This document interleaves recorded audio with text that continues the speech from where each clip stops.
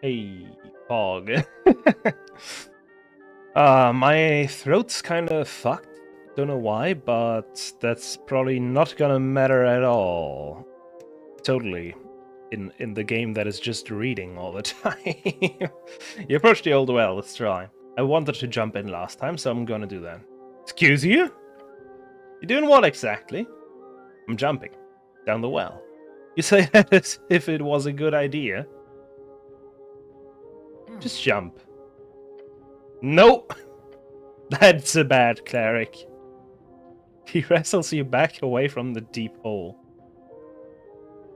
But Snell, I wanted to jump down. Not on my watch. If you want to die from rapid fucking dungeon descension, do it on your own time. Well, we're coming here later. When he's not there, so... I guess that's fine. We can do that.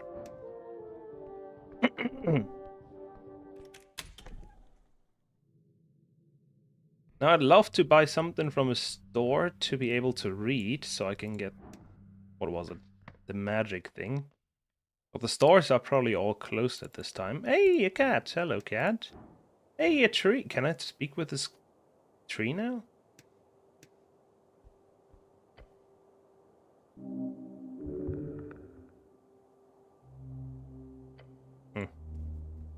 Who knows? Let's talk to the cat.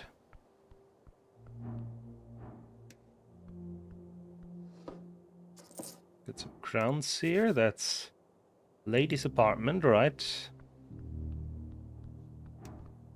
I don't think I've looked at this stuff. Your eyes land on a series of papers nailed into the wooden facade. Getting out information to people. How do you do it? One possible way. Papers nailed on random walls. You'd be surprised how effective it can be. Some of them are torn or unintelligible. This seems illegal. Advertisement requires strict approval from the government. Tear them down, rip them up. Binders, lithographers. Right, we want that. Yeah, all should be done with that soon. Grand opening. You can barely read the flyer. The letter's faded. Oh, that's when the brewery opened. At least a year ago, maybe two. Faded green hammer. Haskell lists. Gather you workers. Haskell sent no gods above, no king below. Only folk. True. You can't just gather people like this. The city's surely against this type of Yep. Rip down for experience. Wonderful. You've asserted force into these terrible evildoers. Can we go now? He's so impatient and, I mean, fair enough. What's going on there?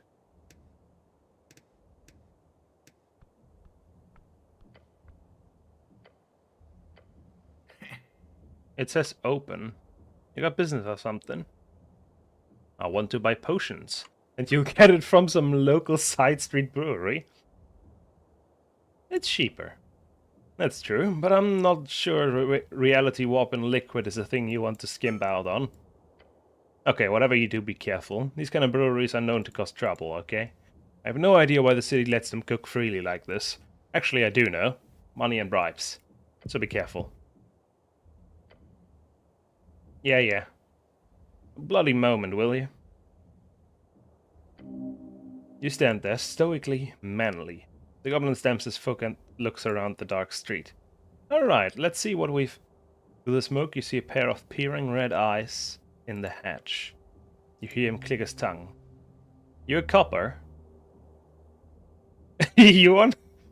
Does it give me a discount? Nah, opposite. Well, no matter. You got coin, you got potions, lad. Swirl and glow and make your muscles get thick and shit.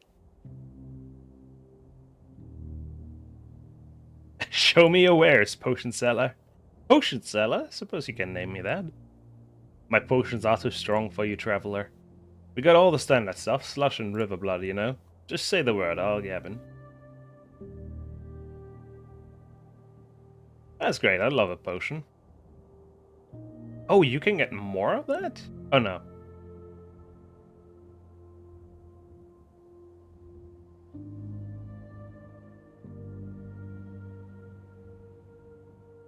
Utility potions?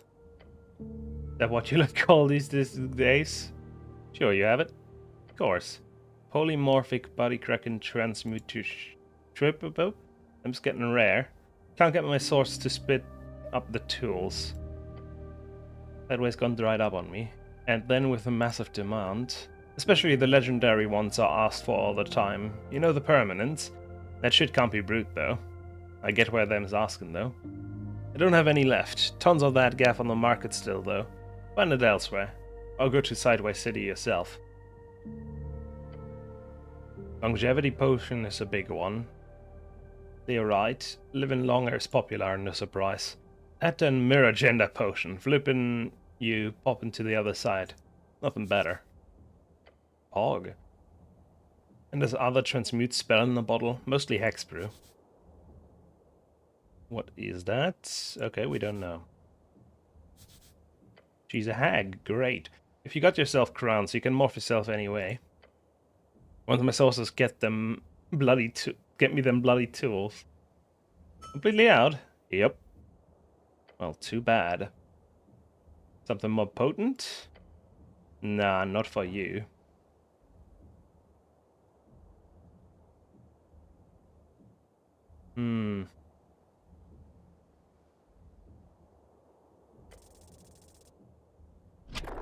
Balls.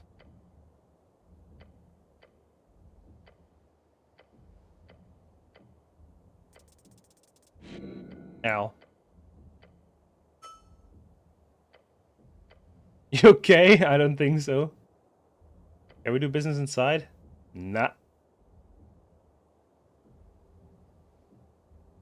That's a potion of healing. The drinks are cool, but one, I don't have the money for that. Two, I think I've upgraded good enough actually in those places. And I don't think I need to get much stronger in that.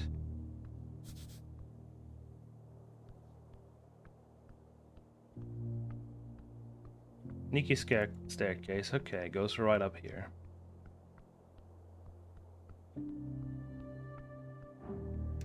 Hello, cat. What do you know? Greetings, who might you be? He knows more than lets on. Wisdom comes from knowing when to act and when to not. This cat does not care for you in the slightest. Pet it or something, I don't know. If you wish to hold a proper conversation with this magnificent creature, you need to find the first level spell Speak with Animals, which we have. As you do, the subtle movements of the cats appear not so subtle anymore. Then it snaps, and your mind appears to translate it all into a form you understand. Hello, cat. You hear a loud scoff coming out of the tiny creature. Been a long time since one of you brutes learned to speak. Do not call me cat, that is an idiotic way to greet someone. I am Sir Tribban of the Stones in the Waters. You shall address me as such. Of course, Sir Tribban. The cat speaks in a jaded, regal tone. It is adorable. The goblin looks at the cat and then back to you. Neat.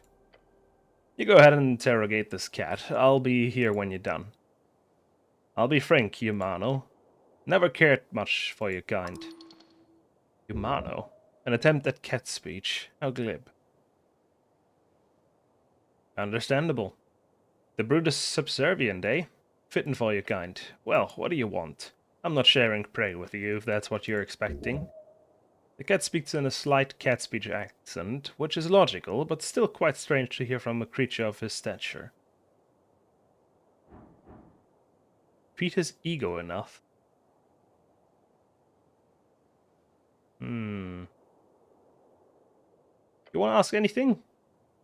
That's his name? Sweet. Ask him what he thinks about goblins. What are you on about? That translates into, excuse me, what do you mean by that in cat speech? The green guys. Ah, the munchkins.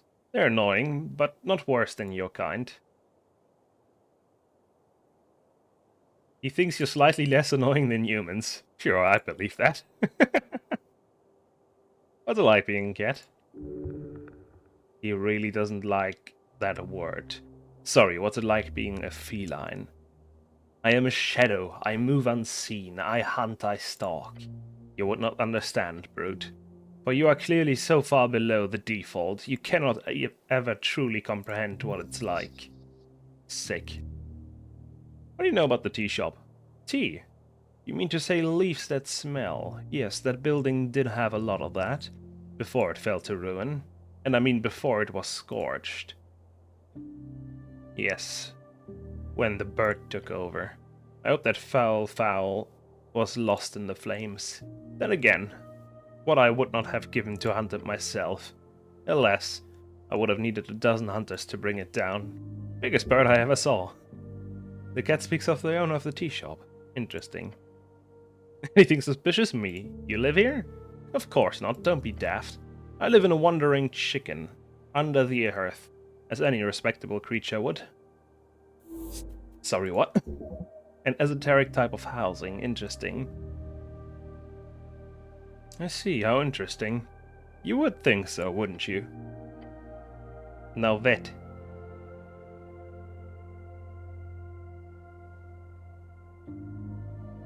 Let's not. What are you voting? No. Good idea. I do not deal with whatever that is. If only more humanoids shared the sentiment. It is beneath me. Let's feed his ego. Hey. Works every single time. You want real answers? Feed his ego. Easiest way to do that is to compliment him. But not soft compliments, hard compliments. Oh, okay. You are a legendary creature of the dusk and dawn, Sir Tribben. The coast trembles at your presence and longs for your presence. Yes, well, bards will surely write songs of my accomplishments, that is true. They will. Now, is there anything else you can think of that would be useful for me to hear? Will you go away if I do? Absolutely. Fine. The blue fire awoke me from my slumber. Had I been closer, my whiskers would have been fried. I wanted to know who'd caused this ruckus in my territory, so I kept watch. The green munchkins ran around like crazy, trying to put out the flames. You should call Snell that. You should not. I saw a brute like you, but in garish yellow cloth, being interrogated by some of them. Men in yellow, freestriders perhaps. And once the fire was out, which did not take long, the one who should have wings appeared. On her orders, what do you call it? Tea shop? Yes, they hammered it shut. Then she did something wave and glow on it. A locking spell to keep outsiders from entering the crime scene, commonly used in the city. That's it. Now leave. Thank you. I don't want to anger the cat, so let's not do that.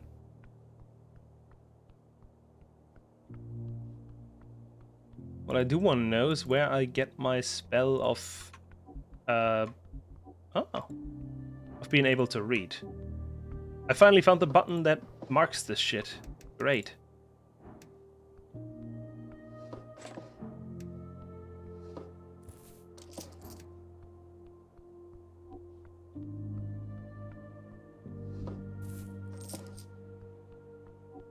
Makes this a lot easier. Oily instructions. We can look at these, right? Examine. You hold up the paper, finding it to actually be a torn out page of a book. The name in the margin suggests the book is called A Gnome Starter Guide to Esoteric Memorization. Read it, it's quite lengthy. The first step to understanding esoteric memorization is understanding the underlying powers at play. Draw strings stretched across this coast, invisible to the eye, yet connected to all things living and dead. The spell is simply a set of rules you must follow, in order to manipulate those strings into an esoteric effect. Yet those rules are themselves esoteric in nature. As such, most wizards will find it impossible to remember more than a handful of spells at a time. Newbie wizards, maybe. How many can you memorize? A bunch. I'm very talented. This is the big divide between cantrips and actual spells, as cantrips are both easy to remember and will not consume a spell slot. Spell slots are the common representation of how many spells of each spell level the caster is able to perform without a rest. As a gnome, you are naturally gifted in the art of illusion magic. Other schools will be more difficult to memorize.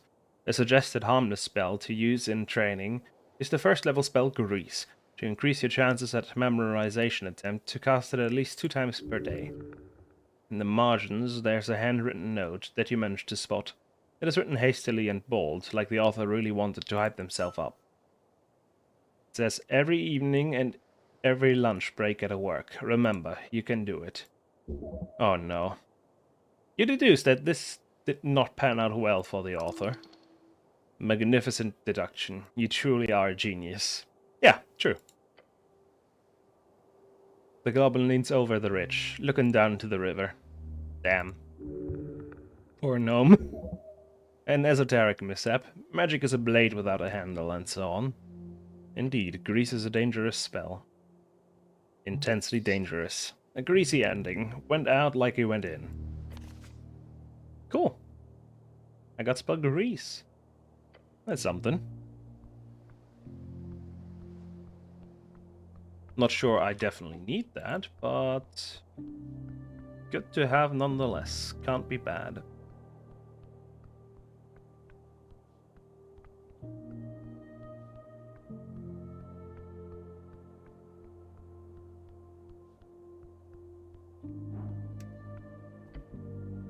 The wooden boards have faintly glowing letters on them.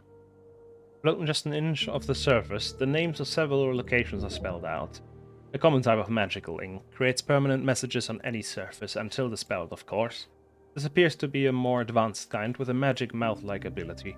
It can react to your commands and reshape temporarily. The 6th message, however, is only painted.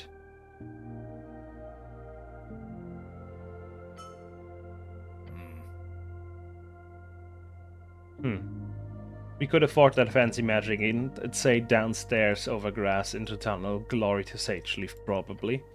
Clear and concise. How unsophisticated. Takes a while to get there. Down the temple step across the circle square. The local park.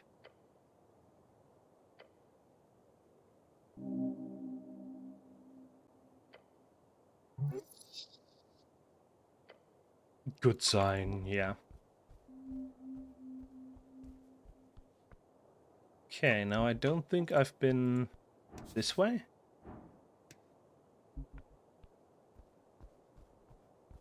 I've been in there, which I think is waterway view.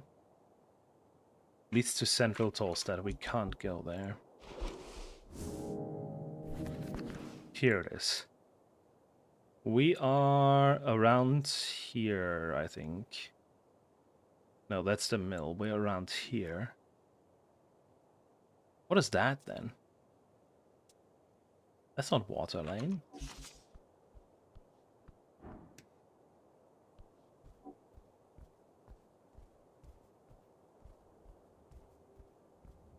That's the mill.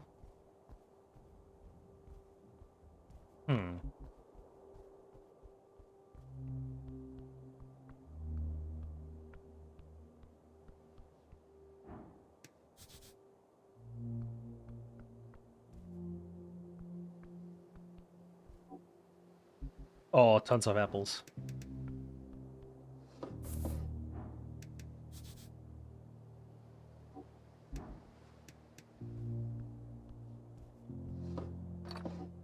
Snail thing. A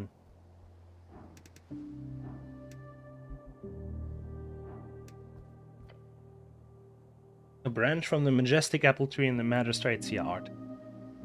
A sign of humanity's greatest ability. To grow and nurture the natural world. This tree was most likely a gift from Lady Sageleaf.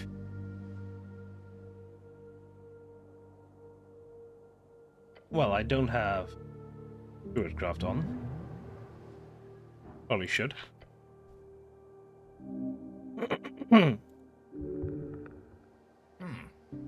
Snell gives you a concerned glare. Then he turns to the tree and growls. You better answer quick if you want to keep your leaves, buddy. The tree does not respond. Damn, guess we'll never know. If you truly think this tree knows something, you should get in touch with the primal magics. How do I reach those apples on the roof? You would have to use Mage Hand, of course. In order to procure, make sure to dive through every source of esoteric knowledge you can find on the Forsaken Fortress. Don't bother, just climb it. What do you mean, don't bother? Oh no. Ah, still made it. Hog.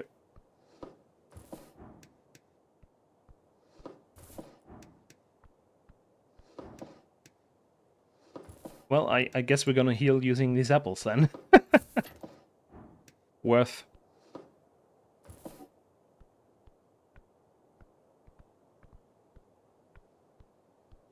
Oh, I need to go back down as well. Shit.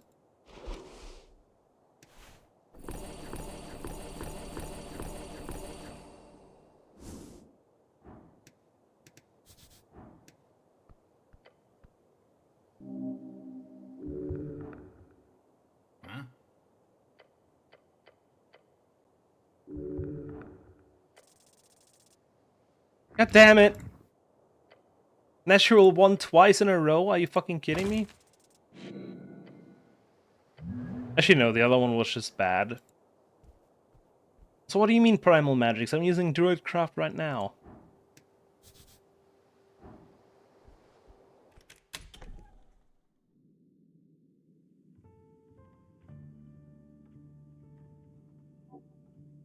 I'm guessing that's Darrow.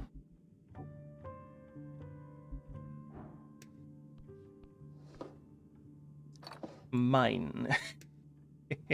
That's actually better because we don't use Dex that much. Is it though?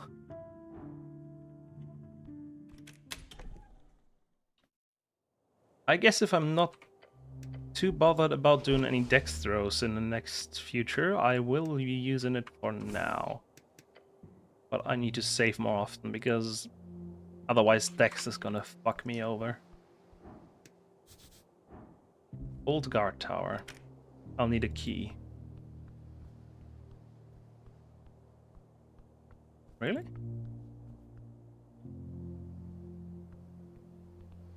You can't just enter somehow? Shit.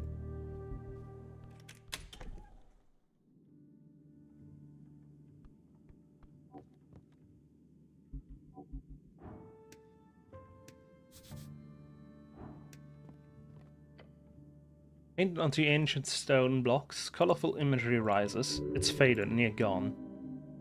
The first folk. Earth spoke about preserving the ancient murals of the city he conquered. Some kind of whale. A mural of some ancient civilization. Fate era, most likely. These ancient towers around Tolstead must have been covered in such paint long ago. Beautiful. Truly. Must have been the Tulin cattle. For the snail who inscribed these visuals did so with esoteric means. Cool.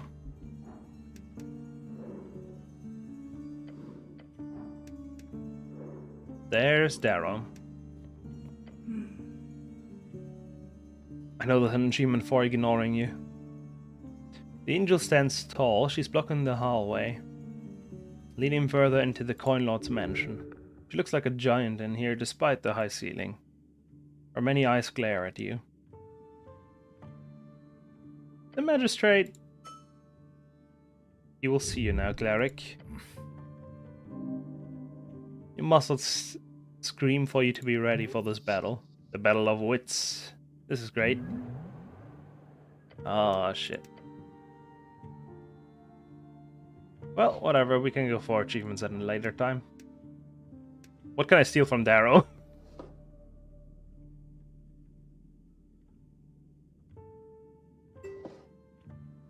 Thanks, Darrow. Bye-bye. Guess I'm getting that achievement after all.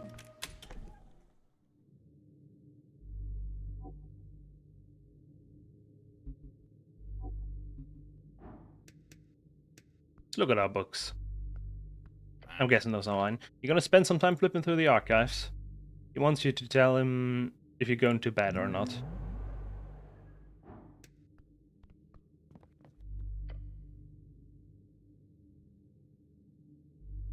Oh lord.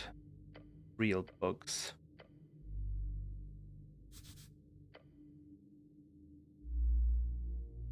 I can't read this shit.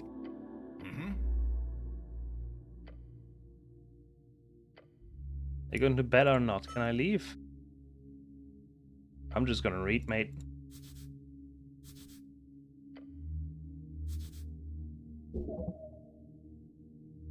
Did I know this already? The book does not have an opinion. Of course it doesn't. It's a book.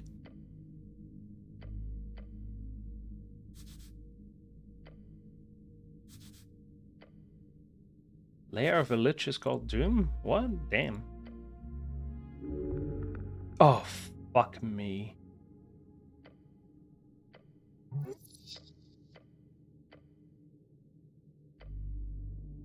I'm skipping through all of this.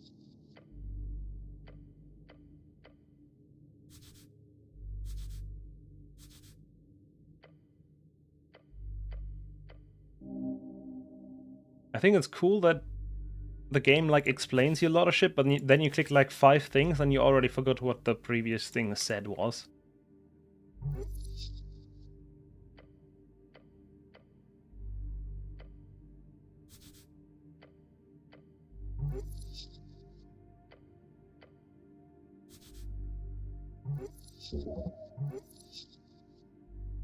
Japanese, what? An almost mythical human people of the secretive realm of Im. The so-called Japanese. What? Huh? Have been a popular topic of fiction since their discovery in the early mid-Arcane era. Isolated kingdom upon great plateaus deep inland. That's very... Huh? You too were swept up in the samurai phase during your early years. It's literally just the Japanese. What? How rare it is to see one of their fabled ambassadors travel across the coast, but so far, due to the magically isolated nature of their kingdom, not much is known of their nature. People get isekai'd here? What the fuck? Okay.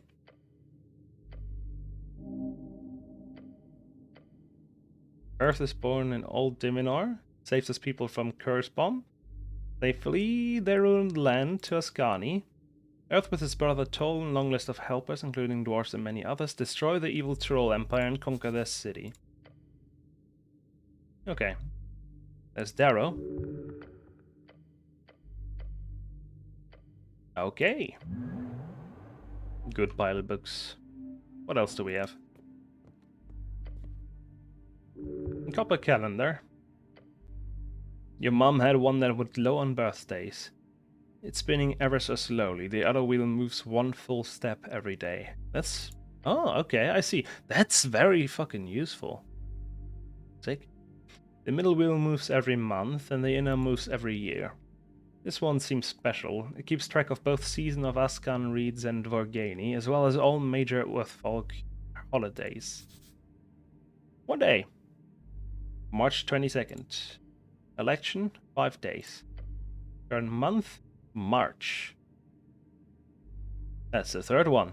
It is, well done. That means it's still winter in Ascan, yet the weather is incredibly fair. It has been this way most of your life, but it apparently did not used to work like this. Back in the day, in the previous era, seasons changed upon their designated days and not a moment before. It could apparently cause quite the whiplash. 27 post-war. It has always been easy to keep track of how old you are thanks to that. Wait, did he get born in the year 0 when the war was over? Who decides when a new era begins? Jor, okay. Anyone but Jor? I see. So one day, all the time-keeping spells just magically shift to show a new era? Yes. Cool. It is. Since the era is just as old as I am, does that mean I'm the chosen one? No. It is entirely an unremarkable coincidence. Maybe in your heart. Who decides on the names?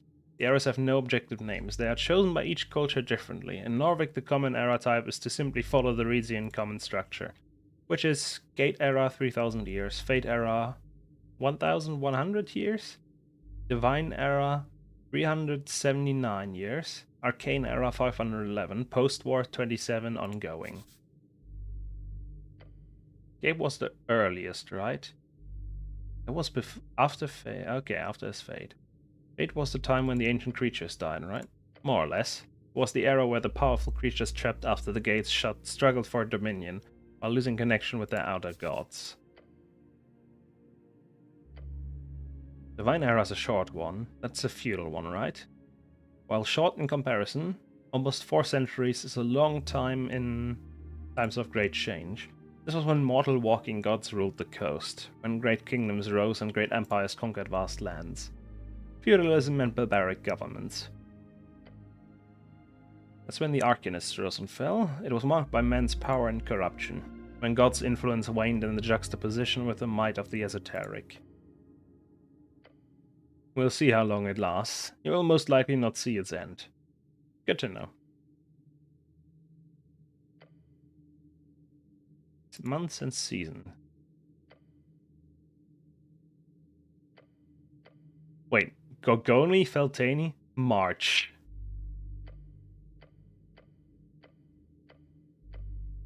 Literally everything else has a different name, but then you got March.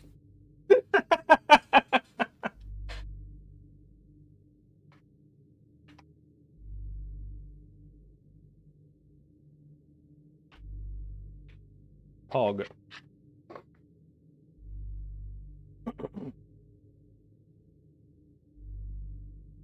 only mentions 3 of the bands. What's about the rest?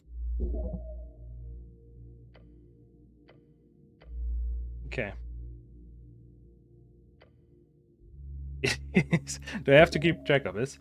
It would be ridiculous for a grown man to not know the names of the month. Don't worry, no one will ask you to remember them. Alright, every band scene shifts on different days. That's confusing. It is, but don't worry. You have never left Ascan in your life, and you never will. Holidays. Earth's passing. Fast of Tuk. Great Migration. Blood Night. River Run. Giant's Crown. Folks Feast. Soul Stands. Phoenix Watch. Corner's Flame. They got quite a few. And that one. Founding of Norvik. Arcane Era was 511. Since it's currently the 27th year of the post-war era, that means Norvik was founded 70 years ago. It probably will not reach 100. Don't say that, don't ever say that. Earth City will live for 1,000 years, you blue knave.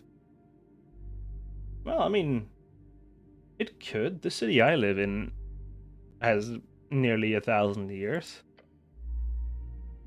Keep telling yourself that. If the Arcanists could not reach more than half a millennia, this city has no chance in all the hells. That you feel is guaranteed. Okay then. Fuck. Where's Machen when you need it?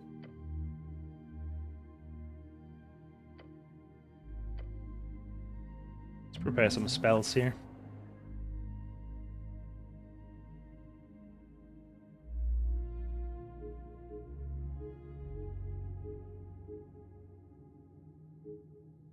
Well, I'll just take everything here. Whatever Grease is going to help me with.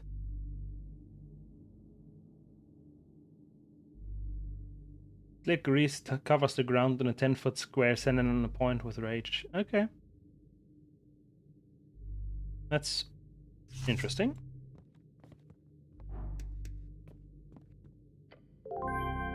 Nice job stealing that key. There's the achievement. That Coinlord fellow was probably just gonna say some annoying stuff anyway. Go to sleep without speaking to Darrow. There's my achievement. There it goes.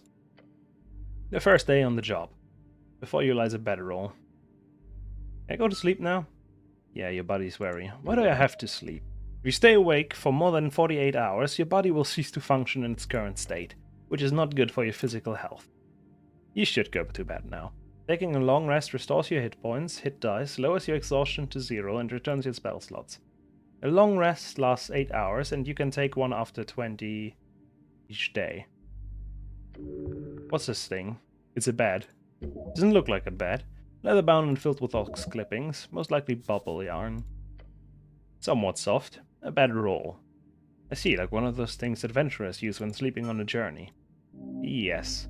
A real man can sleep anywhere, including this rugged piece of a rug. At least there's no snoring here. Remember the barracks? It will be a good place to rest. Right, I should probably tell him that I'm sleeping. Gotta say, I'm a bit confused as to why you just swipe a key like that and leave. He's impressed but worried. You wouldn't talk to him. Alright. Well, I feel like that's gonna come back and bite you later, but did you see Darrow's face when you just turned and left? Priceless. Anyhow, I'm heading home. We'll pick things up tomorrow.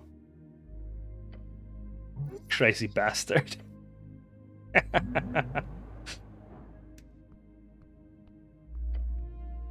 You look over a thick pile of documents, each adorned with a symbol of a fish. Official city documents could obtain useful information. Flip through. Not very organized, however, as your eyes glance over titles, reports, and statements made over decades, you do find a few that catch your attention. Okay. Looking for an office palace seal, you find a note with the sentence "Sage leaf must be contained within." The older files focus on the oldest. That's where you'll find interesting perspectives. Obviously, just look for any mention of the tea shop. However, be careful. Each attempt to analyze a document will take time of your day. 90 minutes, 1 hour?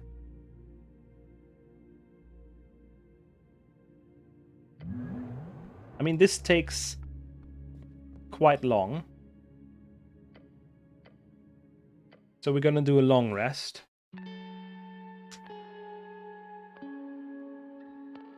Because preferably I want to see if the Sphinx, if I can do the Sphinx thing, and also if my book is done.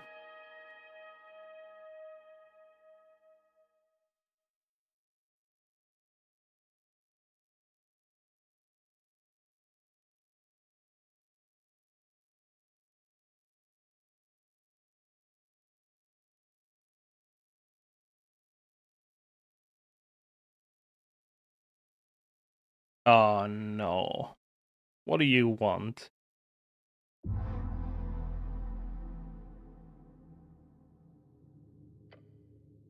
Your muscles strain as the second day begins. Today you need to gather more evidence. This mystery will not solve at sale. Who actually cares? Your patriarch, for one. There are rumors that the Law Lord is putting a lot of pressure on your superiors. Yes, Alemikon has been very thorough in his management of the Earthguard as of late, in preparation for this foolish election. If you cause trouble, if you don't handle this, there will be trouble. Even more so than last time. You just didn't handle it with style. Next time will be different.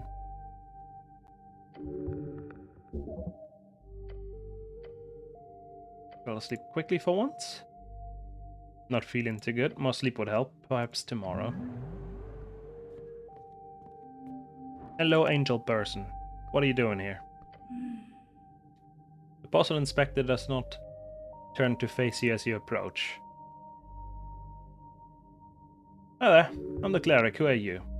The quiet in your mind changes its quality. It feels annoyed. Cleric, more like you, okay.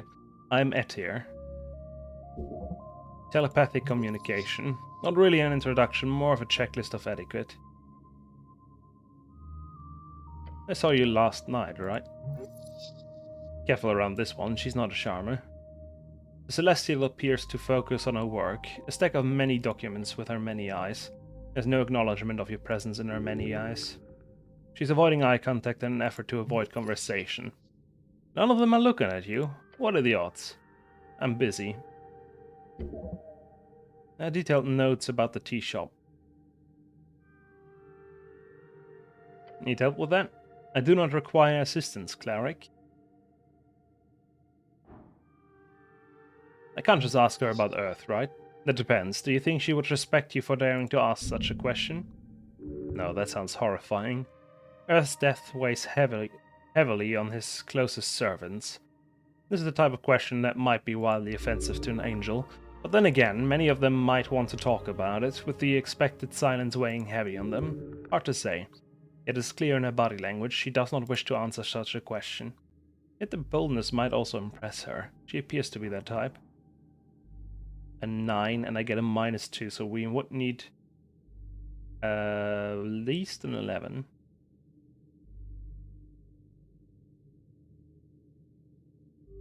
You live like this? Your room at home is much worse.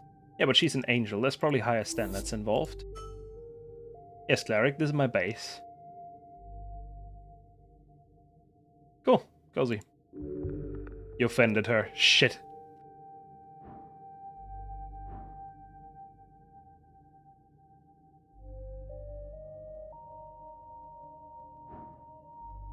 Do I just roll? I think I just roll. Actually, no. First we go into Constitution. Heavy into Constitution. If I can. There's some Constitution in this thing.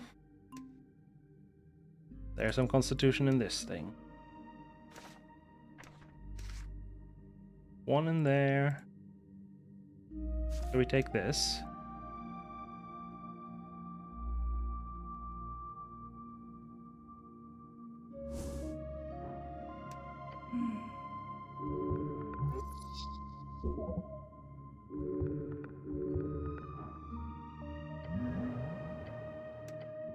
Then we save. Because I think the only thing that saves me for him is probably that we get a +0, right? Yeah, +0. Oh! Fog. You clench. You pause unnecessarily body functions, and some necessary ones like breathing. Then you focus on the goal. Speech. Garar. She mimics a sigh. The faded man god. Earth of Norvik. That's a guy. Yes. I serve as remnants. What? Celestial, meaning something akin to children of dragons. The term refers to how most humans were slaves to dragons for centuries before the Arcanists broke those chains. Interesting. I uphold my honor through service to the Coin Lord. Sounds like a shitty job. A job. She does not feel she has any other options. I am unsure about many things, yet for now I serve. For good or ill.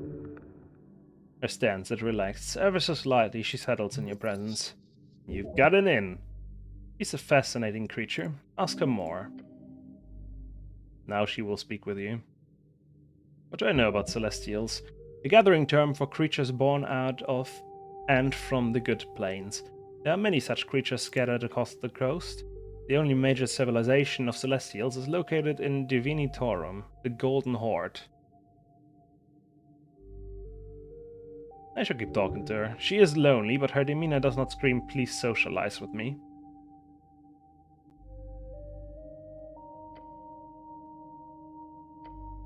Avoid that creature, there's darkness there. I've been told to not interfere, both with the mortician and his helpers. The Pale Man's reputation is insane. What the hell is he? He's surely a powerful wizard in hiding.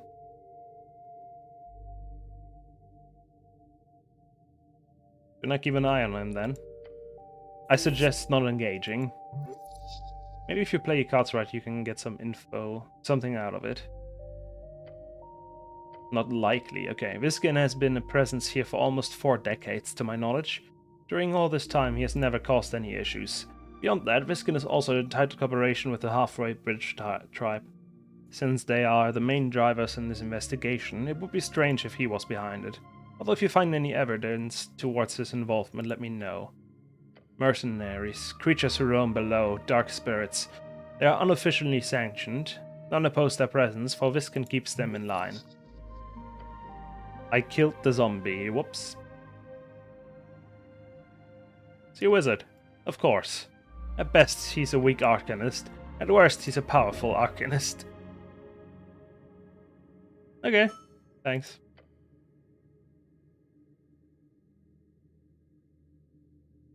Attempt to flirt. Let's not. No, I'm busy. If you play your cards right, anything's possible. What do you think about the goblins? How they're as people, weak-willed and powerless as individuals, a creature that survives through reliance on the group and the greater creatures. Yeah, sure. I would describe humans the same way.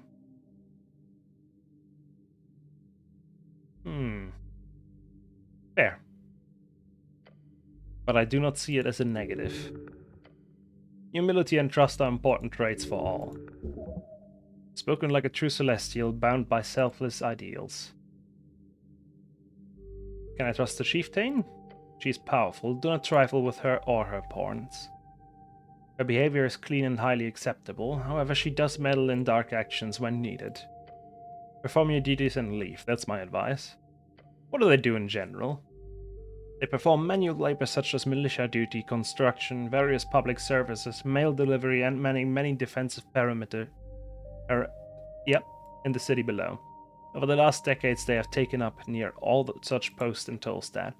They are also overrepresented in crime statistics and are several times more likely to join and form crime syndicates than the general human or dwarven populace.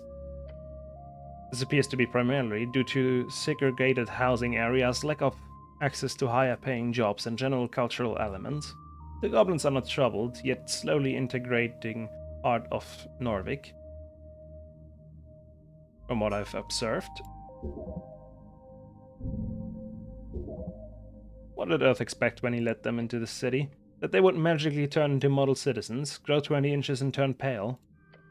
Idiotic. One does not mangle folk together like bricks. The blue one's correct. That is heartwarming too. Earth should obviously have magically re-educated each of the goblins into mindless servants instead. That would have been future-proof and efficient. Oh no. That's not very heartwarming. The blue one. Yeah, very cool armor. Thank you. She's welcome. She has practiced the formal way of answering a compliment because in her culture one does not do such things. Okay. You city all day one? No. What do you do? When the coin lot does not require my services, I attend to the archives from dawn to dusk, and I perform patrol as is described in my service contract. Huh. Sounds contentable. It is a correct word usage. Those feelings are very human. My services to the coin lord. Sure. Imposing. Ethereal. A telepathic voice gets dropped down several octaves. All the way down to your back, your spine.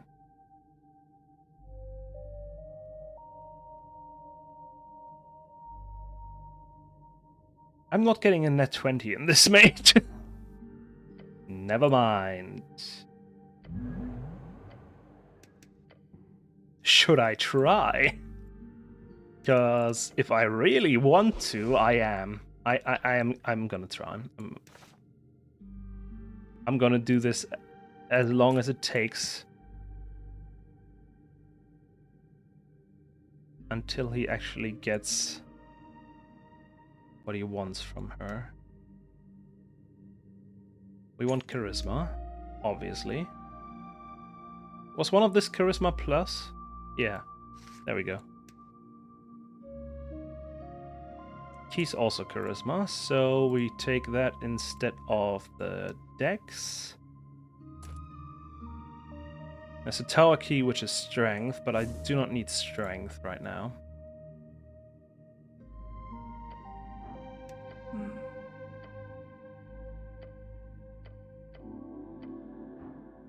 Oh, wait. Did I save? Very important.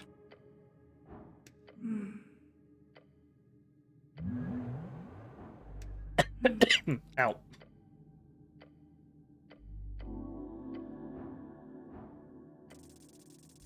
Fuck.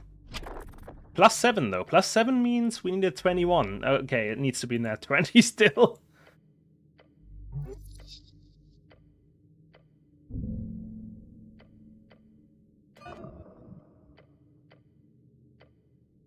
What?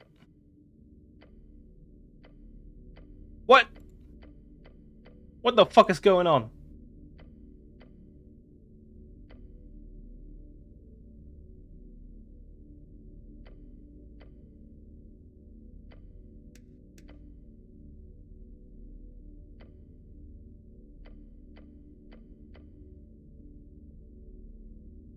What the hell's going on?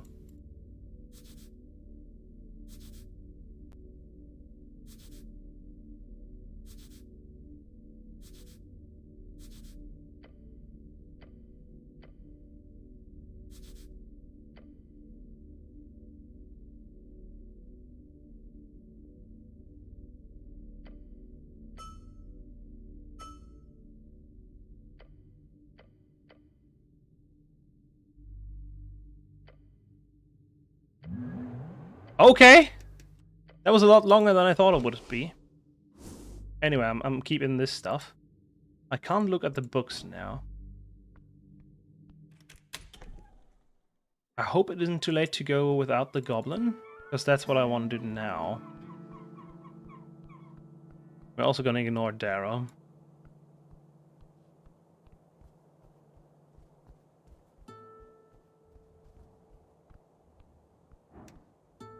Oh, it's the bard. What do you have on you that I can steal? Advantage against plant-based people. Okay.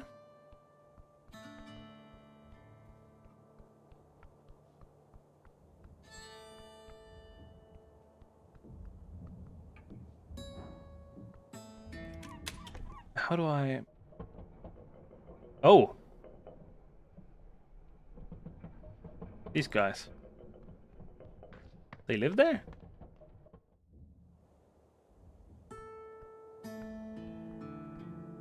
This is also very wrong. Where the fuck did I go last time? I went down the ladder, didn't I?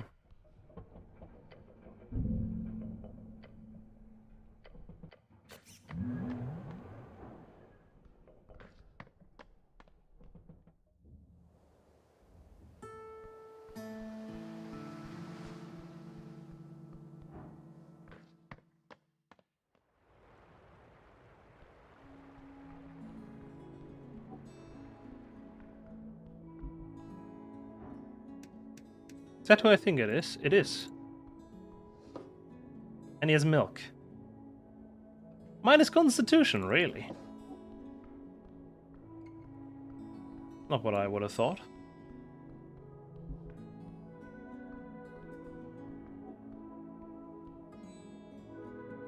I didn't see that last time, but I guess that's because the crates were moved. Interesting.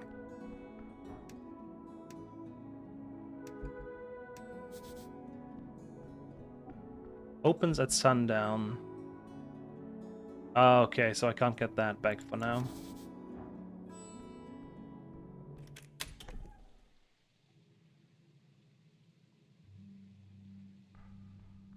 That's here.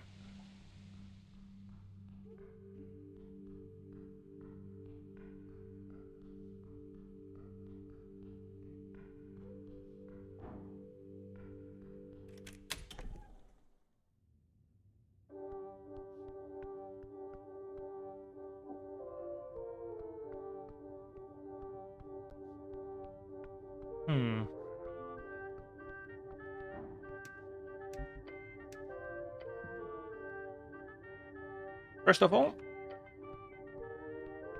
can I jump in the well now that the goblin isn't here?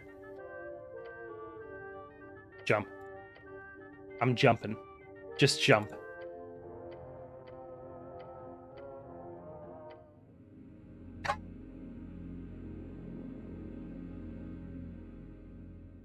$20d6 fall damage. Whoa. Okay, you can jump down. I needed to know. That was important information. 20d6, that's a deep fucking well.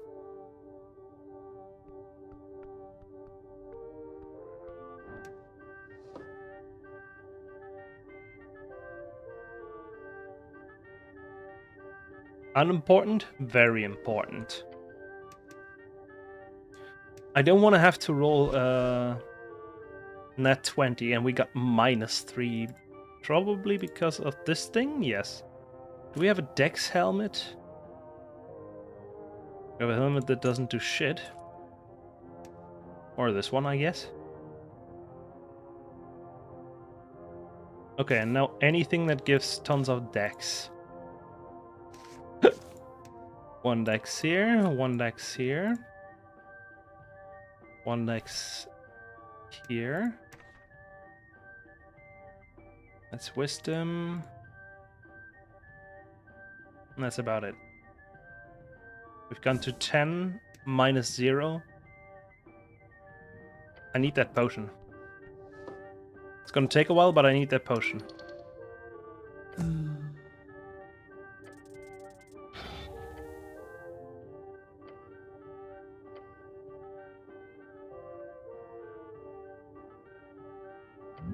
I am an innocent man. You are not an innocent man.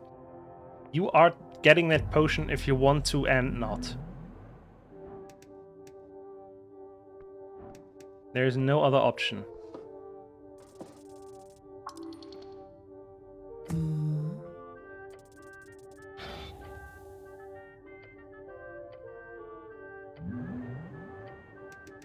No option but success. Give me that potion.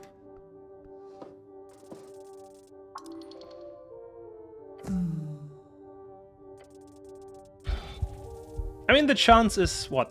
Holy.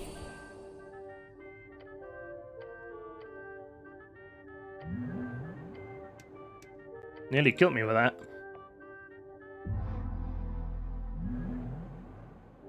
Chance is 2 in 20, right? Which means...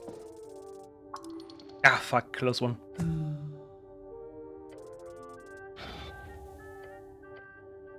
Which means... It should be 1 in 10, so 10% chance. Which means... I should get it in 10 tries. Well, no, that's not how it works, but... I should get it in a bit more than 10 tries. How the fuck do you mathematically do that again?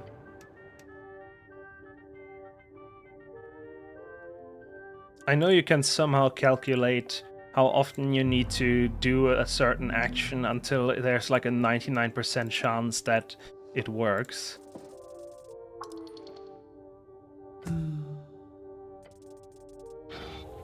Actually, can I just look that up? It probably works. How often 10% chance for 99%?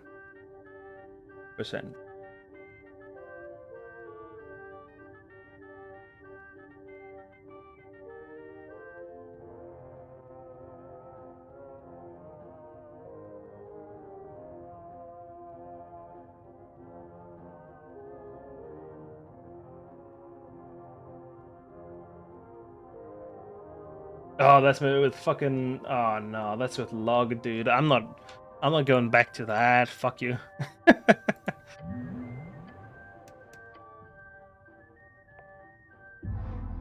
Just keep drawing.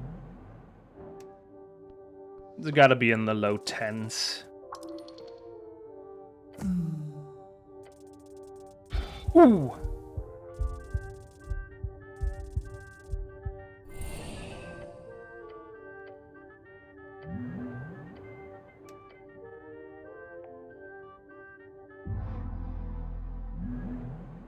Give me a potion.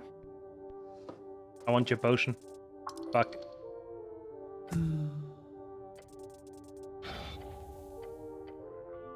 There are 2 numbers on this die I want to see, and I'm getting none of them.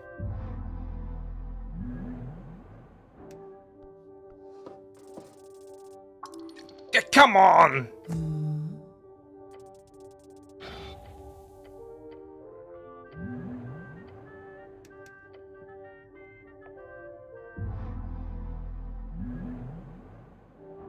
You can do it, buddy.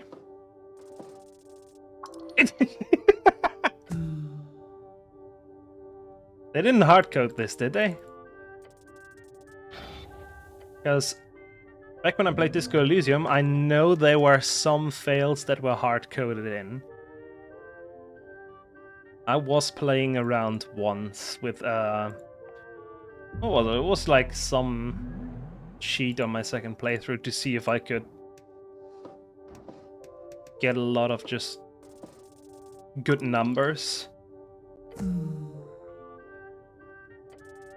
But sometimes it just defaults to like ones.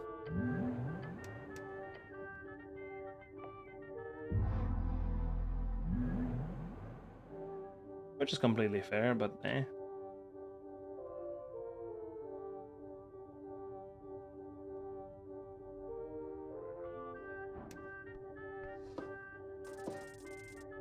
Bro, come on.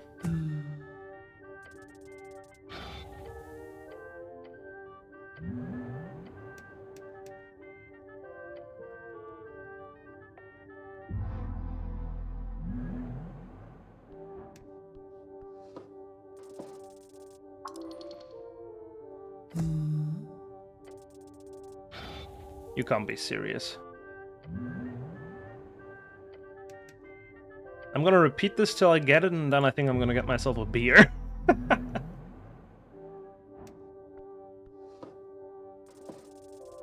Oh, Lord.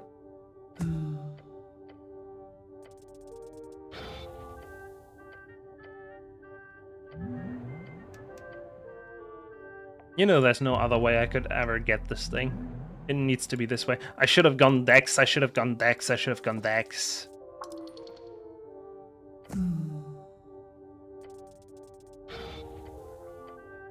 If I had a +3 in Dex, I would have gotten this 3 times already.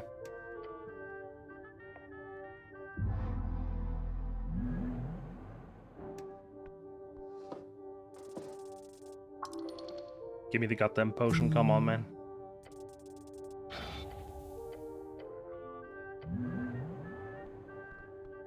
That's why I usually don't try to go for the net 20 ones. Locked! Dickhead.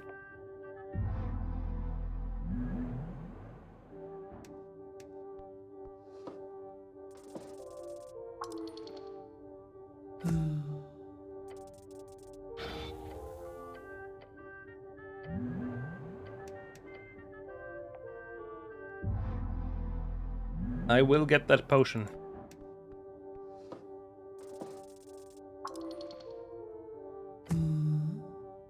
I wish you could load from these screens, because that's the main reason I'm not going for the Angel Charisma thing. There was way too much text after that. Ah.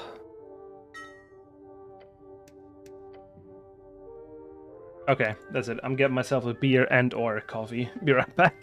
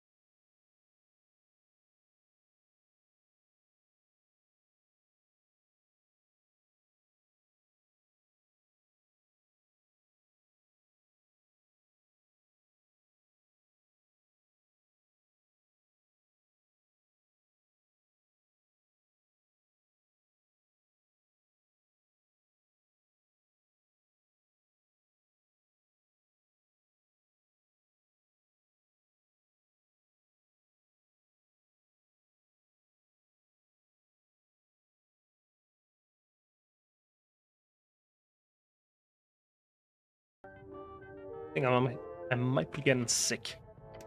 Anyway, let's consume the elixir. Fog.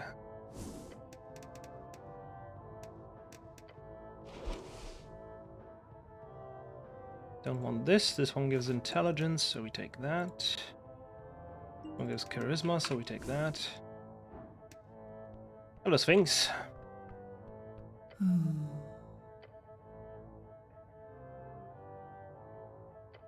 Tell me.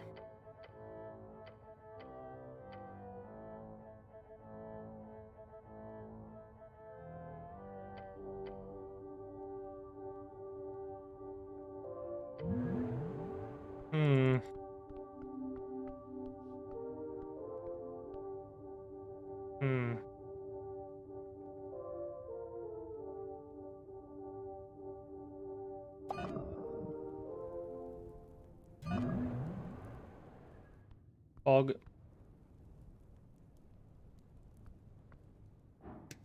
Got it. Googled, obviously. But yeah.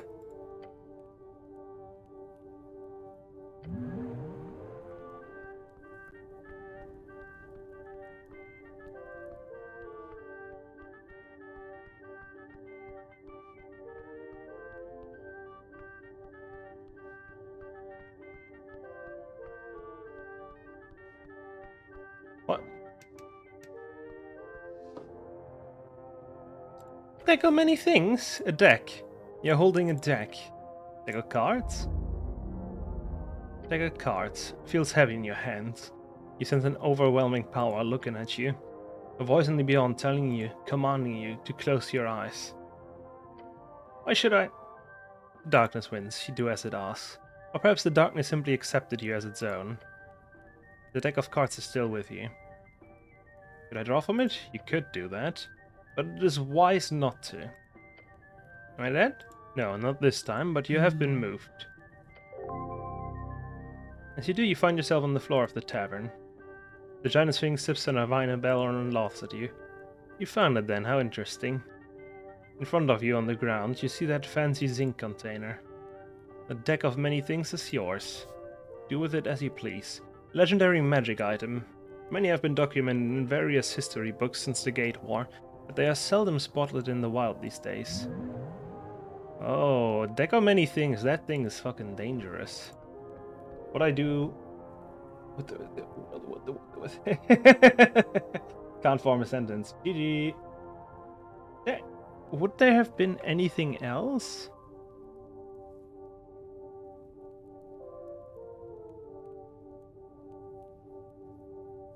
I'm gonna Google what it does before I fuck myself with that. Because, yeah, the deck of many things. I've read some D&D stories, and that's about all the knowledge I have on that thing.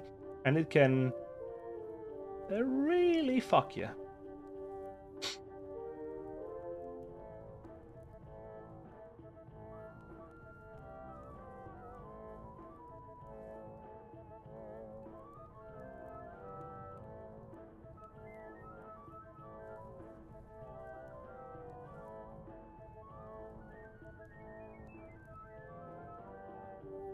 Okay, there's a guide.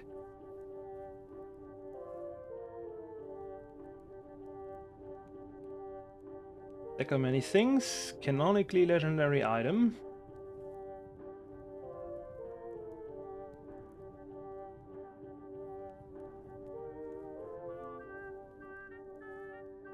Historically is a stupid idea.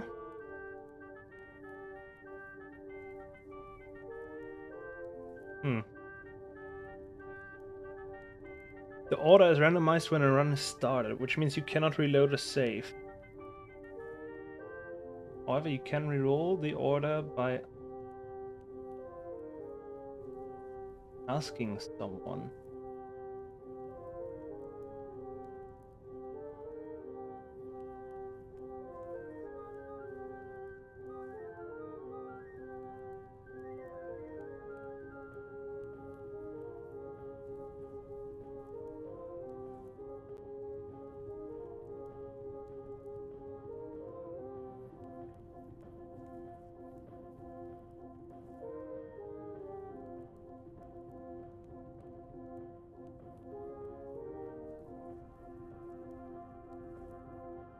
Okay, it's only the deck of many things in there.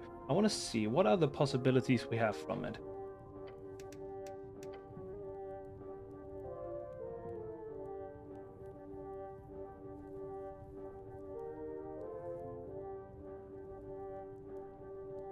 In Esoteric Ebb,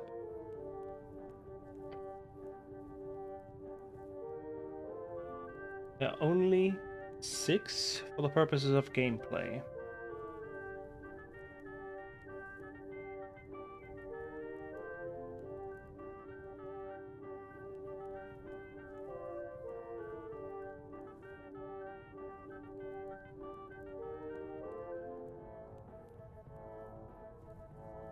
Hmm.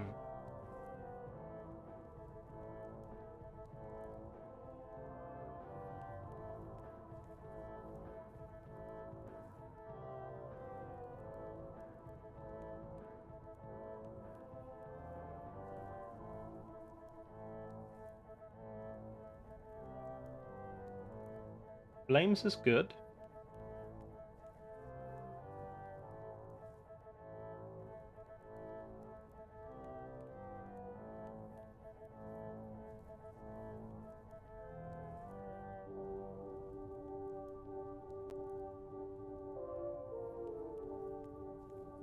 Oh, balance ups a stat and removes a different one.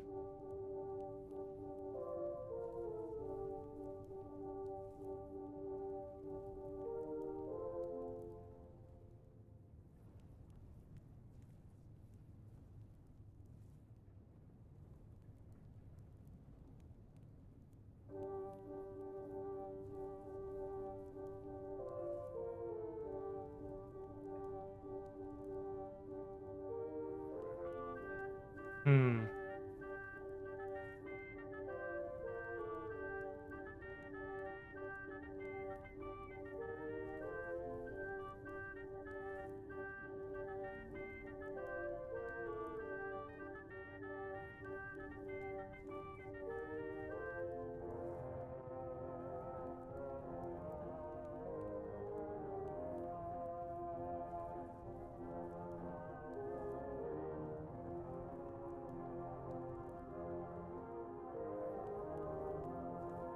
There's an immediate game over.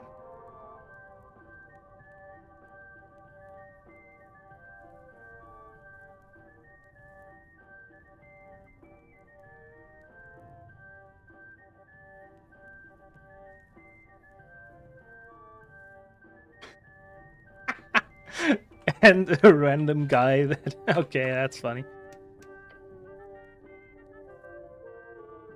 I need to see the order in which order they get drawn. You can change it by talking to...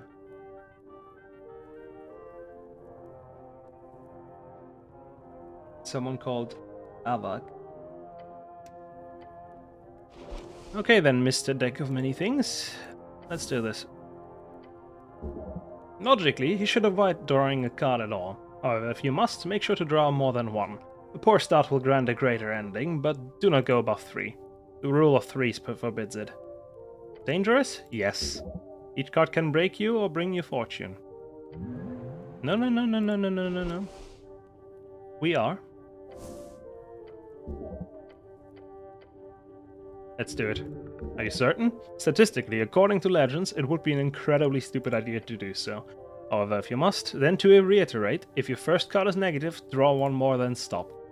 That should maximize your chances of getting something decent out of it.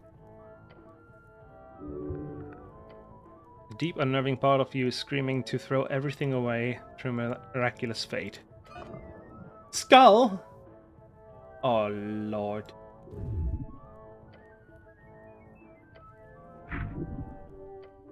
It is the darkness. Hey, been a while.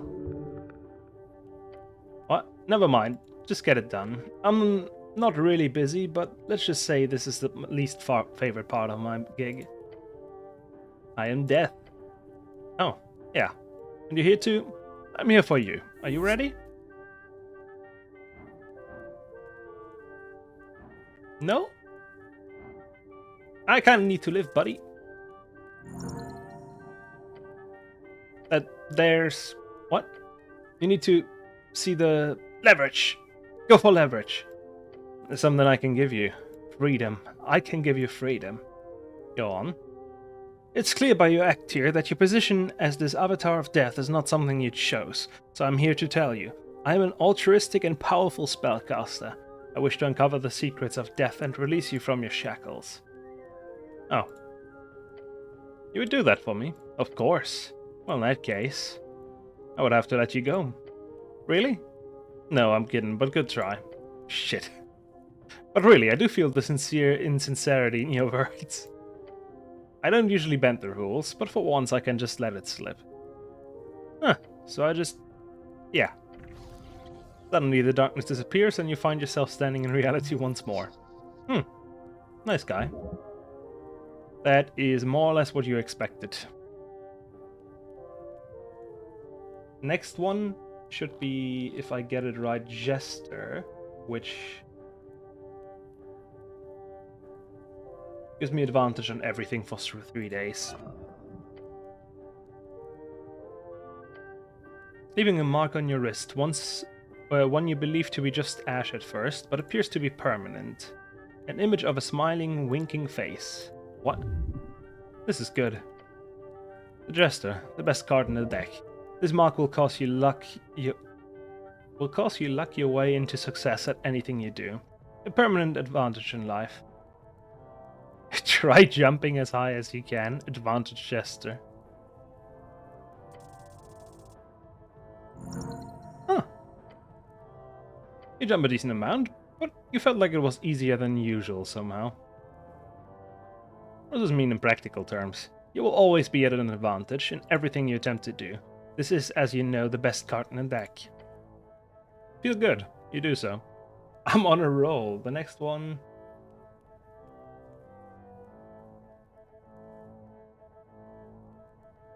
the next one fucking kills me. We can't do that. I could try to... Ooh. I've had enough.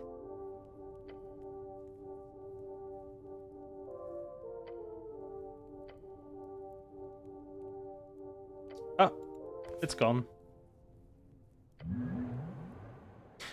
If it started somewhere earlier, I probably could have gotten a lot of money out of it. But, like I said, it's decided at the start of the game. So, doesn't matter. This is gonna make stealing from people a lot easier, though. Hello, Sphinx. I used the deck. And you're still alive. Impressive. Ah, yeah, I see it. You received quite a fascinating fate. I did, didn't I? I'm mostly just impressed you handled the skull so well. You should be commended. You've made this heartbeat of a moment a bit more interesting for me. Thank you for that, little one. You have entertained this ancient being. Making friends with Anticipalians is obviously your specialty at this point. That's your reward, yes. But firstly, I must congratulate you. Very well done, cleric, for solving my riddle. It was fun. Fun? Sure, I'll take it. You would have preferred something like, what a difficult and illustrious riddle you have crafted, O great Sphinx. Alas. The esoteric challenge of it is the biggest hurdle, of course. And while I want to avoid inflating that ego of yours, little one, you do have quite the mastery over strings. Or, at the very least, some type of natural inclination. I'm the greatest wizard. Natural inclination, then. Hey, what's that? Mention it to your wizard. Yep. She purrs out her next sentence as she leans in. Now, as for the deck. I am destined to warn you, cleric. There are few who have drawn those cards. Some will spell fortune, some death. It is the biggest gamble of your life, and you will never know the true odds.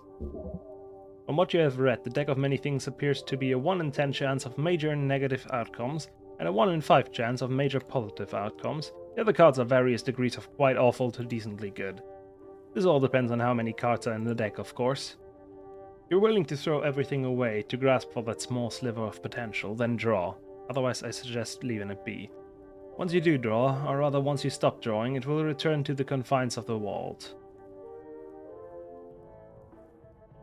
I sell it? Certainly.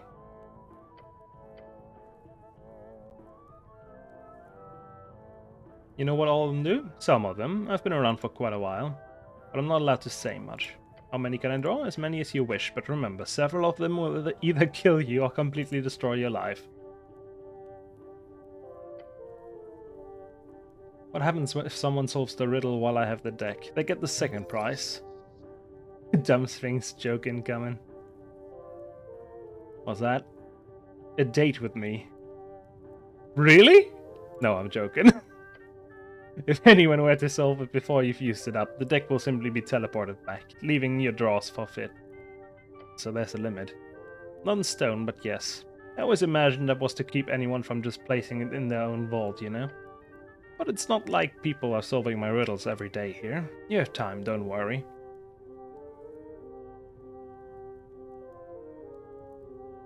Thank you for the info, but I've already drawn from it. I drew from the deck. And you're live, impressive. And draw again? Nope. The deck has been returned, you're finished. Thanks for your time. I'm mostly just impressed. Yeah, the skull thing.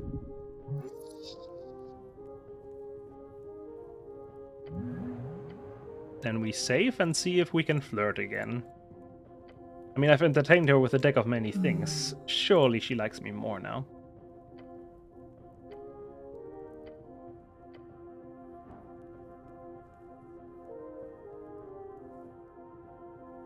Net 20, net 20, net 20. Fuck.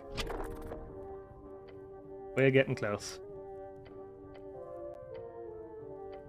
Nope, got nothing. Not surprising.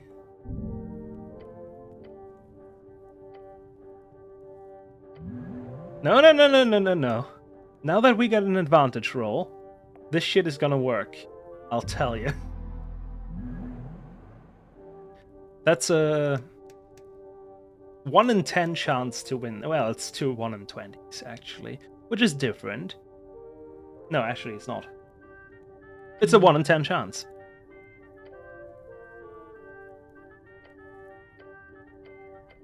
One in 10. 1 in 10. Fuck. It's gotta be a natural 20. We can't have it be a normal 20. As in, it can't be a 16 and then we just win. That doesn't work. Gotta be net 20.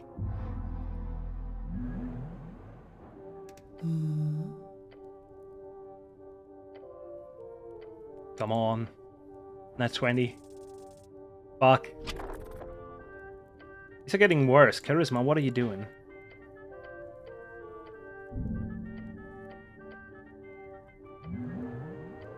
Also, what do you mean? How would that even work, man?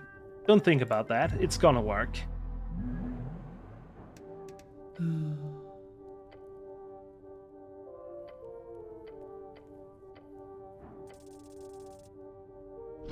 They're actually just getting worse. What the fuck?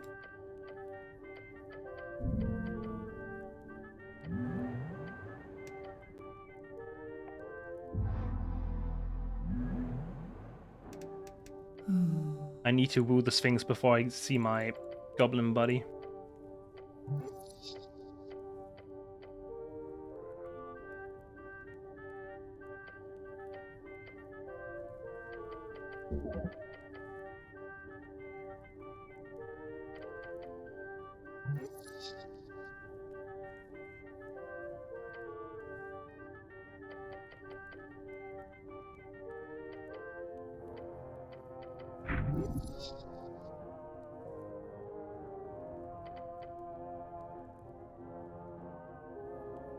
Let's go with that.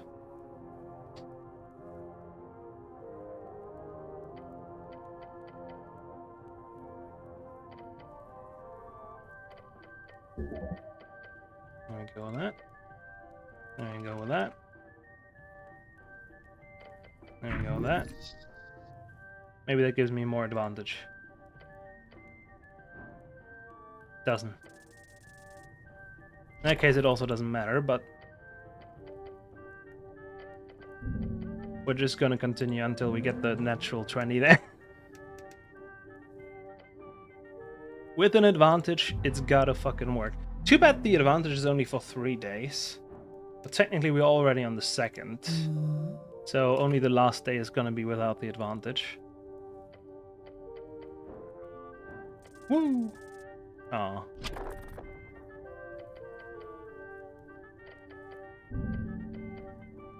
Fuck you. This is the kind of game that needs a quick save, man. Quick save, quick load, so I don't have to go through the rest of the dialogue when it doesn't work. Fuck!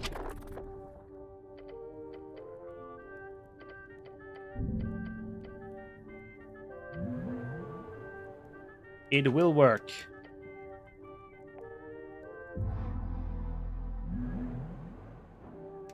I mean, I didn't use a legendary item for nothing, man. I probably could have gotten rich by just selling that.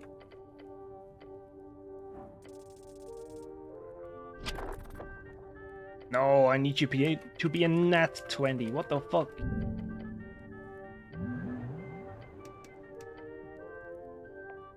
It probably still says no at that point, but... But you never know. You never know unless you... unless you restart a game often enough to get the outcome you want. Safe scumming, my beloved.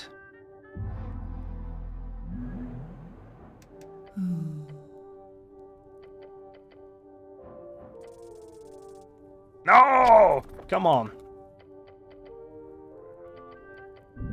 Again, these 10%, they haunt me. First for stealing that other piece of shit. And now for wooing her, man.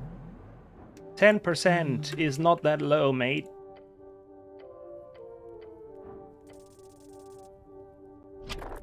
Okay, it's kinda low, but still. You would expect me to be more lucky now that I've gotten the fucking Joker as well, the Jester.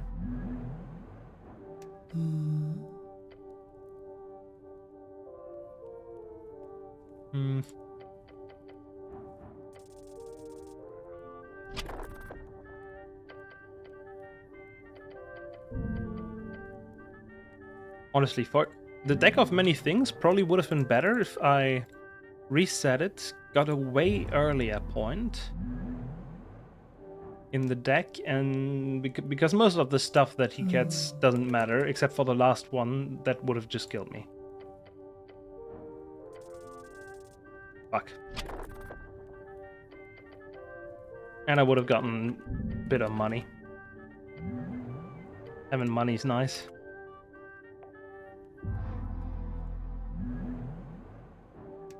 Wonder if you technically get more money with like cheat engine in this game, could you buy infinite potions from the potion seller, or does he just sell you each one once?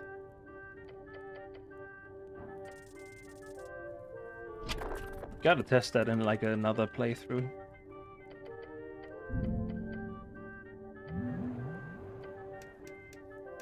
So I'm not sure how the game would handle that. Sometimes games are not happy with you playing around like this.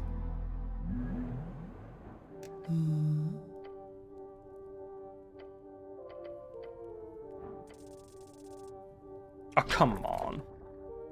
Got a nat 1 before I got a nat 20. That's evil. This reminds me though. Does it mean I will not get the achievement for the rolling 2 nat 1s in a row? Or does it just drop when I roll 2 nat 1s while we already have advantage? Also, I got 2 advantages. I got Jester and an advantage for, what was that, solving her riddle? You should be rolling 3 dice, what the fuck?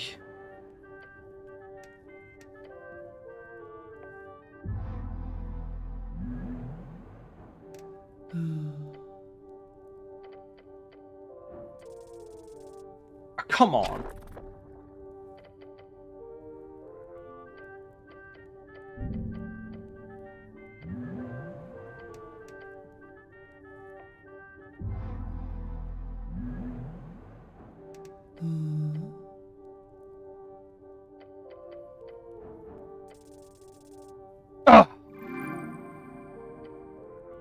There you go, you got an opening. Time to swoop in with a smooth line.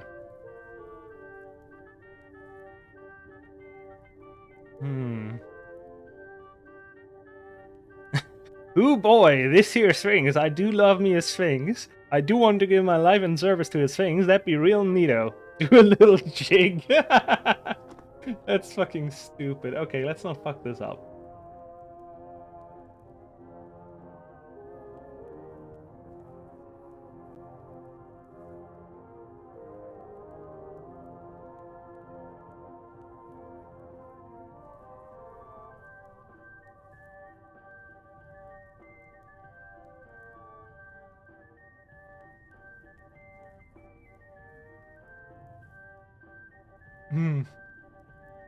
Is there a good...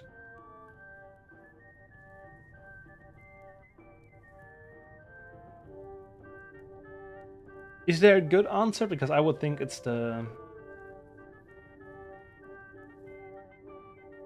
second one.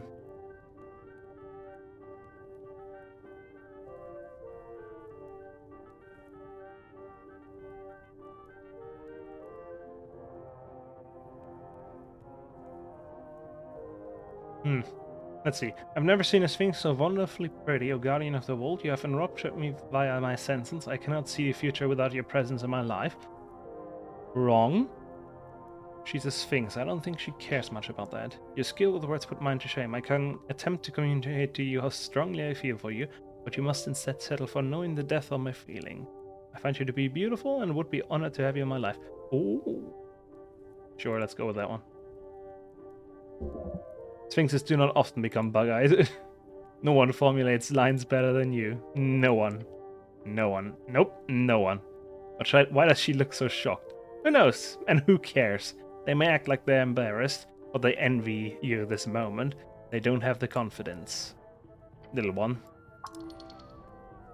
That stifled laugh. Shit. That was a wonderful speech. I appreciate you as well. However, as I'm sure you're aware, I cannot leave this chamber, so I will not be able to stay in your life forever. So unfortunate, I'll have to pass on your proclamation. Ah. Okay. I hope that's alright. Well, there goes that dream. I'm sorry, little one. Fall to your knees, damn the gods. Damn the all else. That's okay, I'm fine. There. No crying. Well, anything else you wanted? Well, at least no one else was here to see that.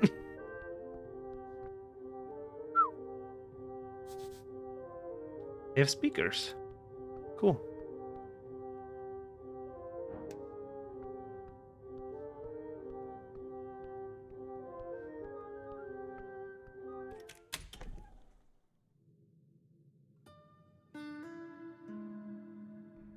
I can't believe they wouldn't even let me sleep with the Sphinx. Oh, the goblin's gone.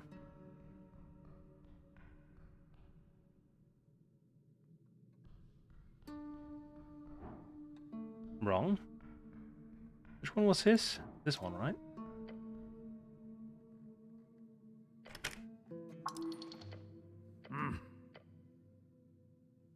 No milk.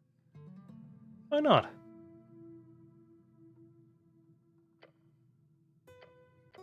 Oh, it's you. Yes, I'm the cleric. There we go, achievement for that. You friend or foe to the movement? Do I have to pick right away? Yes. More friend. As long as you're a friend, I suppose you could answer some questions, but I don't quite believe you. Are you really an Askel? Need you proof? You do. Sure. That's what we got the fucking thing for. I'm a real Askel, a real dwarf. Scream sing the Asgalian folk song, we own the mines in Dwarvish. You absolute embarrassment. Everyone heard your voice from the deepest corner of the city below. Please stop, Mr. City Man. You believe me? Yeah, please just stop. Your embarrassing display appears to have made him pity you, and to such a degree that he's willing to let bygones be bygones. This groundbreaking approach to social manipulation is truly horrifying. It is open.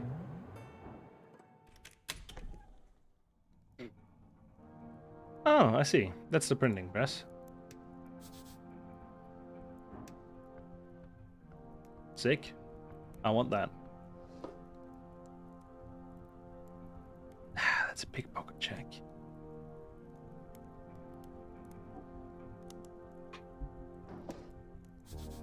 The bathroom.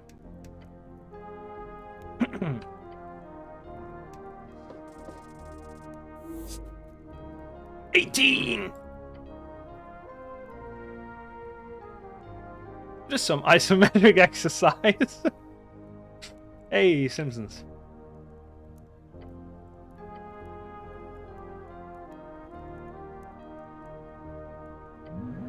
Expensive, he says. You know what that means? That means I'm just gonna make sure I don't have a -1 in there. That's all that means. Still -1, and it's gone. Safe. Oh. I'm taking that, mate. Cock.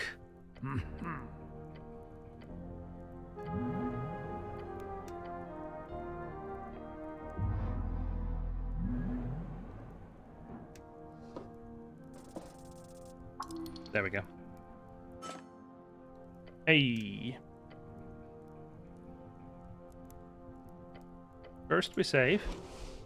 Then we switch back. That's Constitution. Advantage against dwarves. Cool. Now I want the Charisma key. And now we can engage. Actually, no, I can save again, so I don't have to redo my other stuff here. Mr. Cityman. Welcome to the Asgalian Sanctuary on Tolstad. How can they even breathe in here? What a wonderful sanctuary. It's central and small, but we use what we get for full efficiency. But another question, what can you do for the party?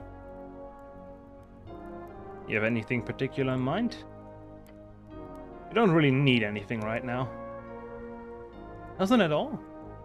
Got 5 men out on Waterline docks. I'm preparing speeches and overseeing poster distribution, all in preparation for the Great March day before election.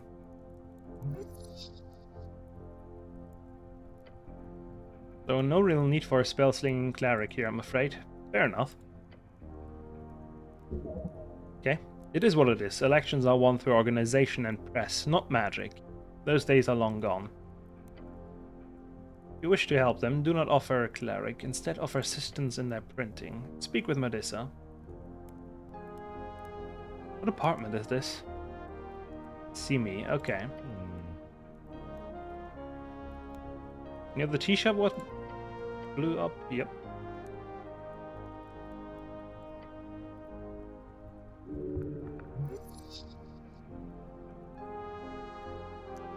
You know the owner, the Birdman? No, never spoke with him. Where were you and your men? Busy as always. Yeah, I don't think it was them. What are your thoughts on it? 3 Striders. Maybe one of the hired hag. What are you voting? Free Strider? Of course. Excuse me?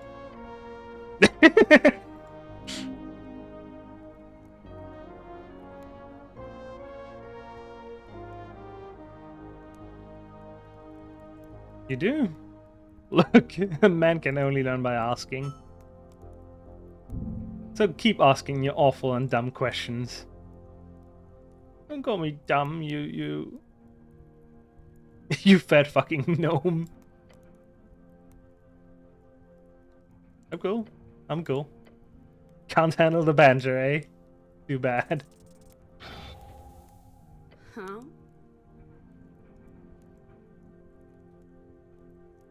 Okay. Where are you from? Born, fell place. Oh god, this is gonna be a long one again. Chance. Fucking hell.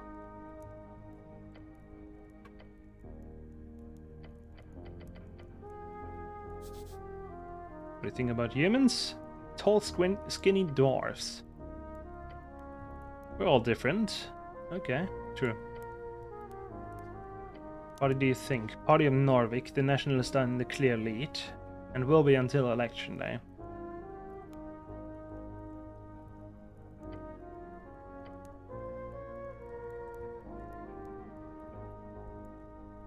An Askell victory we've already had. The Workers' Party will get upwards of a fifth of the popular vote, 20%.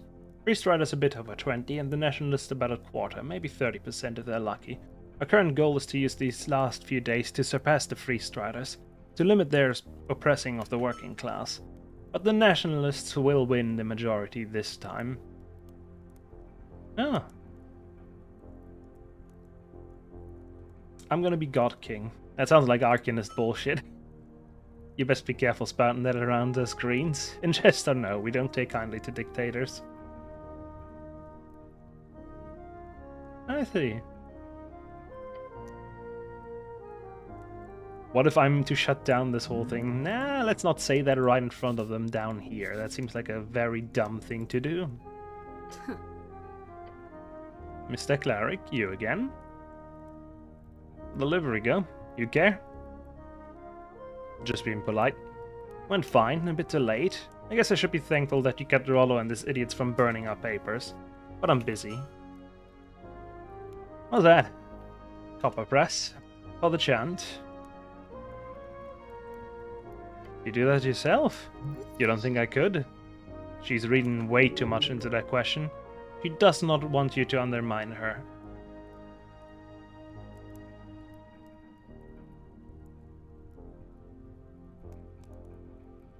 You could not carry it yourself. I'm the second forewoman among the youth Askells. My mentor. She founded the youth Askells from scratch, so I've got things to live up to. I helped a bit before taking on the editing role, so I've run with the youth Askells since I was a kid. But I didn't expect to take over the Tolstad stuff. While I'm happy to do it, I'll admit that I'm spread a bit thin, and honestly it's... Until the election, we are all given it 200%. And do you have any other questions, or can I get back to it? You're a bit of a dickhead. That's what I think. Who writes it? We've got a circle, anonymous journalists, and no, I'm not giving you their name. Why anonymous? Only bad folk live to see their likeness set in stone, and also the Askell movement close to being branded as a heretical disease. We're keeping low profile. But I do write a bit myself. Oh, damn. What do you write? Day jobs mostly. Opinion pieces. Illegal spell casting by clerics. Okay. Try me. Oh, Lord. Last one's fake. You got me. Just wanted to make sure you were aware. Bad memories? Okay. Did you know she went from peasant widow into the headliner of the biggest ever city protest in like the span of months? Yeah, Mom worked a lot back then. I mean, she works a lot these days too. Your mom's Helga Hamlin? Yeah. What are you yelling about? The cleric just claimed his mom's dead. The human suffragette. Yeah. You're not kidding, right? Just my mum. That's crazy, like what the hell? Anyway, I have some questions. No, I got some questions. Okay. Well, I barely know where to start. She knows exactly where to start. How she's the person? Is she working on anything new? What's up with the Pro-City Forward in her last collection? How much does she actually believe in Asgalian analysis? What's she voting for? What am I, a dispenser of answers to questions? That's your role. Person, she complains a lot, mostly about me moving out. Remember something about her writing a novel. She doesn't talk much about her work with me. That's cool. I was hoping for another collection, I guess. Collection would be nice. It would. There's a book on Asgalian analysis in her library. That's cool. I mean, it's pretty obvious she's into hysterical materialism if you just read between the lines on her last columns on the post.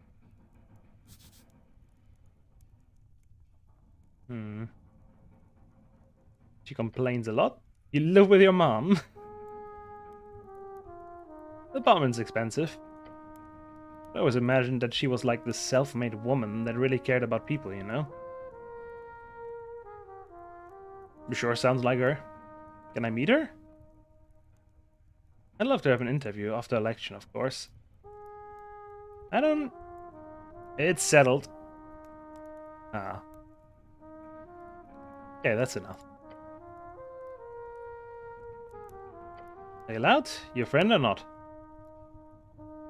Not a snitch. The city has a bunch of inane and quite frankly oppressive laws about what constitutes a legal printing business. All of it's bullshit meant to keep the people from printing stuff the city doesn't like.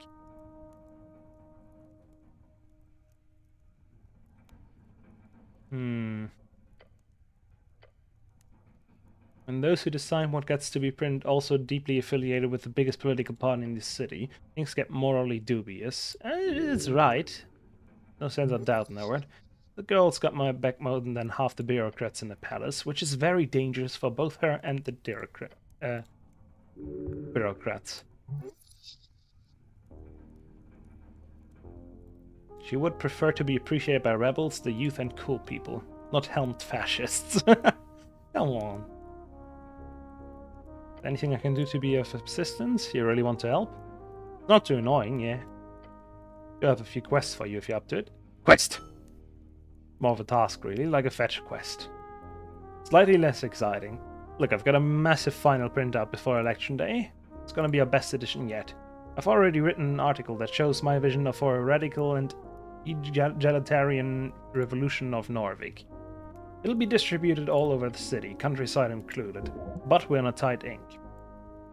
You must need special type of ink to print with copper sheets. What type you need?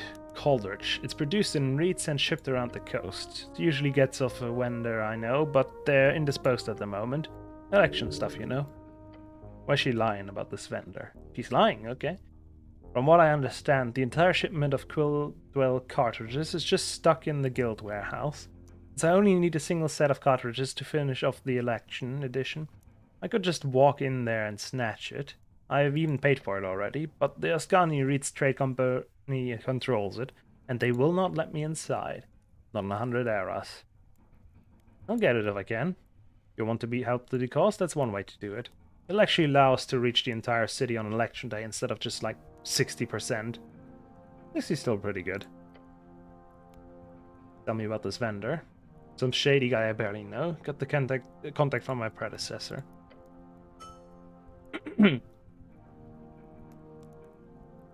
Anywhere else? Nope, just there.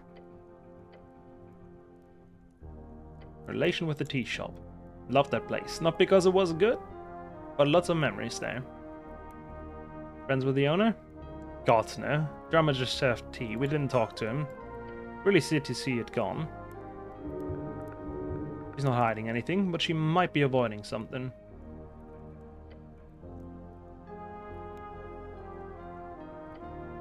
Mr. Drummer might have had some type of deal with someone. Yet people come in and go at strange times, so we could only book the shop for our meetings at specific times. I didn't notice anything that weird. It was just the HWBT, the Freestriders. Maybe he had a deal or something, but that's a rumor. Nothing else. He just served tea. Alphas might know. Alright. What are you voting? Are you kidding? Just asking. I'm voting Ring. You want to know what I'm voting? Oh. Damn it! She's smarter than she looks. Sure, whatever.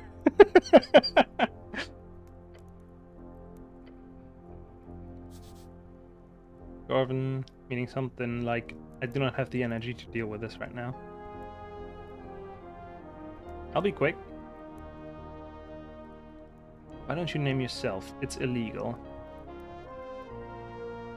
Ah, I see. What made you join? Lots of things. I read Askel for once. The original sin. Divinity?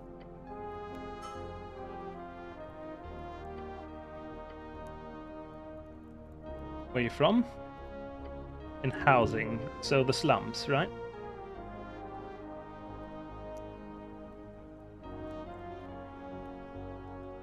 The hills then north. Well, you're a farm boy. Guess I could see that, as long as you vote green. How'd you get this massive printer? Hand-me-downs? I won't tell you more than that, copper. Alright. Why is she so disgusted with me? I'm willing to help, man. Visual propaganda. Hey. You and me should be friends. Okay. That was easy. If only everyone was disagreeable. Now push it, he can serve you well. I meant more like a Master Slet. No. No. Thanks, brother. Some questions, though. You confused him. You've outsmarted him. You sure fit a lot of dwarfs in here. Yeah, it's a lot. Should only be 5 or so? How many are there now? He looks around and taps his fingers to count. 6. Dwarven number 6. Okay, never stops being funny. The trait that determines whether a sexually reproducing organism is of the male or female half of reproduction. Also, a useless distraction. A beautiful union between those who carry the burden of life upon their souls. Maybe a few too many right now, but it's just until the election, so it's fine. Oh, it's your apartment? Yeah, I'll have to clean up afterwards. He appears uncomfortable with the current arrangement. Alpha's probably convinced him. What do you know about that? Nothing, really. That's the foreman. Yell. No, I'll do that. I want to fuck him. That's not nice. What are you voting? Election? Workers. Thanks for sharing.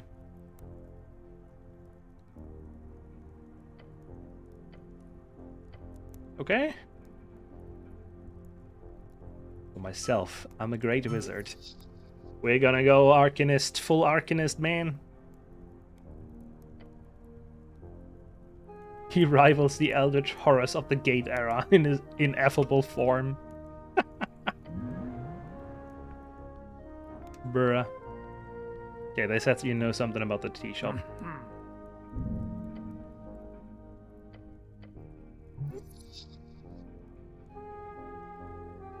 Got some questions.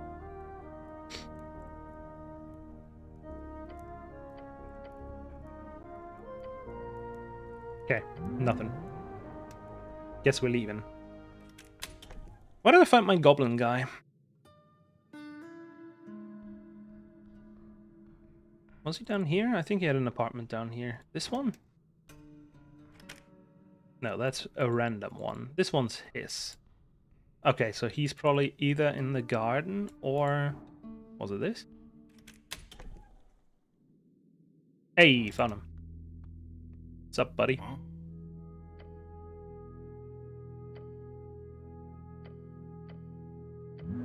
Bit later than usual. Well, yeah, it is what it is.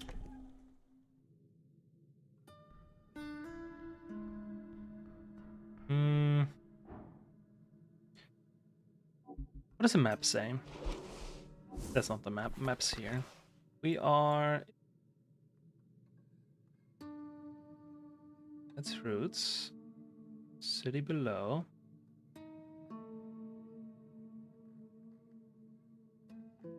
Goblin Garden. There it is. That brings us to Tolstad. I most likely want to go to Water Lane. Get that ink for the Free Striders, because why the fuck not?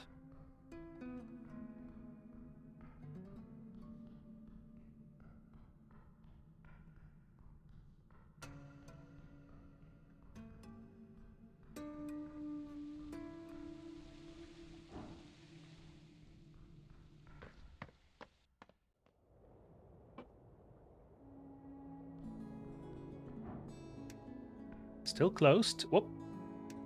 We're not gonna heal spell now. Seems stupid.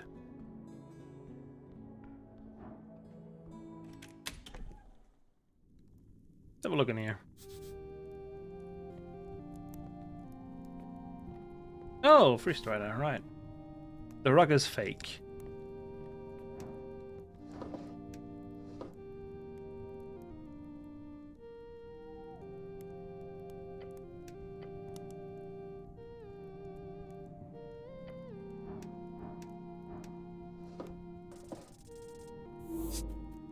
What?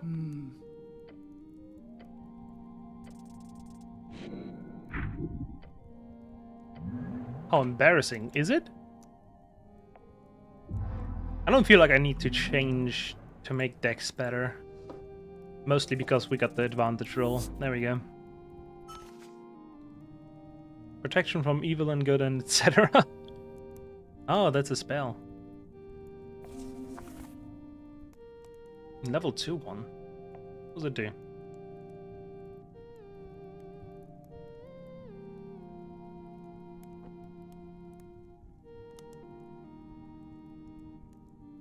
They have disadvantage and can't be possessed or charmed or anything. Okay, interesting.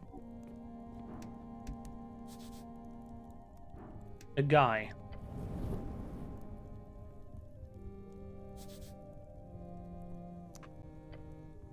Elemental spirit. Didn't your mother ever tell you it's rude to stare? Let's adjust to the brightness. Bigger. It's a method, a primal spirit. This one happens to be made out of smoke and heat. I apologize. I'm Tinnital. Terrible to meet you.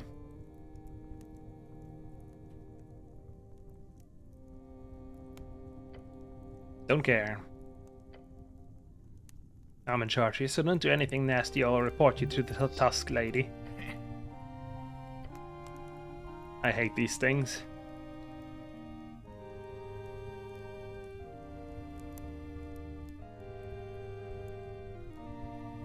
So you're Guardian? Something like that. I'm only obliged to attack you if you actually steal something. Steal what? It must have some kind of secret around here. You should push. Like this? No, and don't test me. You have a feeling this method could give something away. Give me some examples. Guess an example. Language you don't understand, primordial. It means something like, fucking else, this is very tiring to me. For example, if you try to open the safe or something, then I'd have to attack you for real.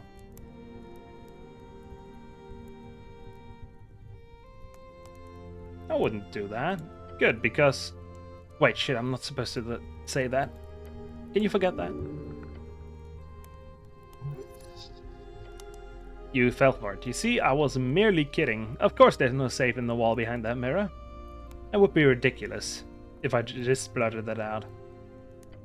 Okay.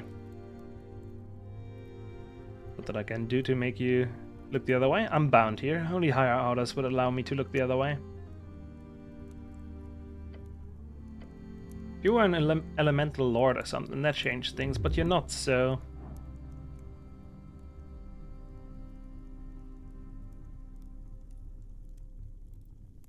I mean, it's a -1. We need to get above a 12. Fuck.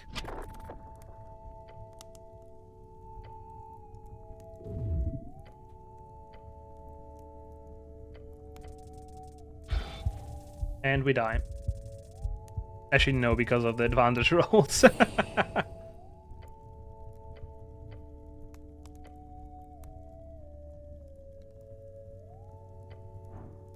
You're hilarious. Am I? 13 to do that again?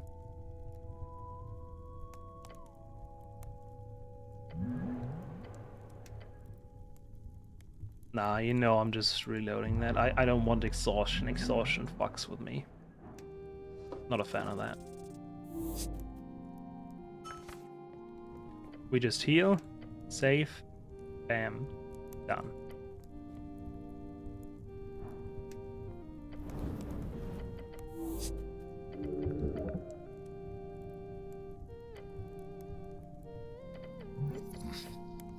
do that again.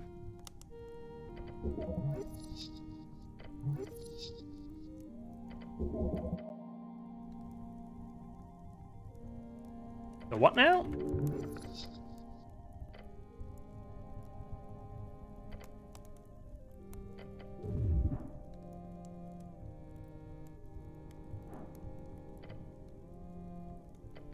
Oh, you have a sweet spot for crowns too. How about 500? This elemental does not seek value out of your coinage. He most likely enjoys the material. That's a high amount. You used Druidcraft. Oh, the Druidcraft is actually helping.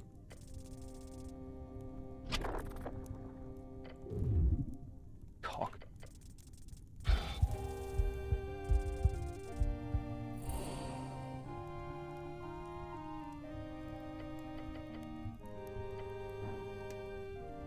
No. Oh, it's... You spend one shard. I thought that's the amount of shards I have. I'm a fucking moron.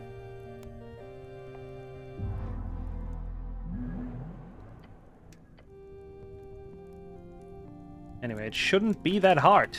I mean, it's not.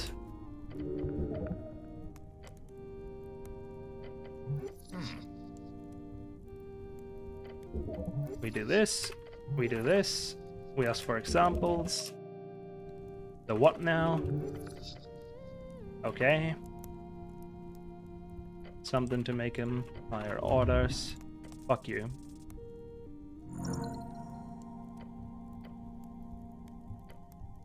There we go. Your skin is a shield. Oh, Smoky boy. What the grittin' are you doing? With your second hand, you cast Druidcraft, causing the flame to rip. Holy hells and bells and stuff. Not a lot, but you can sway the flames by tugging primal strings. Gods be damned, dude. This is enough. Your heartbeat screams in your ears, blood rushing, adrenaline pumping. Beyond your body, the smoke creatures laugh wildly. You're awesome. Fuck it, I guess you are an elemental lord. I'll look the other way. You go ahead and do whatever you want, boss. Okay then.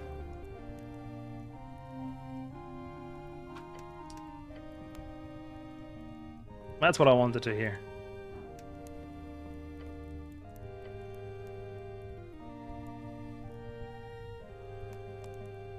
I have to come back when Vera isn't around.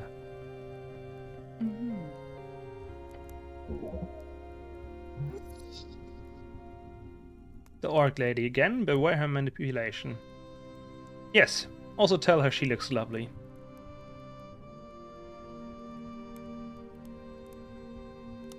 You look lovely to meet you again, Agent Vera. You fucked that up. Oh. Yeah, of course, same to you. Damn it. Charisma. I've leveled you up so much. Why do you suck at this?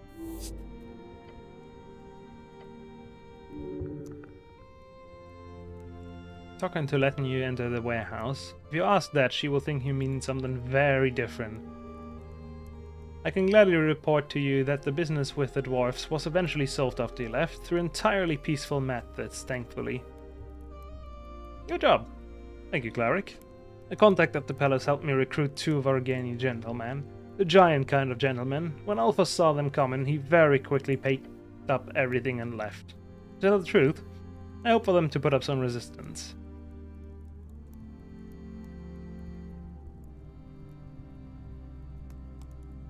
Sorry for not staying and helping clean things up. Yet no reason to interfere, no worries.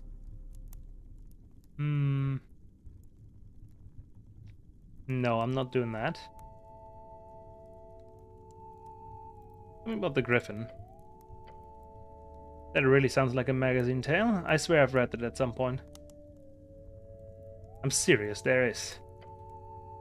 Yes, I thought it sounded funny as all.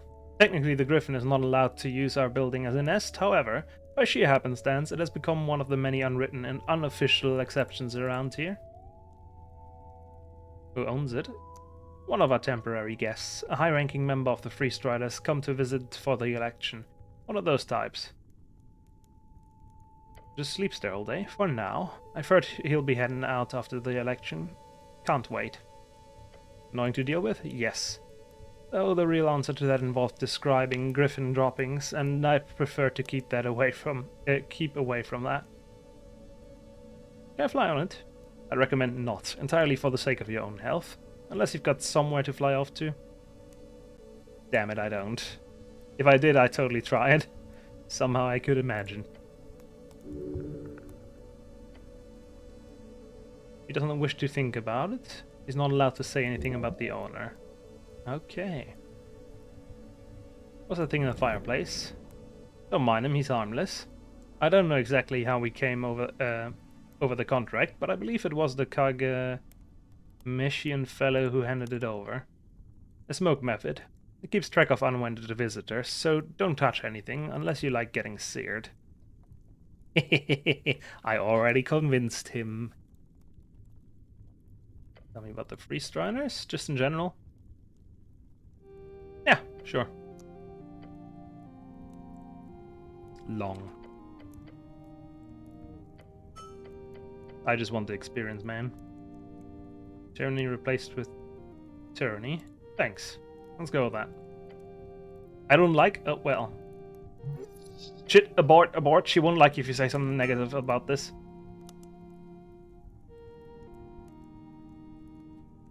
They're in the way of me becoming immortal dictator, visit King of Norvik. I see. Didn't expect that. Very interesting position. I will not argue against you. He's not up for the task of debating a genius. It is understandable. Okay. I say please don't use it as a verb. Free striding? Oh no. Darrow put a stop to any official investigation. Etir put a lock there. Yes, a celestial pet. Yeah, she's not a pet. She's powerful. Woman, though? I think that definition might be stretched. I've had the displeasure to deal with her a few times, ever since she was handed the reins of Coinlord Lapdog. She seems to enjoy mocking us lesser creatures, coming off almost petty. Strange behavior for such a transcendent creature. Now, bystanders suffered minor injuries, no real casualties found after a quick search of the premises. The flames were put down within the hour. Eyewitnesses indicate the flames appeared alongside a loud explosion. A few unarmed people also mentioned the flames were blue for a short moment. We know that. We have our sources too, my friend. You're not the first to say that.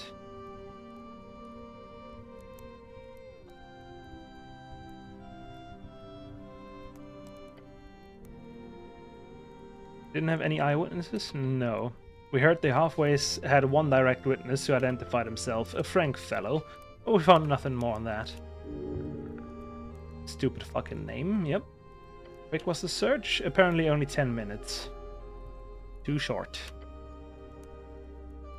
My guess is they just didn't do anything after the militia put out all the flames to secure the structure. They can't just do that. Clearly they can. She does not care. I'm not saying that. Anything I can do to help? Got a perfect task. AFAS. What?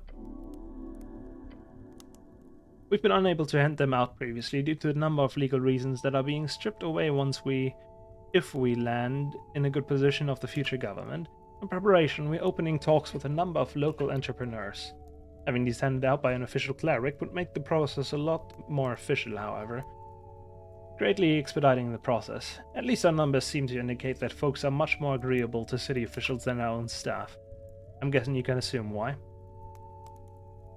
Want me to hand on the pamphlets? These are legal documents showing every cause in local AFA. Very generous terms that will greatly assist the local corporations in growth, revenue, and stability. We're not all talk, you know. We do actually support local infrastructure and business quite heavily. And the first step is getting those businesses to actually join our accord. Nothing about it. Great. Once we get 3 Tolstad businesses on paper, we'll have met our pre-election quota. That will make my bosses happy. And me. Okay. Come back once you ended them out. I'll be sure to return the favor. What do you know about him? Where can I find him? No clue. Never mind. We delivered the... Not yet.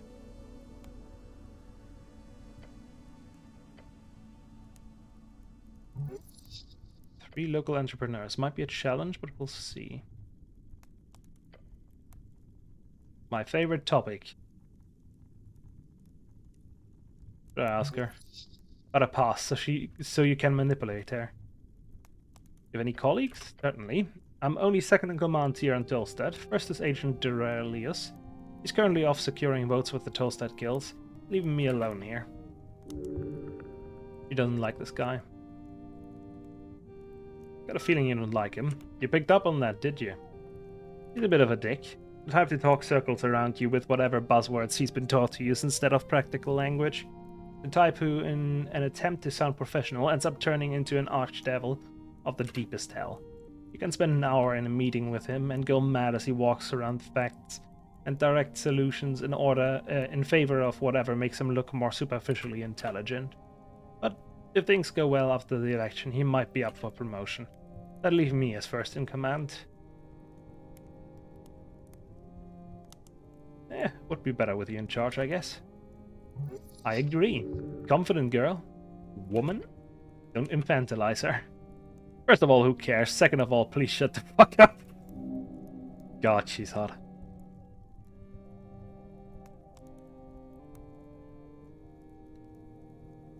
Just one?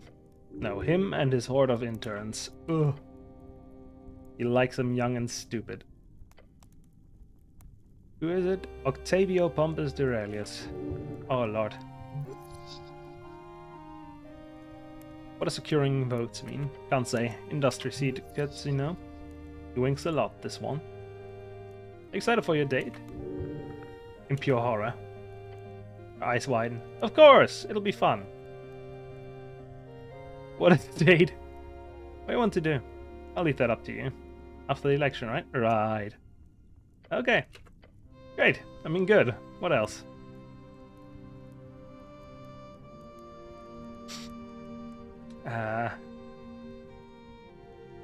Whom do you wear? What? This old rack? The outfit is an AR import, originally designed by Fruchtfirma, I hear.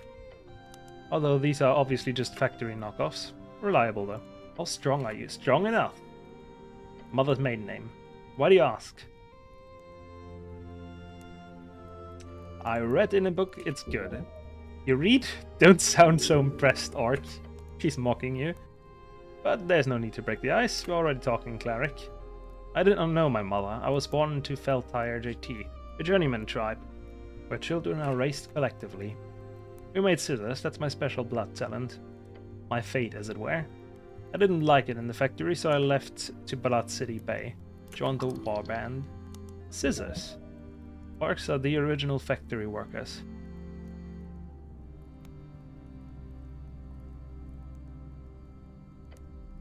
The revolution was already strong when I joined, so once I realized I'd missed all the real action, I ended up taking a job to spread the word. I spent a season in Vorgani at first, but I never clicked with the locals, so Norvik it was. And now I'm here. Anything else? Favorite color? Red. Like blood. Very charming. What exactly do you do? I make sure the flow of goods remains efficient and uninterrupted by local shenanigans. I also represent the organization as a member of the Freestriders party as well, which makes it a lot more interesting. Attempt to flirt. Yes. We're having very wonderful weather today, I agree. Although it is quite difficult to see it down here on Water Lane because of the ceiling. Wow, smooth. He's avoiding the subject by pretending to not hear what she said. You make her uncomfortable. Hit her with a perfect line. Abort, maybe try it later. Come on. We got the double... We got advantage against bureaucrats. We got advantage because of Jester. We already have a date. Come on. Get in. Perfect line, perfect line. Right, you got this. I do? You do. Just say... Figure me out, you say. Your insistence is a bit endearing, I'll admit. So fine. A date with a helmed human doesn't sound like a rather memorable night, does it? Nice job, stud. You'll just have to find out. Well then, now that's settled. I do have some work to do if you haven't got any more questions. Yep. I'm happy with that outcome. Hope his date goes well. Down to the docks. Roof of the HQ. Got a sword here. Can I take that? Oh, that's a big dex check.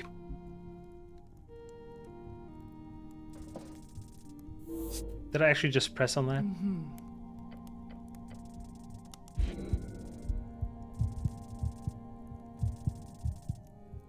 Bro, how are you fucking dying? How are you You had advantage made! Are you stupid? Are you fucking dumb, you fucking idiot? How do you die to that? Literally had the advantage of like a legendary class item and he fucking dies.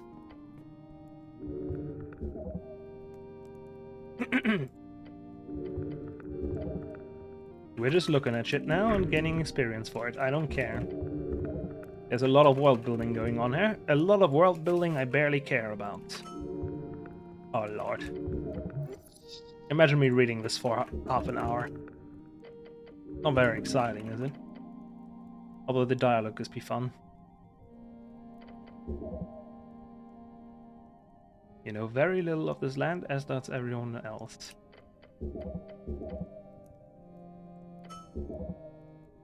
Ooh, experience. Spin it back. And we go down to the docks. I remember there being something down there. Something pick-upable. Who are you?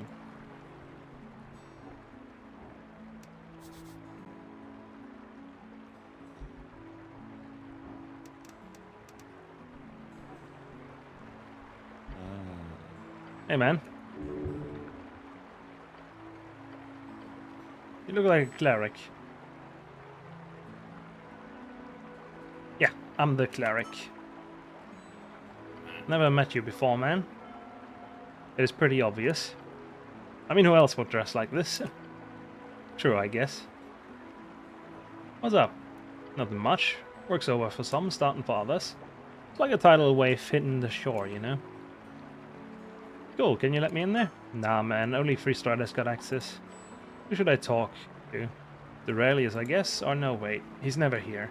That guy's supposed to be the managing officer, but Vera's pretty good. Okay, what's your story? My story? Sure.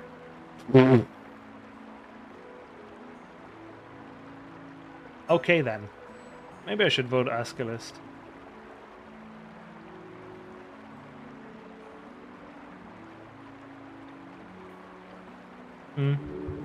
A regular dwarven tale. Typical below average worker.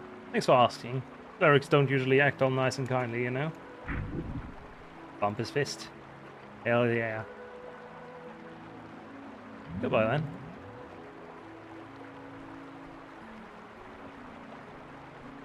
Nothing there.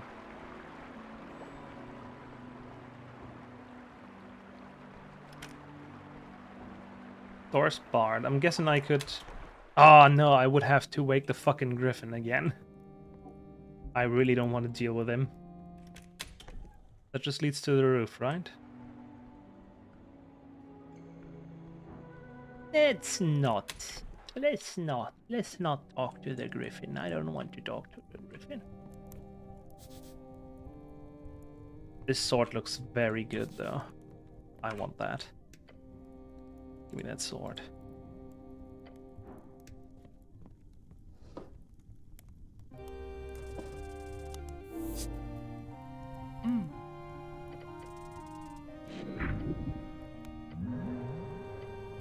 I keep forgetting I'm damaged. In that case, apple time.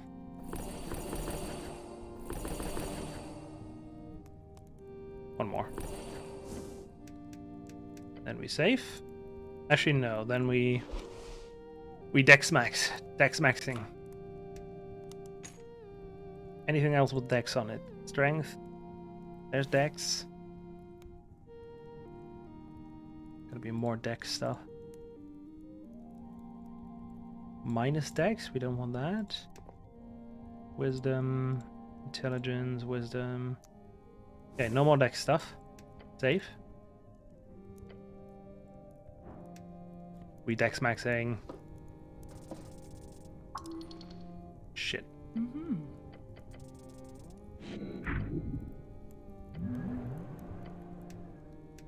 But this is good because it's not going down. We can now do a 2 in 20. Actually, 4 in 20? Sure.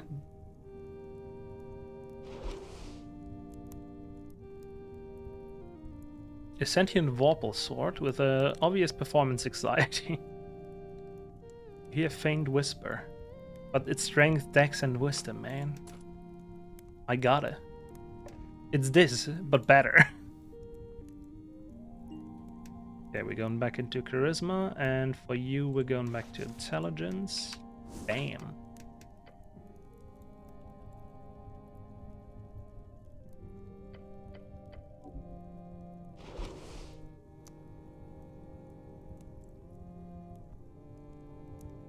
Interesting. Oh, that gets rid of some charisma.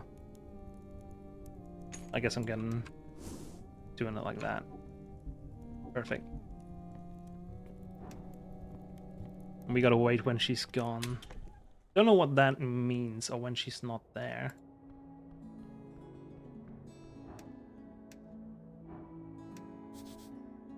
Sundown. When is sundown? Obviously later.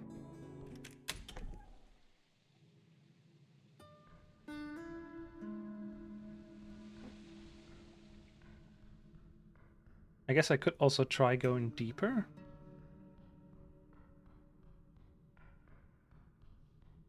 We can't get the ink for now. Because the lady's in the house. I don't want to wake the griffin again.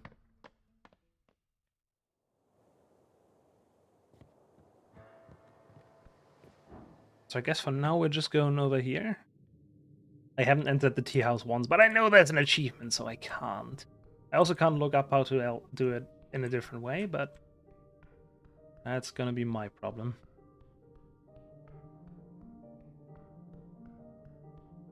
How's she doing? Anything new?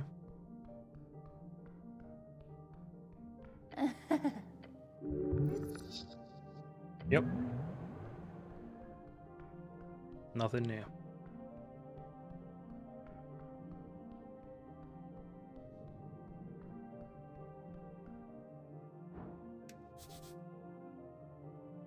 Lower lair. I think I want to go there. Wait, I could steal from her, right?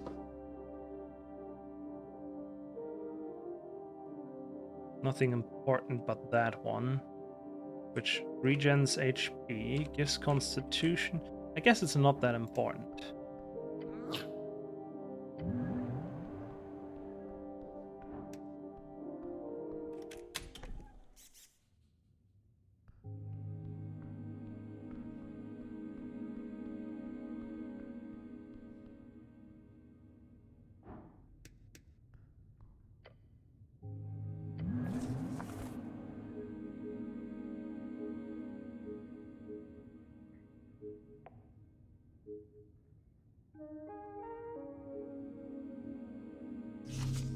There we go. I just want all of them available.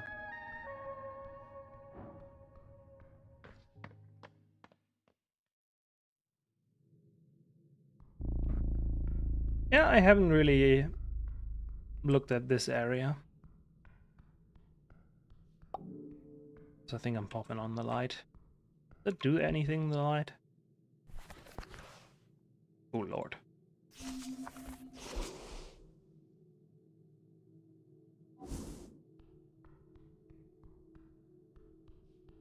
Doesn't go deeper, right? Alright. So we're not gonna go deeper. We're gonna go have a look up here.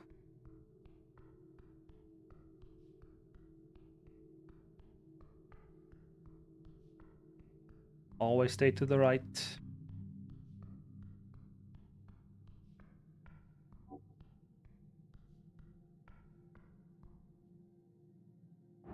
That lobster thing again.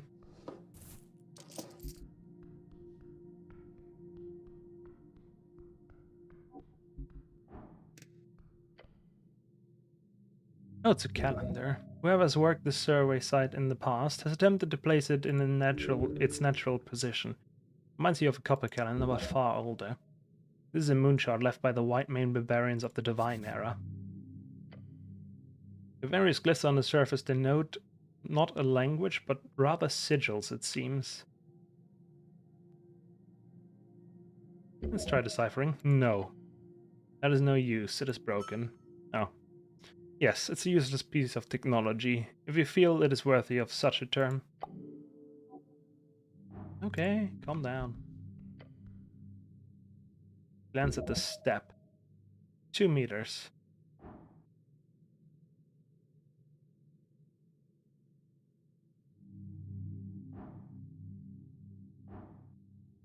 Let's look over. You see a dwarf hearing grunts as he swings an axe at the runes in the corner. There's no point in having a conversation at this distance. Get closer. +0. We gotta go strength.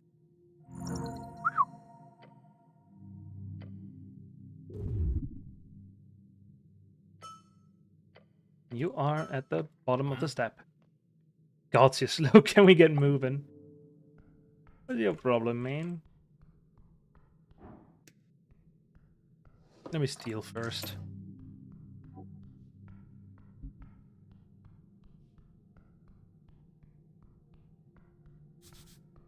One goofy looking cat. Yup.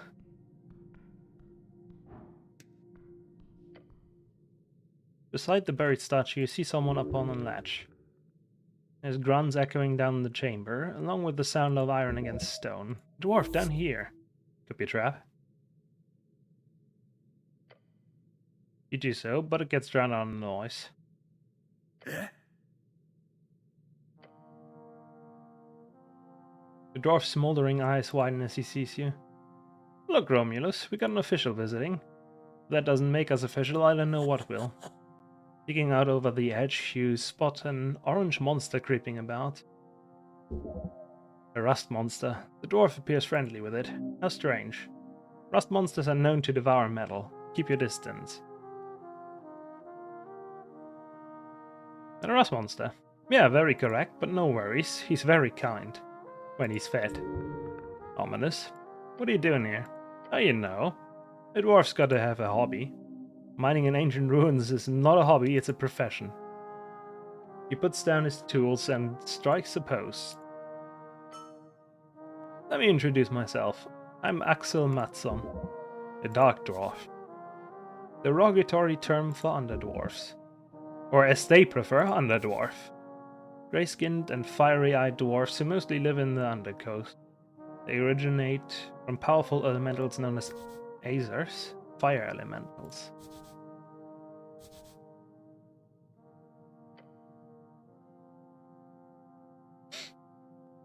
Pleasure to meet you. You're Norvican cleric, I presume? I'm not going to. I'm actually an arcane spellcaster. So wizard. A cleric wizard, yes. You got a goblin with you. Your HWBT friend? Yeah, you're the dungeoneer looking for cats, right? More or less. Hope your lady wasn't too mad about my inquiry. I'd say annoyed is a better description, but it's fine. Just don't trespass anymore. Will do. Or, I won't, I mean, but I should correctly. I'm not a dungeoneer. I'm more of a... With a bright smile, he adjusts the collar on his uniform. Well, I'm what you'd call a historian with ambition. As he says it, the orange beast sends an echoing hissing noise down the chamber. Exactly, Romulus. We're here on an expedition of grand proportions to find the legendary missing mine of Tulamon, or of Tulin Cattle, the snail folk, ancient builders of the city below. The snail folk, I see. I figured you'd know them.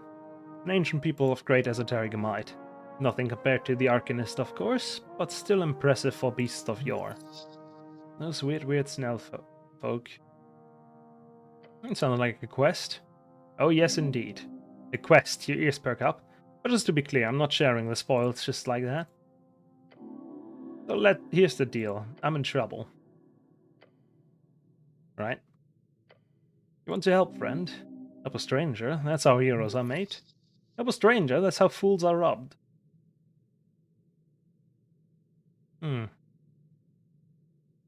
I will help you if I can. You see, there's two strange ruins in the section of the city below the city. He points at the statue. Whitemane ruins. Before the dwarves and humans and even trolls, this place was ruled by cats. The theory goes the snail of Tulin had an esoteric mine not far from the Pillar of Yore. The mines of Tulamon. A place of thick veins with endlessly glowing amber and platinum. But the walking god of the Whitemane, for whatever reason, sealed it shut at some point, according to legends. Sealed esoterically, probably, since we can't seem to locate it. Esoteric seals can be broken with the right knowledge.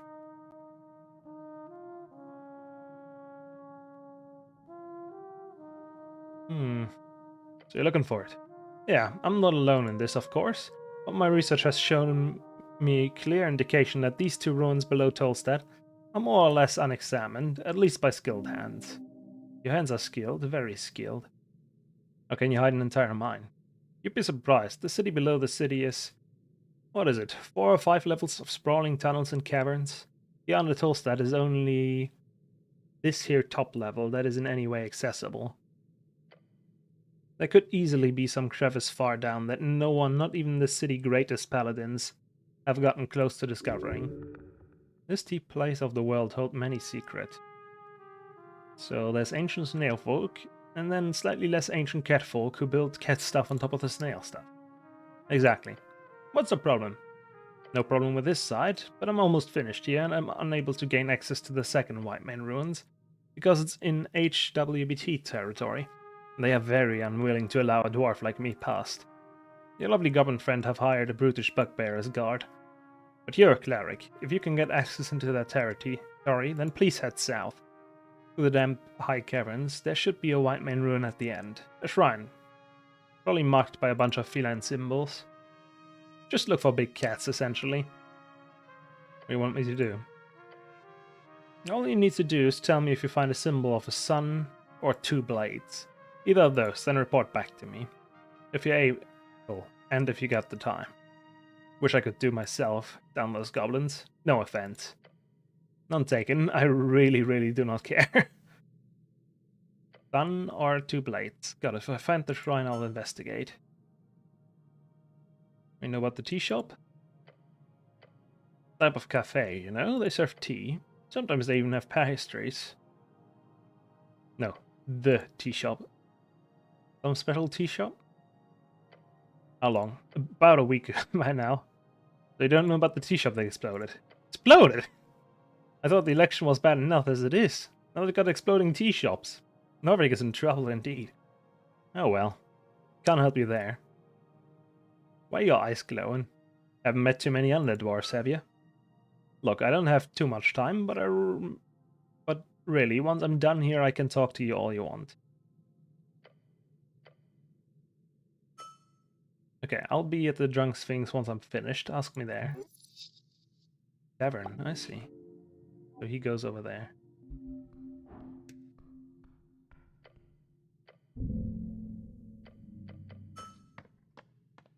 Oh, come on, that was easy. He's not going to fail at this more than once.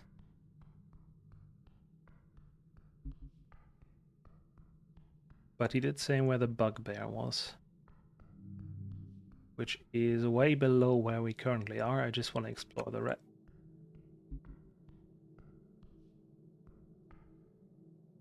One-way door?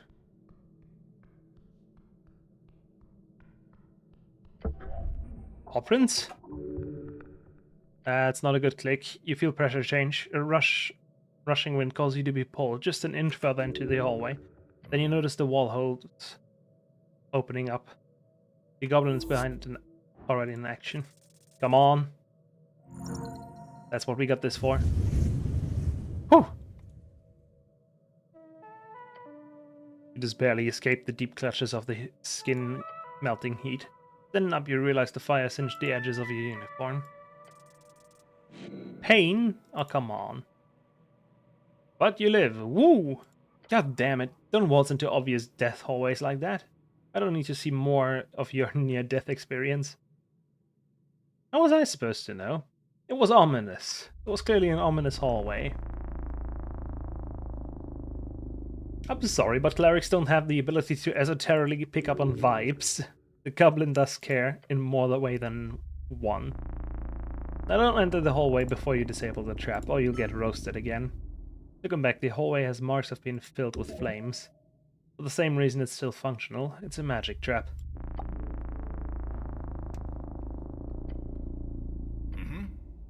I think traps like these are my least favorite part of the job. How can you tell the hallway's trapped? Type of look a father gives his son when he learns about the destruction of the family heirloom. A sword passed down for generation. It's a trap, cleric. Oh lord. Your thoughts on the paw prints? I feel like it would be very silly behavior to go around touching paw prints in the city below. But honestly, considering the strange traps I've heard of, it wouldn't surprise me if this was some bullshit puzzle. Puzzle? I love those. Could be something like, we have to press both of them at the same time, and then that somehow deactivates the trap for a while. Well, it's worth a try, I suppose. What's the worst that could happen, apart from being polymorphed into a rust monster or something?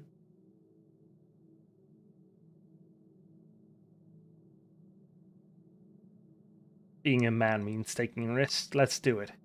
There are men live shorter lives than women on average. Might be why. This is factual, according to the City Statistics Bureau. You get into position and look over to your companion on the left. He reaches up to it after a moment of hesitation. Ew. Yeah, this is magical. You see him shiver at the realization. But nothing more than that. Try pressing yours. Just two fellas pressing the wall. The goblin jumps back. A deep groan from the wall. Did it do something? The fuck's that ticking? An ominous sensation. As you peer into the hallway, you see something appear in the wall. That writing. At the entrance, a whirling mess of faint light forms a stable shape. Entrad and pari paos. That's cat speech, you cannot read it.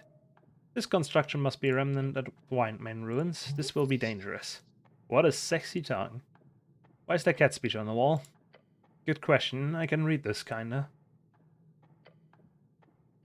It says enter as a pair and be probed? Proved. Like dwarvish prof. It's a trial. Yeah, that's it. It's a test. Enter the hallway and the pair and be tested. I'm ready. What? Are you? The goblin takes a deep breath through clenched fangs. Yeah, okay, on 3. 2, 1. Yep. How far are we going to? Shit, stop. The text. We both stop halfway, looking at the magical lettering on the wall. Al son divino la puerta se irgendwas. Oh god. Something divine, something port, open a gate. You can read it, right? Not like I took formal lessons, I've just picked up on a few words here and there. He's sweating, a feeling of dread growing in his heart. A clicking sound starts to echo out in the hallway. Gods be damned, hold on, I got this. All son, is it a divine song? Puerta is door. Listen to the divine song and the door will open. Your doom is near. Okay, cool. Very cool. The ticking is kind of a song. A rhythm, at least. That ticking. Kinda catchy. You're clearly supposed to move forward in rhythm with the song, but without knowing it innately, it would be incredibly difficult to follow. Would it, eh? We got a +6 in here, a +6 in here, need less. A -2, need more. Right to Earth. Okay. We're doing an int check. Fuck. Have you read about this? No. Come, charisma. Yes! Tap, tap, tick, tick. The rhythm lives in your soul. Must have been passed down. It lives inside your joints. The power it wields over you is indescribable. You've repeated this prayer, this chant for unity and enlightenment, for reasoning and meaning. Okay. The goblin keeps up, each step forward made with trembling, adrenaline-fueled fear. Oh shit. We're out? Oh gods be good, we're out. Keep yourself from crying.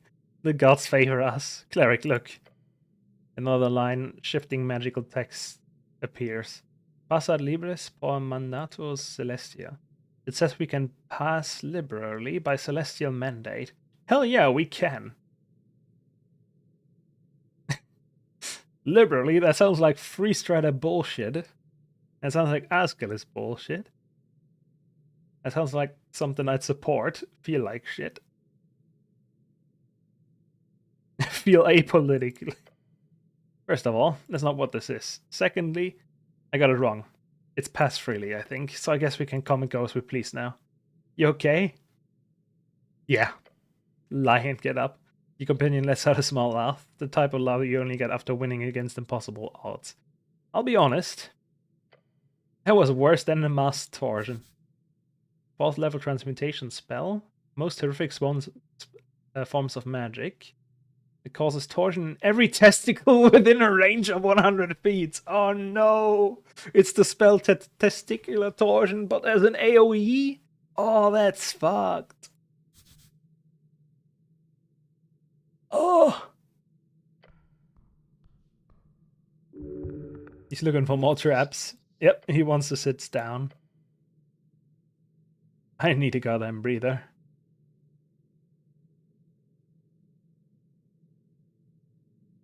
Is it safe to stay here? It's cool. Considering the fire, I don't think any roaming monsters will lurk this way. So sitting down for 10 minutes won't be a problem. He's trying not to convince only you. He's not trying to convince only you. Sure, short rest. This isn't exactly my first trap, but we usually hire third parties to disable them. You ever hire any clerics? Not during my time. You guys aren't exactly available for underground chicanery these days.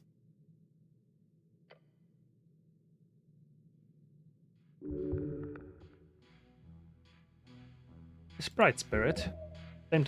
Some type of primal essence. Cool sprite. Sadly it's my last one. Look, I work mainly in Upper and Lower Tolstad. The city below is not my responsibility usually. So apologies if I don't have these magical shifting tunnels memorized like some veteran adventurer.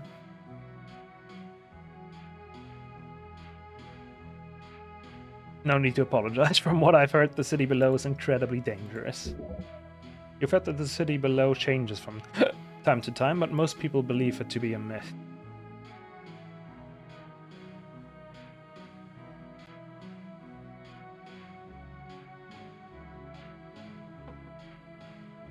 Thought the shifting tunnel thing was a myth. It's not. This place, it's real close to the garden, right? Wasn't here a couple months ago. Between the garden and water lane sewers, I'm 100% sure there was a slanted hallway full of frozen spikes. We boarded them up as well as we could at the time. Boarding up. That only lasted a couple hours. It moved around. It moved around. All of this shit does. The esoteric madness down here was mostly managed after the conquest, but it still rises at times, in spurts of violence and esoteric randomness.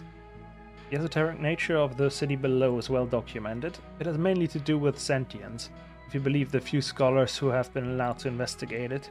The more living minds present, the less chaotic a section will be.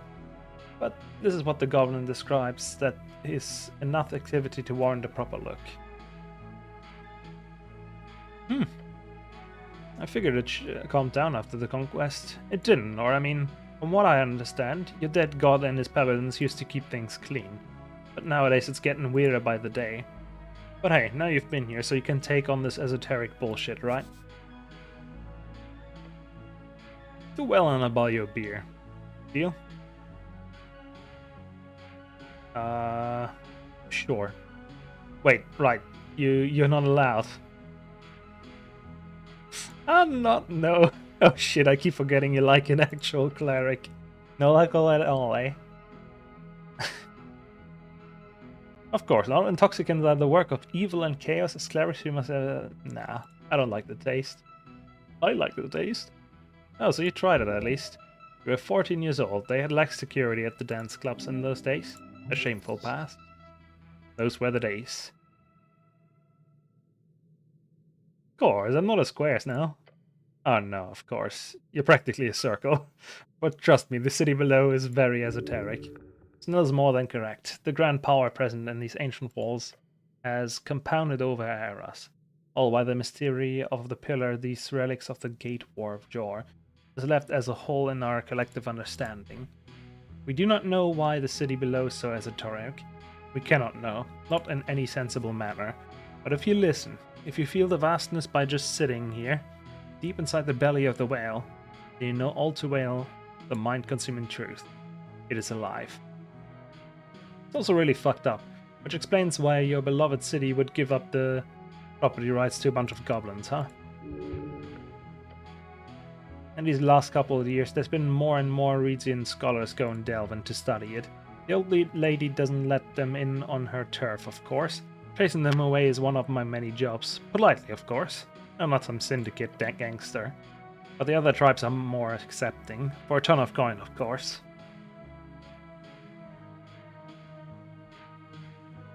What is your job exactly? I'm a runner and handler of the HWBT. I do a ton of stuff, okay? I run errands for the old lady, anything she needs. I also make sure our operations run smoothly. Everything from the apartment rentals to the CBS. That's shorthand for the city below security. Anything the old lady needs to do. Be a custodian. No, that's... Gods be damned, custodian might actually not be that far off. My job mostly just consists of talking to people, cleric. Like we're doing right now. A lot of talking and a lot of running around. Exactly what we're doing right now, just without the light dungeoneering. Nice work, by the way, with the trap. Don't mention it. My cat speech isn't the greatest, so I'm not sure what I expected. But we're alive, that's all that counts. You okay, by the way? No serious burns? No need to visit a healer or anything? I'm very good at abjuration magic, it's fine. That's the Protect Tomato one, right? Yeah, the old tomato reference guide. They use it in schools to teach the difference between the esoteric categories. You know about the tomato cheat sheet? Everyone knows about it. But wait, is all healing magic abjuration? Because that's the one that protects, right? A shield is protection, but healing sounds more of a post-protection thing to me.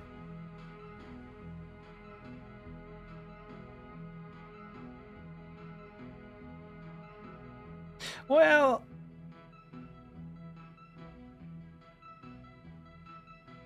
The esoteric nature of magic on a coast depends entirely on the original parameters set in place by Yor, while we know little about him due to his death in the Gate War.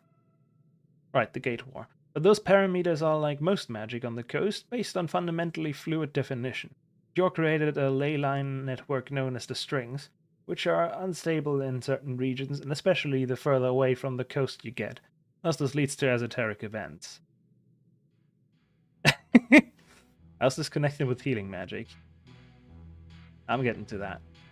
So depending on where you are in the world, magic changes, and with the moldable and volatile nature of the strings, many wizards and clerics and druids have created entirely new ways of handling esoteric powers over the years, especially during the Arcane era, but the 8 schools of magic have stayed the same, just like the 8 apprentices of Jor, each focused on a hard-set theme. For example, abjuration is protection, negation and cleansing, necromancy is soul manipulation, undeath and life, evocation is energy manipulation, and whether kinetic or spiritual, and finally transmutation is the changing of any state as long as it's physical. Each of these 4 schools have been known to feature healing magic, even the same ones, with the same components and rituals. It's not that hard set then. The schools are set, but the spells are modifiable, just like you can create new spells. Arguably, a Cure Wounds cast by an Evoker will be technically an entirely different spell than when cast by a Necromancer, but in practice they're the same. That's actually quite interesting, what the hell? Thus my Cure Wounds functions by essentially warding off all negative energy, negating it, allowing the positive energy remaining to focus upon the wound, which is obviously the best way to heal, since the pure positive energy cannot be as easily complicated by dark forces, rot, or even pain. Necromancy, in comparison, is not nearly as nice to be healed by. What about transmutation and evocation? Evocation isn't so bad. It's just another less efficient way of channeling positive energy. Transmutation, though, that's just like mangling the body back together. Painful as hell, and a horror to witness. Oh god, oh, I can imagine. Like the flesh just gets back together, and bones just unsnap. It's awful. Very efficient, but extremely painful. Yeah, nice. That's very interesting, Cleric. Thanks for explaining it. Thumbs up. Remind me, what's our goal? Missing witness. Frank, son of Frank. We know he went down here. It's a bit of a long shot, but something smells fishy. That man in yellow, the explosion. We'll find something down here. Hopefully nothing that kills us too fast. Or you find that missing paladin I've been reading about, Lord Gorn. You see him? A few times over the last year, come and go and never talk to him. He didn't seem like the type to talk to goblins, you know? Think he went here? Honestly, I'd say no. A paladin looking to relive the glory days. I could see that, dungeoneering for dangerous monsters, getting loot. Dying in some inglorious trap. You think Mr. Gorm would survive that on his own? Maybe. There were some scandalous comments about him in the papers last week. About him getting outed from the party, right? Look, I think they just couldn't have a missing paladin on the ticket, you know? Don't read too much into it. You think he's alive? No way. Doesn't matter how big of a paladin he is. You go down solo into the city below, and then you go missing for months. Guy's gone, no doubt. Maybe we'll find his body. That might be for the best. Or we'll find a very fancy paladin zombie. But what do I know? You're the cleric.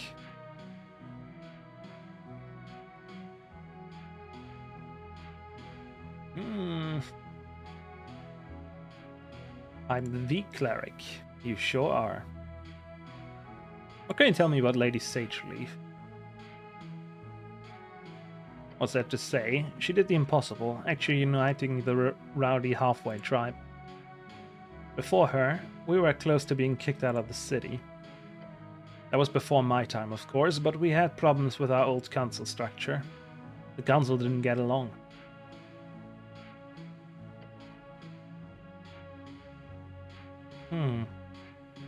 Doesn't she have a consort of some kind? Why, are you interested? No? Are you? No! He looks worried. Cleric, I'm devoted to my service. Lady Sageleaf is one of the greatest goblins who ever lived. He has no need for consorts. Neither do you. He's idolizing her. He clearly sees her more as a god than a master. Also, he's clearly got the hots for her. He's a dictator, in a sense. Look, I'm all for democracy and modern liberal thought. Hell, I even used to be a registered freestrider. But I don't believe in direct democracy. Bureaucracy is a curse spawned from Arcanist bungholes. The goblin is rarely correct, but this time he's touching upon truth. The Arcanists did fall apart once they stopped relying on ruthless magocracy and meritocracy. The infamous bureaucracy was a symptom of that disease. Man, why are these words so long? I fucking hate bureaucrats. Fucking piece of shit. He gives you a tired look and then clicks his tongue. Sometimes you do need a strong, wise leader to unite people.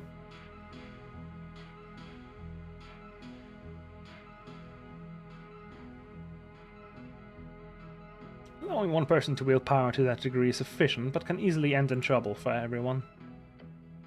The important part is just that the leader, A, remains wise, and B, does not leave power to corrupted idiots. Which in the old lady's case, she's remained wise, and I see no signs of that changing anytime soon. And he goes back to this. Not... Yeah, sounds like me. I'd be a great dictator. Hey! A megacratic one. Achievement. State your intention to become the God Wizard 12 times. I can't give you an objective truth, sadly. But I know Miska Sageleaf. He's a great leader, and I'm proud to say her. He truly loves her. Even those who theoretically can rule forever cannot. A lich can hold power for a millennium or more, but over time it becomes statistically more and more likely for a mistake to be made. What about her suggestion? Succession. It's complicated. In the case of her passing, she will leave power to the old, but slightly reformed council structure. I'd be on that council, for example. I'm one of the designated elders. Sounds like she's of the same mindset as most dictator. I'll be in charge forever.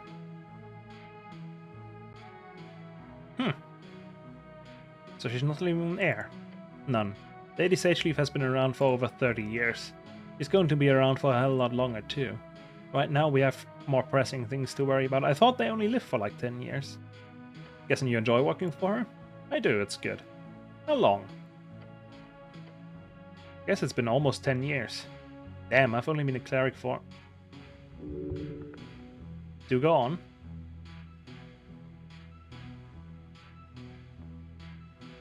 My Earthguard training has been 3 years, and I've been at the towers for 5. Time takes us all.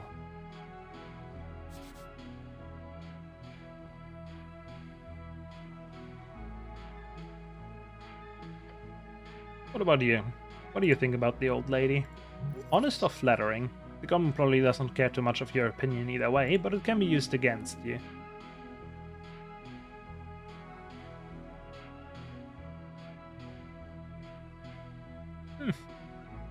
She appears to be a great leader for you people. What do you think she really is? No, I really admire her strength. Didn't expect that. Not many tall folk tend to view her in that light, as I'm sure you can imagine. But you can have that effect on people. For some strange reason, tall folk don't tend to enjoy being talked down to by goblins, nor women. Especially goblin women. Yeah, that. Look, it doesn't really matter, but as an elder in the tribe, I can tell you as a representative of the city. Lady Sageleaf is a force of good in Norvik, I can promise you that. The non-human folk in Norvik are in many ways oppressed by the state and dominant culture, but the goblins have always been most affected. Ever since the horrible genocide. It was a war, a reconquest of fallen land. A war against the divine god is not a war, it is a one-sided extermination. The goblins did not have to fight. They could have surrendered, like the 3 tribes did. The 3 tribes who were stripped of their culture, their land, and their language. They were given a new home. They were forced. Them or us. It was them or us. That's what you tell yourself at night. Man, strength and wisdom fucking fighting. You know, it's good to see this. Comment on the niceness of this unity.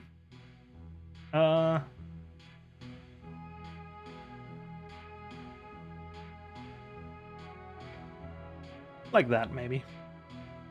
You ever meet him? Who? Earth. The goblin asking about your god. He must be grown interested in religion, having witnessed your example. How interesting to see him broach this topic. He will surely focus in on the genocide. I never got the chance. First generation post-Earth, eh? For the best, never meet your heroes, right? I imagine those hedonists chanting Tokik's name wouldn't be too cheerful if he returned either. Not every other zealot raging across the coast for dead gods. I always hated Earth. Excuse me? I grew up being told to be graceful. But let me ask you this, cleric. If you were the last of your kind, one of maybe 8,000 or 9,000 humans left in the world, And you were then told to be grateful to be alive just because the same monster that destroyed your entire culture also decided to let you live for some reason. Would you be grateful? The goblin genocide. It was his greatest mistake. It's good to know our current predicament was due to a mistake. Thanks for clearing that up. He's expecting nothing good to come out of your mouth. Should you be grateful? It is a hard question. A man should not simply lie down and take whatever subjugation arrives at the hand of a tyrant, but sometimes a man also has to make a difficult decision to protect those he loves. The goblin wants you to tell him you share his anger, obviously. If your people fell, then they did not have the power to live. It is simple as that. But that should not lead to gratefulness, it should lead to apprehension.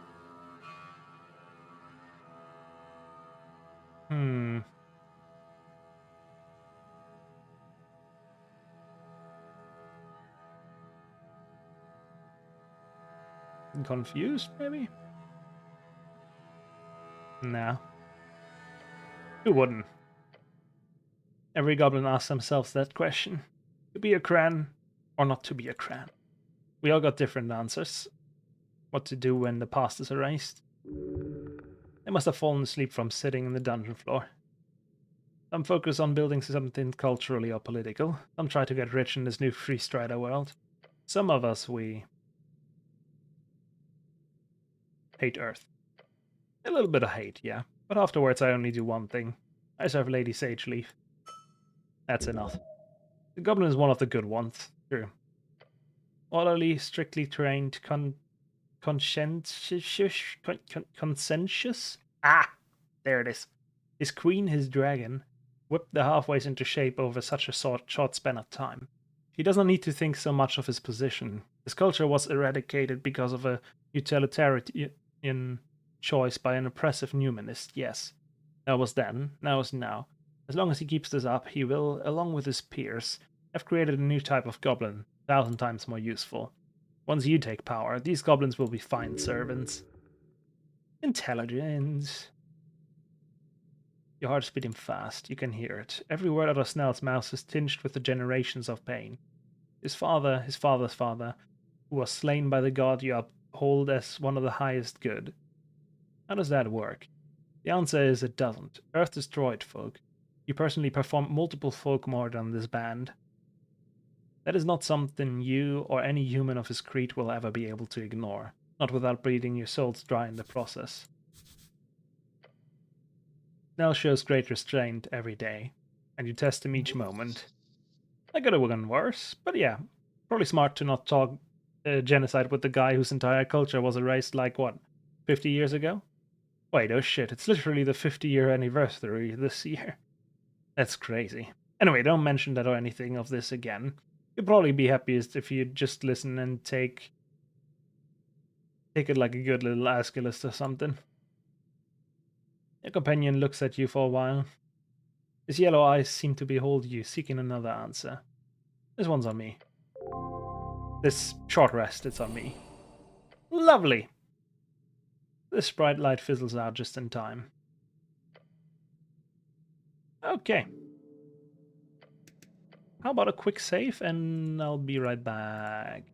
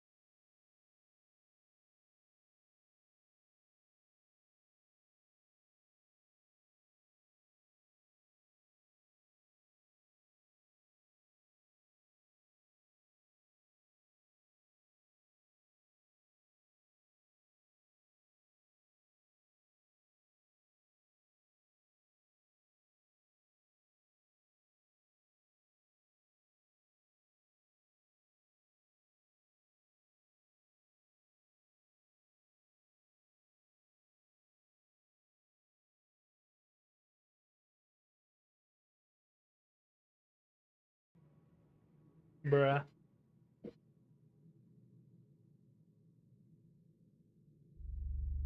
Okay.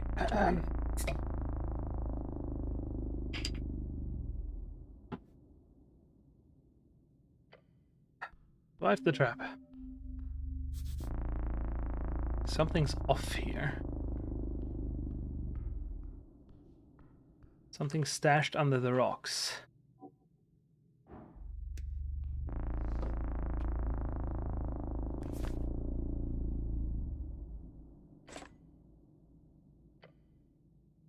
Heavy official. The symbol of Norvik shaped in iron. A paladin's insignia. There's only one paladin left in the city.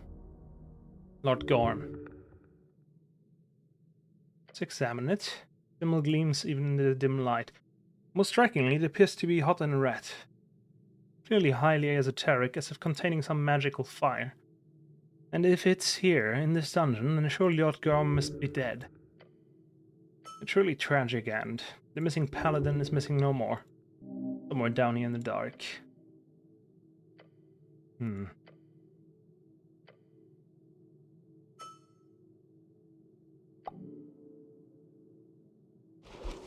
Rip. Advantage against earth folk. Also strength.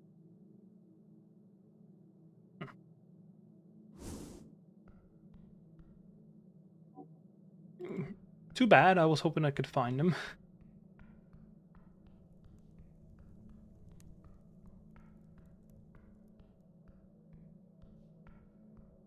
Ooh, apples.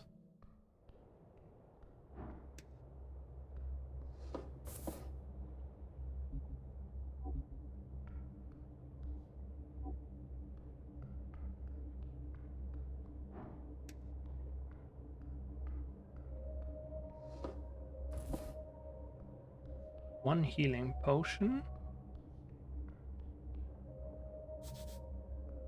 Okay, that opens from the other side.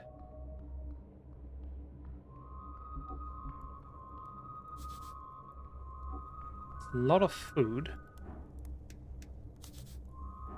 A grill and crates of the HWBT.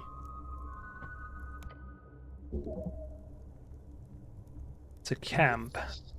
Who camps in the sewers? That guy?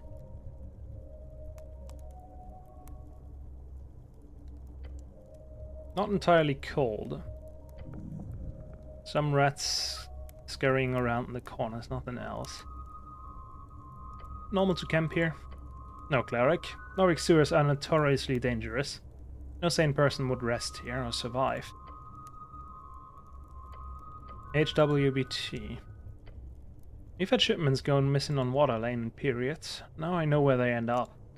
Spices, potatoes, food crates. Just food. Over time it's been a lot. Yeah, these crates hold food. Why food? Lens reveals most are empty. Whoever is down here is clearly siphoning off resources from the halfway bridge tribe. Obviously this is a hideout of some kind. I've been trying to nail this thief for a while. Figured it was an organized thing. And considering the size of this hall, it's got to be. Why food? You know, I've been asking me myself that question. And I could never figure it out, but look.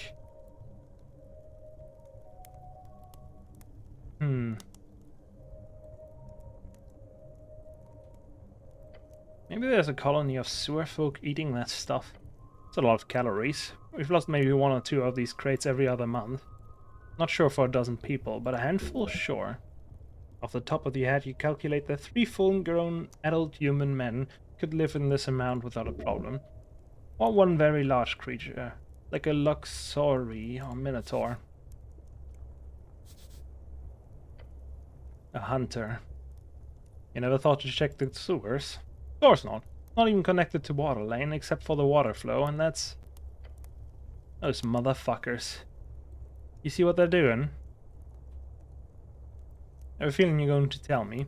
They've been dumping crates into the water flow, then catching them down here. Probably with a net or something.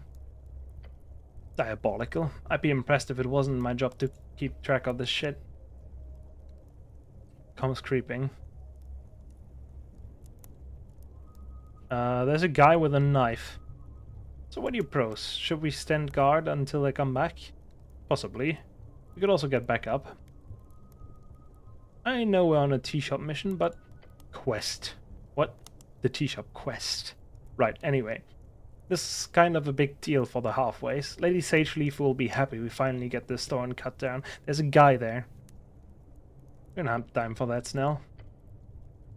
What do you mean? You do random shit all the time. Oh, yeah, I do, don't I? Yes, you do. So maybe we can take some time to deal with this. Maybe. Good. Right behind. It's making me hungry. Really? You? Why do you act surprised? I'm a human who eats food. That's normal. I am normal, Snell. Look normal. You do not. No, it's just... I haven't seen you eat anything but apples, I think. Apples are food, I am aware, but look, I just assumed you weren't the type to get hungry. I guess I'm not exactly a foodie. Your very flesh. Your companion gasps for air as he glances back. You watch as his entire being suddenly leaves his corporeal body. For an instant, he's not a goblin, he is a ghost. Cried hungers. What's wrong, Snell? You look pale. To see Hunt come to Kraid, how good. What is that? You watch the hulking muscle flash and wet scales rising from the shadows of the sewer. A crocodrillos. Rare sentient folk, mainly encountered in swamplands. Extremely deadly, beware.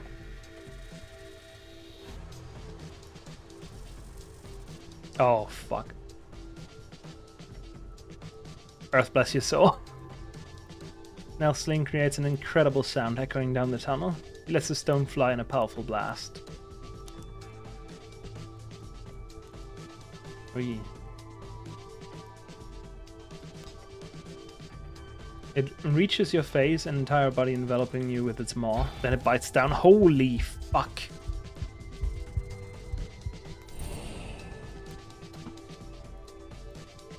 Bye-bye health.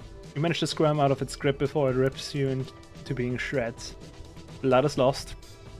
You can't let it happen again. But before it's too late. There's not much time. But if there's any chance to de-escalate, do it now.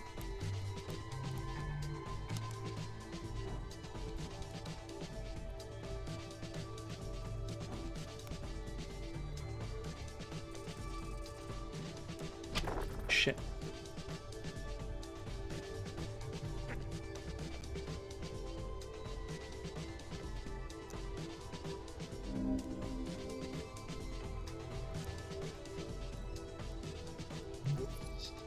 Okay. He loves the thrill of the hunt over everything else. Take that from him and you take away the fun. I'm shit. Hunt! No, I give in. Soulless, predatory. A beast who developed consciousness but lived without care for others. Fascinating. It sounds annoyed. No hunt, no struggle. Frustrated shriek. Fight, struggle like rabbit. Could you stop killing me?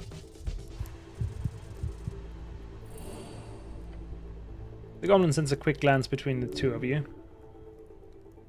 He's unsure if he should strike again or see if there's some strange piece to be found here. No, I don't want to. Kraid is bored. You're a cleric, no? The goblin takes a deep breath. Then he hisses at you under his breath. Do not push your luck. Yeah, you know me? Do not be trouble, and Kraid will not be trouble. Kraid sits down on a crate in front of the little stovetop. Hunt is done for daytime, now is rest and cooking. What in the world have you stumbled on here? I don't know. You got rats. I got rats.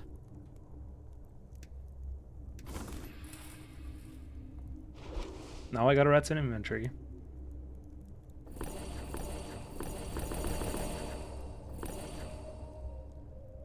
Bye-bye, apples.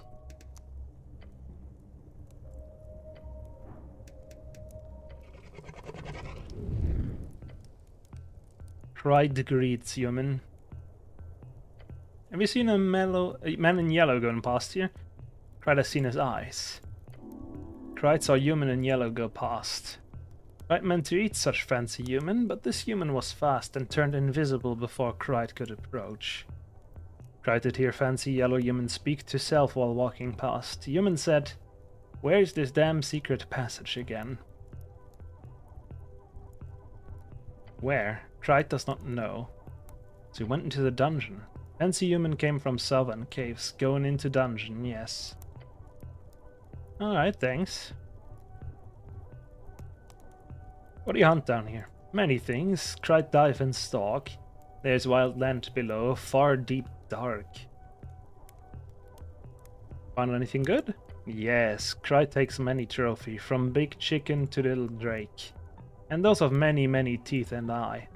Most are not tasty, some vary. You. Gulp. He tries to play it off nice. Little green man, you are not tasty and not even fun to hunt. But you look spicy. He holds up hand, a stern face. I can assure you I'm not. But on the buff here, right? You stay out of the city? Yes, Cried hunts in wild. Urban sprawl is too easy. When Cried has a mission, the hunt begins. Cried said nothing. Where else do you hunt? Cried hunts where he pleases. This land is good for sport, great beast roam, and many fresh challenge await. When Cried is on hunt, he go far. Those rats seem to like you. Yes, rat is little thing, which I remember from home. Big rat. Those were great, friend. A big rat's where you from? Big mushy swamp rat. The gayest of little rodent. I hunt as little, then as big I follow, I learn. Big rat is great hunter. Little rat has much to learn, but they will. They will. That's great. Let's not get too friendly with the rat-loving killer croc, alright? I found this rat. Cried sees that. There are 5 of them. They make a lot of noise when they come around. I guess I'll have to find 5 then. Why? It's a quest? Who gave you this quest? I'm not sure. Then you should probably reconsider before you head out on a rat hunting mission. Since nobody had promised you any pay for it, so yeah. Think about that. So now, what should we do about the crate situation? Honestly, it's not a good idea to start shit here. The whole stolen shipment thing is an issue, yes, but the halfways do not have the resources to deal with this solid unit of a beast right now. What if I ask him to stop? Politely? Very politely. Go ahead. Play high-risk alligator picker, why not? A children's game where you get your fingers pricked by a makeshift Ah. It's the fucking croc game. Thanks, Charisma. Right. You're battling against a hungry beast here, but not just that. You're also facing what could only be described as a connoisseur. You're kidding. Not this time. You'll need to offer a bargain. Some better, nicer cooking supplies than the average HWBT stock. You mean... Cried, I wish to inform you that you are getting subpar goods here. Those crates, they're all from the Halfway Bridge tribe. If you're looking for better goods, I would strongly suggest focusing on another target. Cried wished to know, where would better good be found? As better stealing is, the ones who will miss it the least are the freestylers, the trade company. I was thinking the same thing, and they probably have better stuff. As long as they do not sell out the city supply line, that's fine. The rest can deal with this beast. They have a warehouse.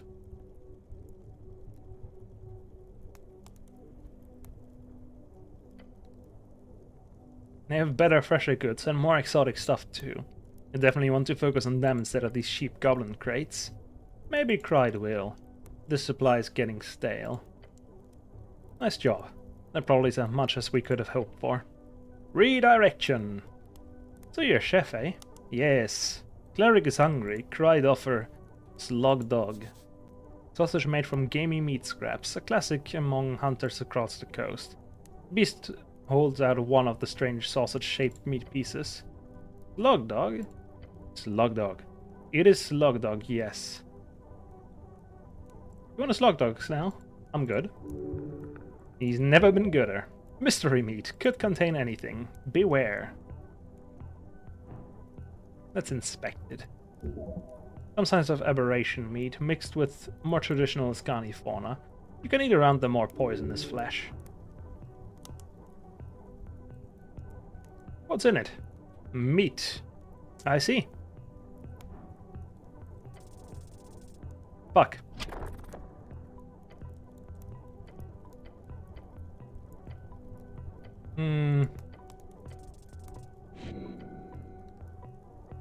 Cried C. Cleric does not stomach.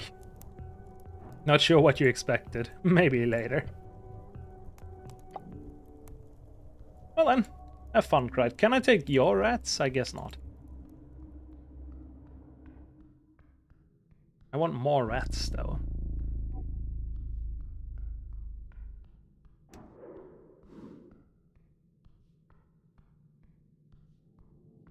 What the fuck are you?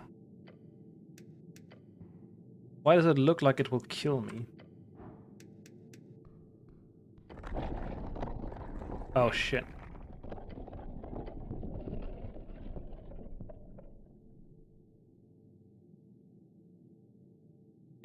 Why did it let me into this zombie? Oh lord. 2 have stepped into the 5th chamber of trials. This will be your final and most mounting challenge yet, O champions of the host.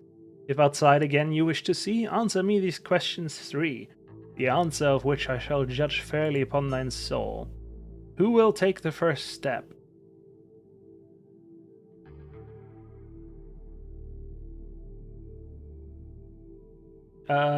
Me? First question. Whatever's thrown your way, you will know the answer. Intelligence, don't say that too quickly. What is your name? Whoa, deja vu. I mean, I've seen the Holy Grail. My name is... Say Ruggen. Wouldn't it be funny if I said something completely unexpected here and it turned out to be the... No, Ruggen. What is your quest? Okay. Let me guess, the final one is what's your favorite color? What's your greatest fear? Oh, okay, no, that's different. The chosen will be you. Airspeed velocity of a swallow?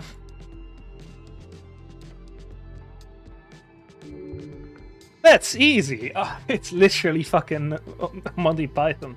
You can sense the relief pass over him. Yeah, this was pretty stupid. All that build up for nothing. At least the cows know how to pull it on the show. Go ahead, Guardian. Ask your question. What is your name? Nell. What is your quest? Serve Lady Sageleaf. What is the scholarly definition of numanism? I fucking knew it. What is it? That depends. Arcane Era, Scholar, or Divine Era? Arcane. Numanism is the governmental rule of divine dictatorship. It's quite terrible.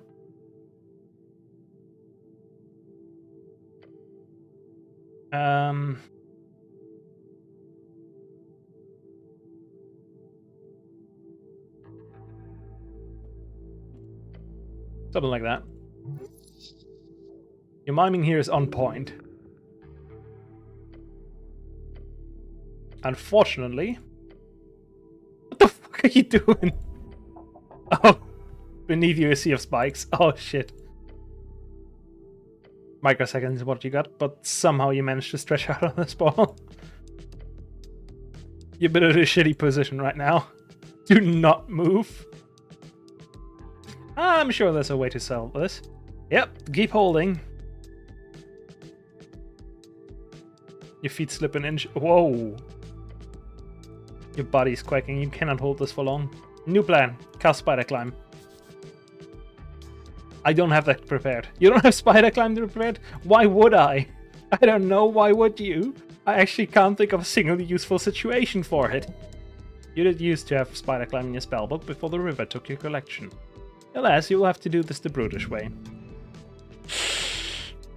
Whew. You get the idea what's down there. As you attempt to look, a part of your mind very much asks you nicely, do not. Can I wait for him to go? I can. Tell him. You can hold. Jump. But the flesh is firm. I'm out. Okay. You have braved the pit of wrong answers. Wobbly but firm. You stand. Step forth and claim your prize, the plunder die. I hate this place so much. Again, just to reiterate, this place is somewhat dangerous. Well, I don't know that. Why would I know that? It's basic history.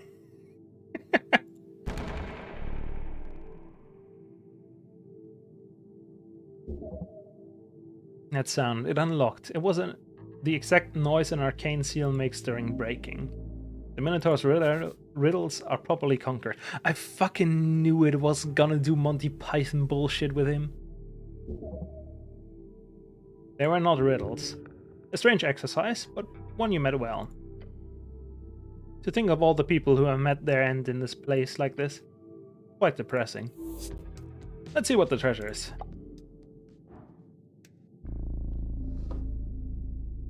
Incense bowl. Oh. Int and wisdom, that's pretty good. Strength.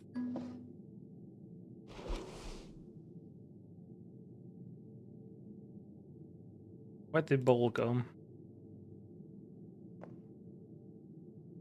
Recovers a first level spell slot every 3rd hour.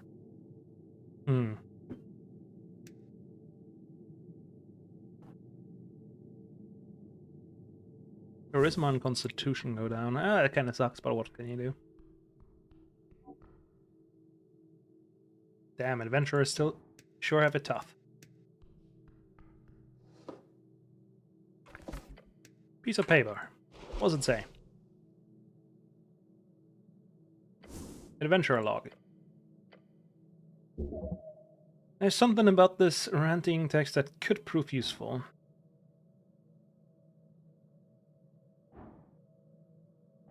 Let's try understanding it. Hey, net 20. The translation forms in your mind from what you remember from your days of tower courses. Our master will soon return, his descendants lay in wait. The great trove of Isud sits within the walls of the lost under the feet of the traders. I found and spoken with the spirit and his firstborn son. His bones are caught in the arcane halls, kept stable by the presence of a filthy goblin chiefess. As long as she holds that ground, his divine remnants will not move. But I have sealed the entrance. It will only open for a true follower. A dragon cultist wrote this. Isoth, the ancient red dragon, long dead. His followers believe he will return. They always do. The trove of Isoth, a legendary hoard. This adventurer was hunting for it, and they failed. Sealed entrance that only opens for a true follower. You say these words out loud. Nothing happens, but you've memorized them now, just in case. Human male. Dead for months, maybe longer. His armor's been stripped. Someone looted the corpse or something. Sad side, these tunnels eat people. No obvious wounds, no broken bones. He didn't die from violence. Starvation, maybe, or thirst. Fucked. That looks like a trap.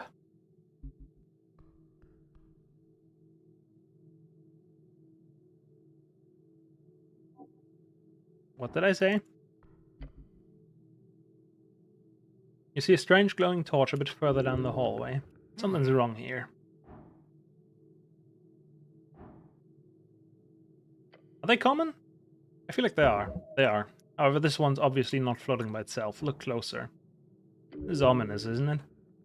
Why is there a bunch of other stuff floating in the air? You must look further.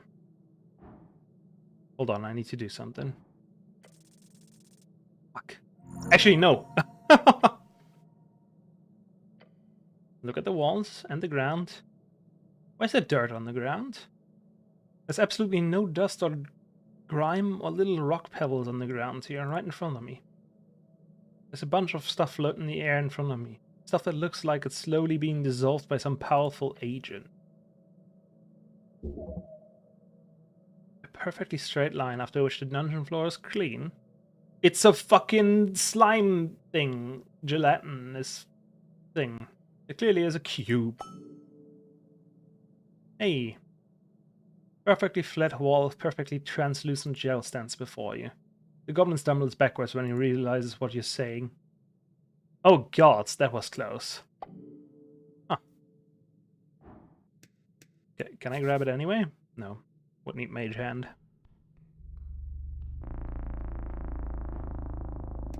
A rat!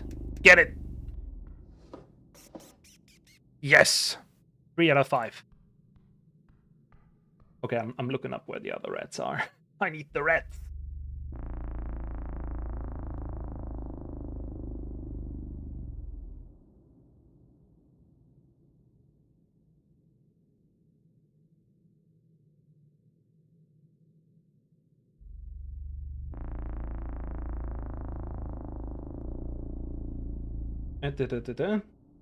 I need a green and a yellow rat. Those are the ones I'm missing.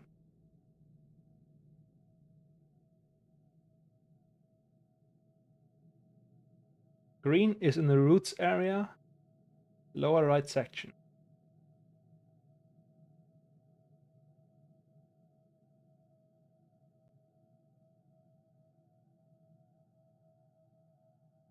And the yellow is Northern Caverns, wherever that is.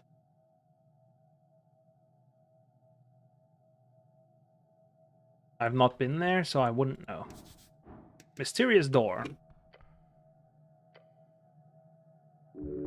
Esoteric energy emanates from the surface. The door is sealed with powerful magic.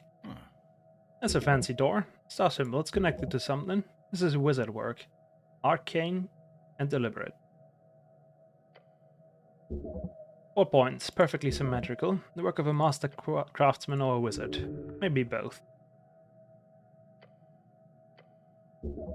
It's locked magically, but this one feels stronger, more personal. Not really my area of expertise, but I bet you need some kind of password or a spell. Well, you know... Subtle. Very subtle, but could work. Smash it. Or perhaps think for a bit. Obviously, there should be a way to get inside. What kind of magic? Arcane lock without a doubt. Powerful stuff. Higher level than most seals you've encountered. Whoever placed the spell knew what they were doing. The star is likely a focus point for the enchantment.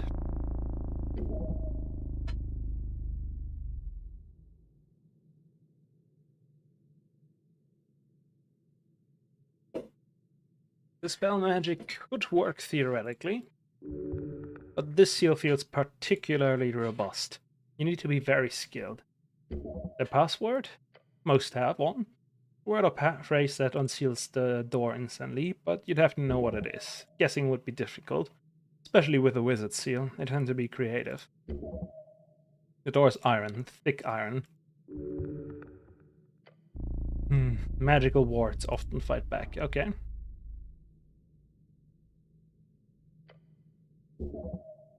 No keyhole, it's magic.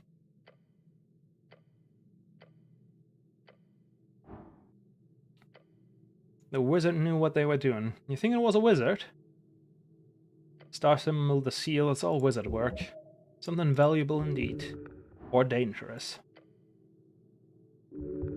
Nothing, complete silence. Door's too thick.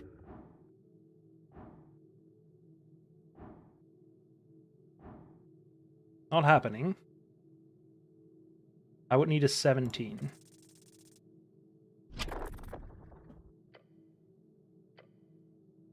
Might hurt. Yep, thought so.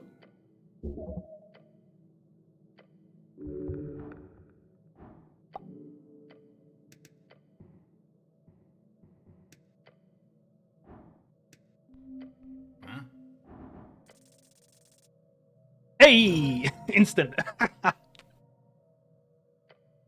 Esoteric energy is strong, but geometry is imperfect. The lower left point of the star doesn't properly connect to the Watt's anchoring matrix.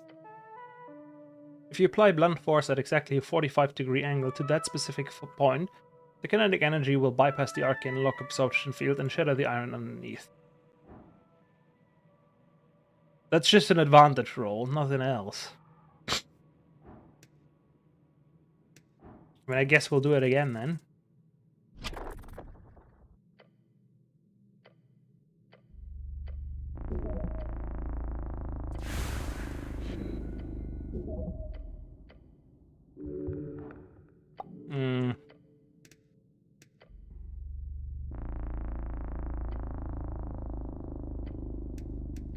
I mean, I have an idea. We just gotta go full in on strength.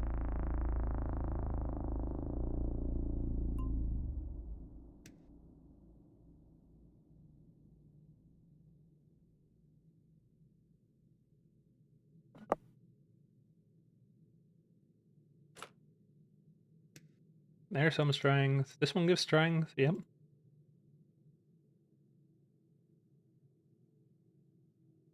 Big key strength, that's 3 strength from those. That would be 1, but I don't really care because we already got the strength from the other guys. That is 1 strength, and my helmet is minus dex. This one gives strength.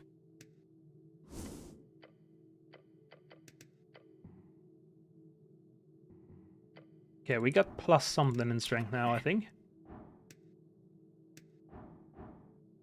Plus 4. I'd still need a 19 or a nat 20.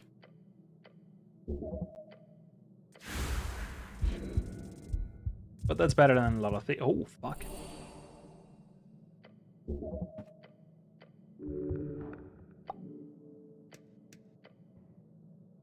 I'm opening this door. Fuck you.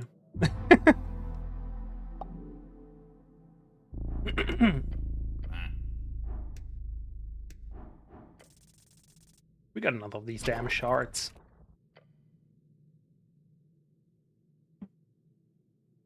Two and 20, 1 and 10.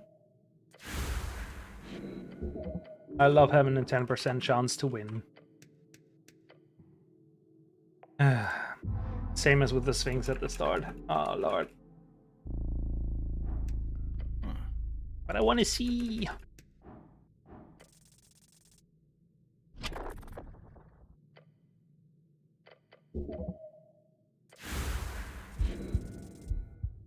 And here I thought just because the check for intelligence was also quite high, then I could just open it that way. Nope. Gotta be strength. And the other check didn't even help me.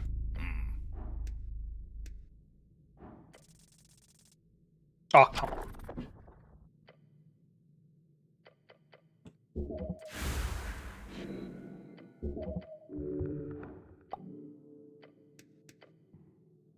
Because I already got like the jester bullshit.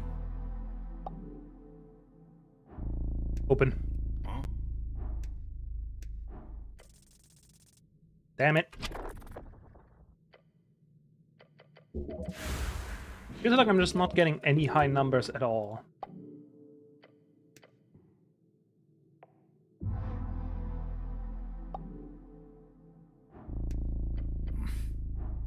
Too bad that even 18 would be too little. Hey! Okay.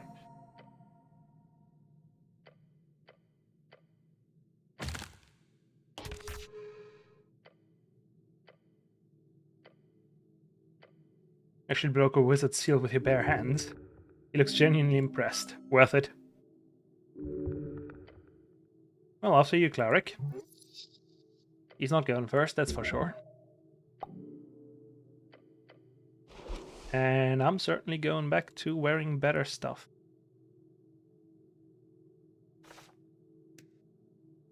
I'd like my intelligence back. I'd like to have this intelligence. This sword is actually good.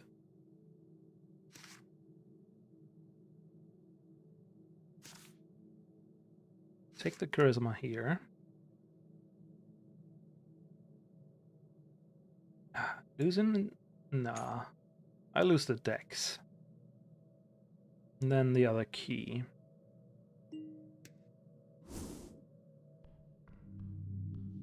Oh, not a mimic.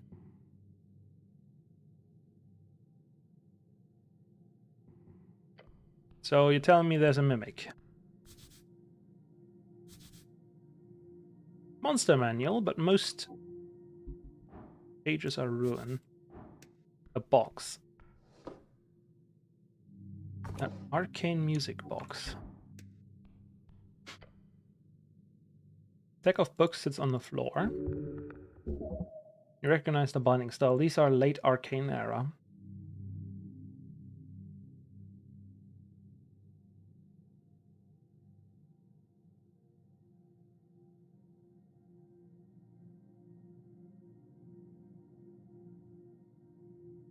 One tome is clearly arcane. The cover bears marks that make your eyes twitch. Doesn't seem like there's any danger here, right now at least. Let's decipher. That shit should be easy. The wards recognize your competence. They part like curtains. Inside you find a treatise on sensory magic illusions. The second Shax was studying the relationships between perception and reality, rigorously, mathematically. Hundreds of pages of experiments of the mixing of illusions and divination. He posits the mind does not receive reality, it constructs it. Each moment your senses gather fragments, color, sound, pressure, heat, and something deeper, something he calls the interpretive layer, assembles those fragments into a coherent world. The question he asks, not quite so directly, what happens when you tamper with that layer? Not showing someone a fake image, not casting darkness over their eyes, rather reaching into the mechanism itself through esoteric means, thus adjusting the assembly. This does not appear too far-fetched. It does not. It seems to align well with the scholarly basis of your education. However, the next part does not. The last of this tome, throughout many trials, mostly performed on himself, you gather this man who calls himself a Hagenshax, he shows results pointing towards a measurable conduit within every string, one visible only through this altered layer. The bloom of joy lies upon each caster, he writes, all channeled through the gates, invisible, hidden. Even the outer gods are blind. How else would the Lich sustain himself? How else do the pockets both increase below and decrease above? Only I can see the truth. Only I can master the relic left by Umbra Mixus. All I need is to locate that one word. One key to unlock a world of total dominance in the new era.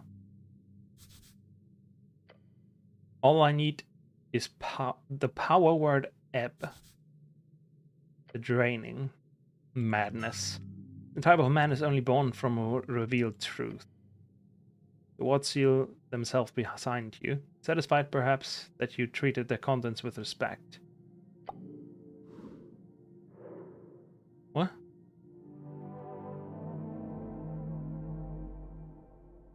Oh, okay. It's not a mimic. Huh? Right, so that's a mimic.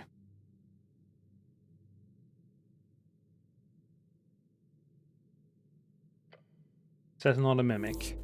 Great, open the chest. What makes you say that? The sign, mostly. I actually learned to read when I was a wee lad. They making fun of me? No, why?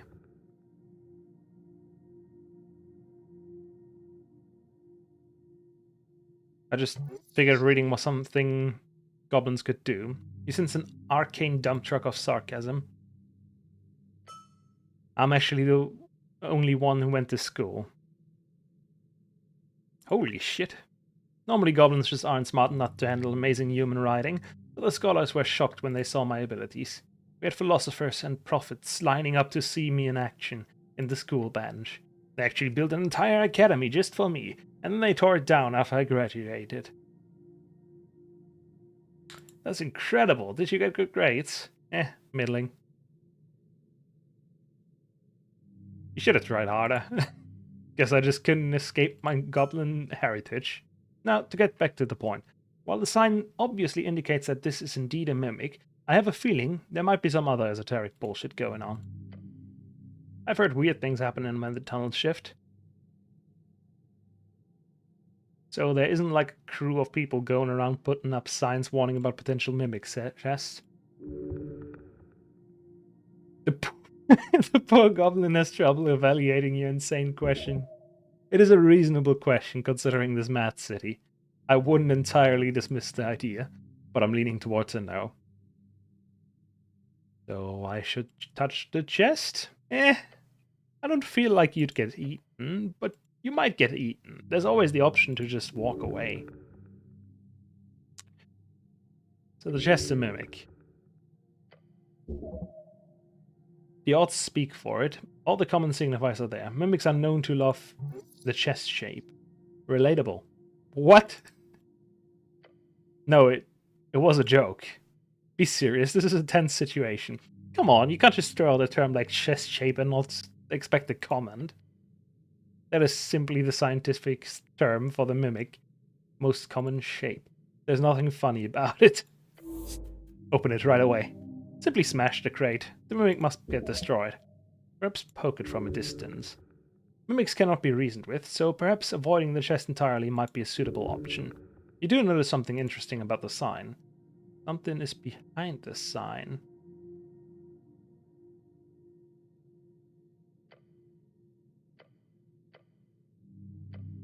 Nothing. Well then. Die, monster! Bone density damaged. This is disappointing. Just a normal chest. Alright, good technique. Guess I can open it. Yes, you can. Yet there does not appear to be an immediate threat. This is strange. Something's off. You can just open it? Alright.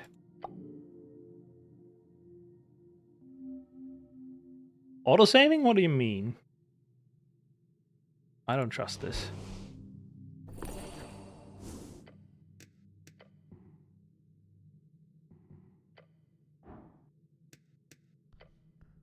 You stare at the sign. Does indeed say, not a mimic. Who put this here? Could be a natural phenomenon. I'm assuming the chest is a mimic? No, we know it's not. Touch? Touch? It's a sign. One of you goblin buddies put that up? He does not enjoy the tone of that phrase. You don't have any friends? He's just like you for real. That's not... No cleric. I can guarantee no one from the halfways put the sign up. Natural 20, let's go. Hold on. Hold on. What? Look at the sign. I've been doing that for a while now, what about it? Ask yourself one basic question. How's the sign attached to a wall? I mean, with that nail? It's the nail up there. Yes, but look at it. It's not? That nail is not attached to the wood. Nor does it hang upon anything else apparent. Oh, is it floating? Could it be attached at the back? That would be a strange way to hang a basic sign like this. More importantly, why would the rope still be erect in this fashion? It's as if someone attempted to create a fastest mile of a hanging sign and did not think through all the logical steps involved with which each piece is assembled. What about it? It's suspicious. Yeah, that much was obvious from the start. What do I do about it? See those pebbles on the ground? Toss one of them at the sign. A basic test of copper reality. Copper what? Just do it.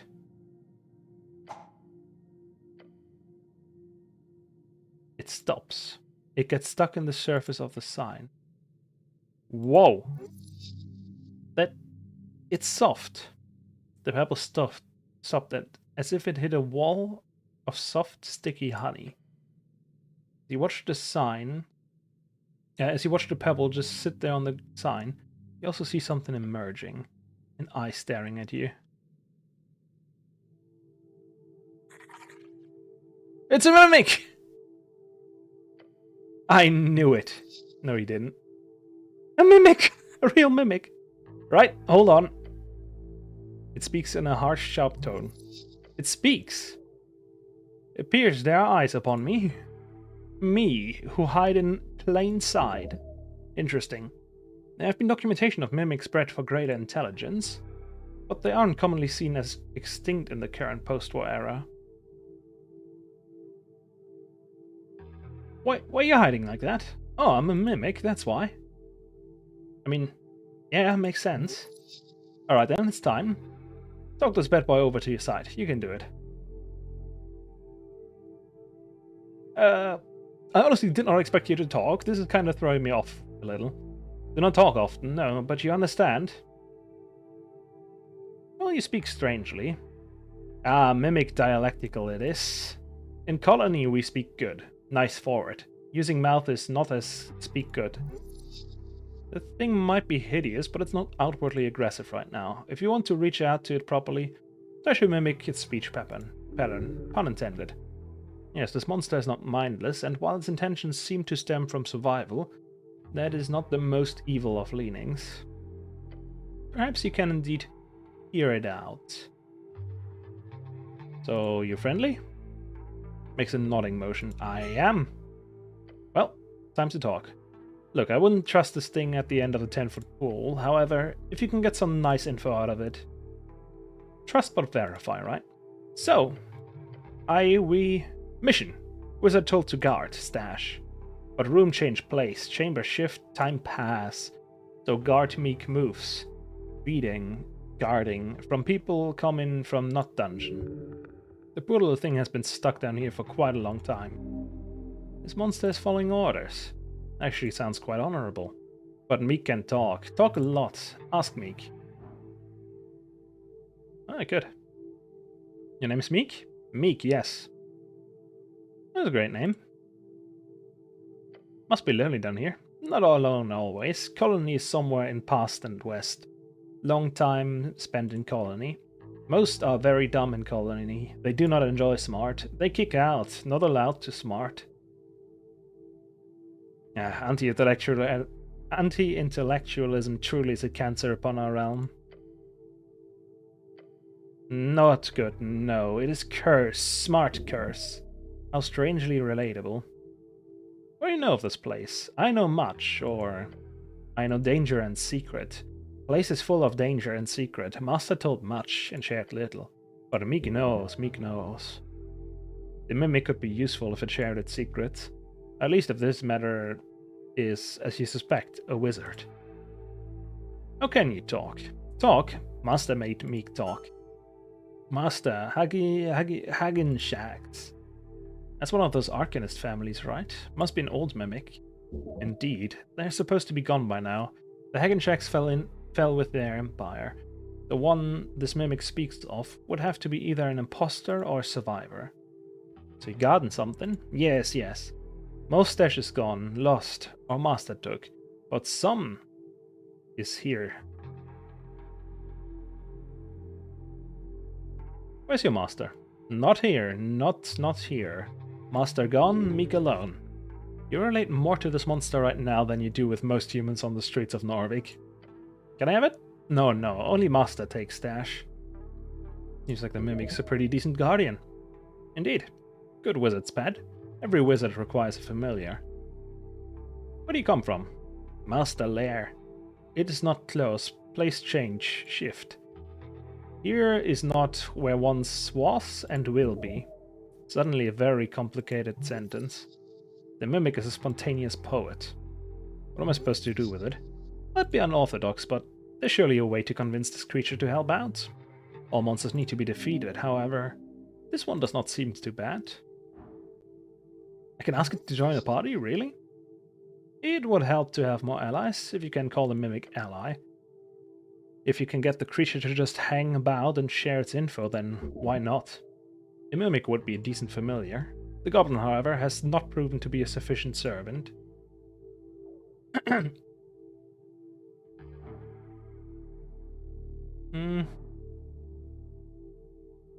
mean, it's a 5. It's a 5. I need to roll a 5. There you go. Fucking 5 plus 7.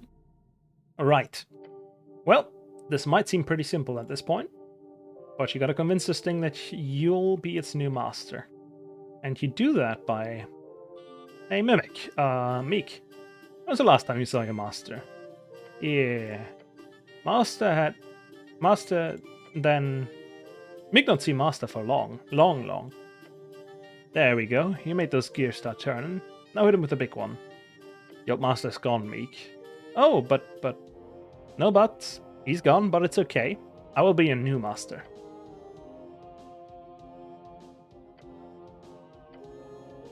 No, that does not. Only master can order. Old order, still fresh order. What exactly was the order? Order? Master dog. Guard Meek. Guard stash. Guard Meek, only order by master. Well, there's a loophole there. You're Guard Meek. Guard is title. Title is guard. If you stop having that title, then you're no longer Guard Meek, and thus you don't need to follow the order. Sounds logical to me. Yes, that work, but Meek is Guard Meek. Not anymore. By the power granted to me by the city of Norwich, I now officially deputize you, Mr. Meek. What? Your new title is now Deputy Meek. Congratulations. Want to join the party? Shit.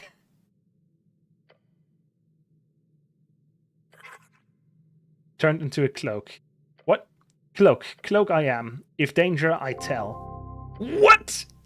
Keep familiars equipped to gain bonuses in dice checks. Deputy Meek at service. It'll be useful to have him. Yes, little guy. Ah, fuck it, I'm sure it's fine. Let's keep the mimic around, why not? I can write a book on famous last words after this whole thing. Let's go. I got a mimic, let's go. Mimic cloak, yes. What do you do? Keeps you out of trouble. Where is he? Do I need to equip him? I do need to equip him. Ahoy! Hello, Meek. Hello, Master. You do enjoy that? Yeah, Mimic is a strange familiar, but this one's not half bad. Meek is very excited to join on an adventure. He cares so much for you for such a little in return. You must value this poor, wonderful creature. It is pure. It is but a freshly faced child smiling into the sun.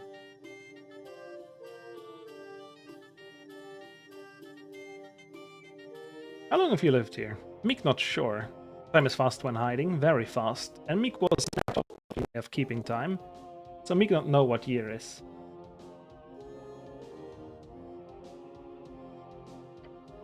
Oh, I've got a delay there. Let's fix that. Delay gone. Oh, Master is not disappointed. Tell me more about the old one. Hagen Shacks. Yeah, him. Old Master, he arcanist. That's what he say. Oh, just like me then. New Master is better than old, better arcanist. Did he cast powerful stuff? Meek once saw Old Master destroy 10 human at once. Fireball? Perchance? What does that mean? It's a thing smart people say. Oh! Makes sense, Master smart. But no, Old Master only used trickery magic. He make all human go mad, they kill each other with sharp stick. That's what I would have did. I'm a wizard too. Old Master was a really big wizard, big. How old was he? Meek does not know, but Old Master must have been very old. Did he treat you unkindly? Old Master was stern. Used painful magic, only when Meek did poorly in grammar. Not anymore. Now Meek speak how new Master like. The carrot is always more useful than the stick, even if you do understand the appeal of the method. Mimics are not great, naturally developed to create sounds akin to sentient speech. They are literally unable to speak normally. Whatever this Arcanist Master of his did, it must have warped him on a fundamental level. Clearly not good enough, since he's unable to speak eloquently. I think you're doing great. Thank you, Master. Master is much better than Old Master. Hear that? Much better. Such a wonderful mimic. You must cherish it. Be nice. What do you look like? A green eye and sharp claw. Very scary. You think he looked scary? Old Master was same but different from Mimic. Not good. What's a larpist? Someone who pretends. Meek does not know, but Old Master much power. You keep an eye out for traps? Okay. Don't expect it to warn you before the trap is triggered. Can you turn to anything? No, very sad, but Meek is not good at shapeshift. Meek like to stay same for a long time. Meek is more a fighting mimic than changing mimic.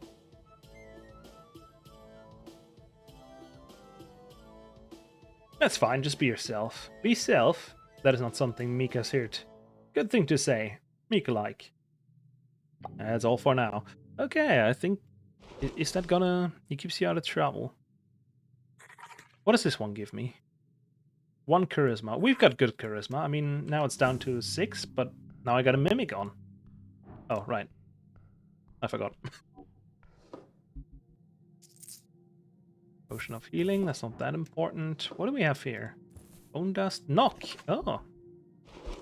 We can unlock shit with that. Where'd knock go? Did it go in here? There's knock. Crusader's mental as well. We got a 3rd level spell and can't cast it.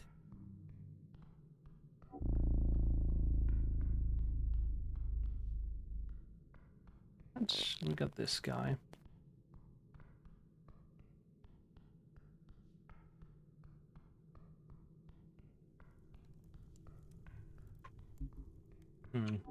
I need to bring the rats back to that guy once I can.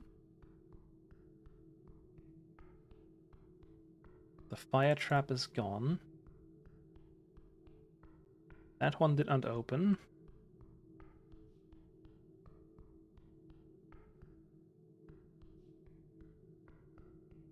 A book. Illusion, beware. No one would leave a book like this, not without being stolen. Open. All empty.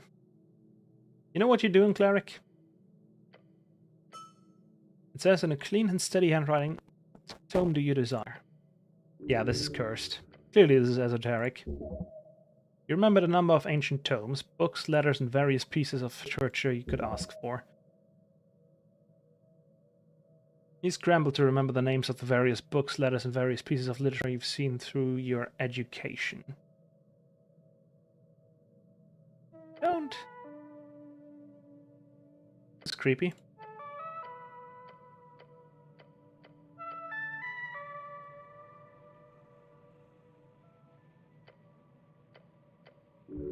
Ominous. Esoteric. Okay. We're gonna do it this way. We are gonna do this.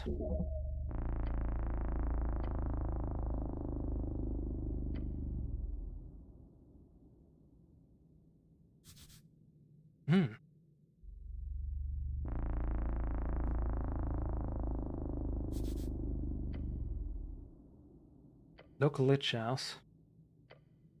That's amazing. If it can locate any book, then it's like very useful. A glorious artifact. Make use of it. What's the one?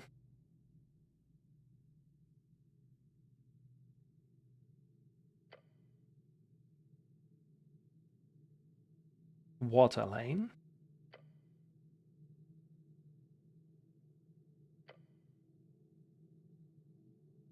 Far below. 6 copies, 1 in Water Lane.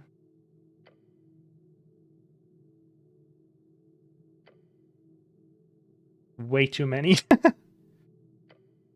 I like that this book just has opinions on these.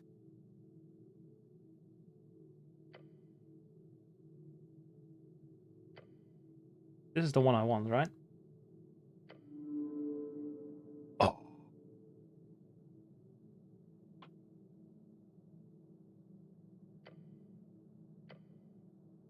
Whoa. Yep. That's some esoteric bullshit. Of course, yeah. The book says, as you glance over to the book, still gliding away into the dark, you catch a fine glimpse of its flipping pages, while it's turned into some fine mist. Of course we have that splendid tome. If you ask nicely, it might be yours. It's the one I was waiting for. Oh, fucking hell. Got a fucking library. Living library.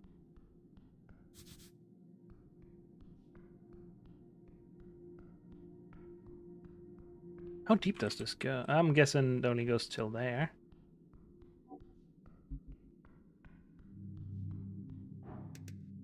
What do we have here? 6th edition.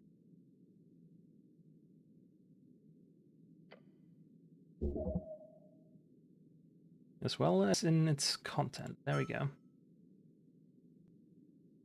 Right away it says on the first page in big bold lettering, Blood Property of House Hagenshags. Book of the Mind by Cividic. Ah, Hagenshags, of course, it must be a century old. Won't you look at that? The book Apple didn't want. Quest completed. Although he wants to see sizable forward. Taking up the first dozen pages of the book. The scholar will be glad once you deliver it. The upper class could be encapsulated into a single tome. I think it looked like that. Don't you think it'd be more bejeweled or something? Maybe. Or covered in the blood of the working class. It is the way it is meant to be. What? The center... Something happens. Glorious spectral light. That's an arcane apparition. None but the great arcanist held the knowledge to craft one of these. An apparition. Watch out. Your arcanist did not produce me. We see you.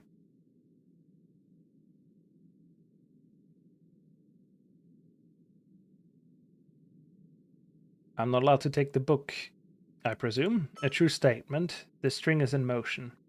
While the library shakes lightly at the tone of this esoteric entity's voice, you do feel that there's no immediate threat here. That, however, could change quickly.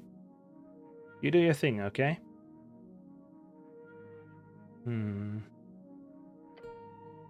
We are the living library, that which roams the walls, the fields, the phrase of Eomestra, built upon words of all, the words of those who spin the yarn, yet do not thread the string. It speaks through a filter, as if it's translating its words directly from an ancient tongue. Eomestra, the local apprentice, the one who melded with the stone. One of the 8, how fascinating. Does it mean the Askin apprentice is stuck in the foundation of Norvik? Such clear and effective communication. This esoteric being is instructed to speak only what it knows to be true. Perhaps it knows only what the books around it knows. Something akin that would be logical. What's the rarest book you got? Rarity is a trait determined by the beholders. Yeah, but in your opinion. We do not convey through opinion, we live through written fact. In that case this. We hold thousands of written works which cannot be found anywhere else. I see. You do not. You expect an answer. That's true. We hold 3 tomes, each of which holds a level of uniqueness and universal desire among the populace of this plane. They can be considered the most rare. 16 Lessons of Chronomancy by Chronomancer. The Codex of Ultimate Wisdom by assorted authors. And a copy of the Vulgata by Saint Jerome. Lost religious text. Okay. Chronomancy. Chronomancer. Ask more now. The Codex, that is the foundation text of the Avon theocracy. A Vulgata. A copy survived? No, its content is known only to those who can offer an equal exchange. It was the greatest treasure left by Himrak Shaginshak. You must seek out this wizard Himrak after the election. There's simply too much knowledge to pass up here. The original, taken via raids 1,000 years ago, left by Roda de la Garra Verde. The White Mains. The Lion folk must have taken it. It lines up. What a fascinating piece of lore to uncover. Unfortunately, you cannot restore it to its rightful people. Where'd you get the Vulgata? Ulrich 13. That's the name that was given. That does sound like the name of a first knight. Like from the magazine tales. Those seem rare? Yes. They are hidden from you, for you do not hold anything of equal value. What if I would get something with equal value? One visit, one trait. Can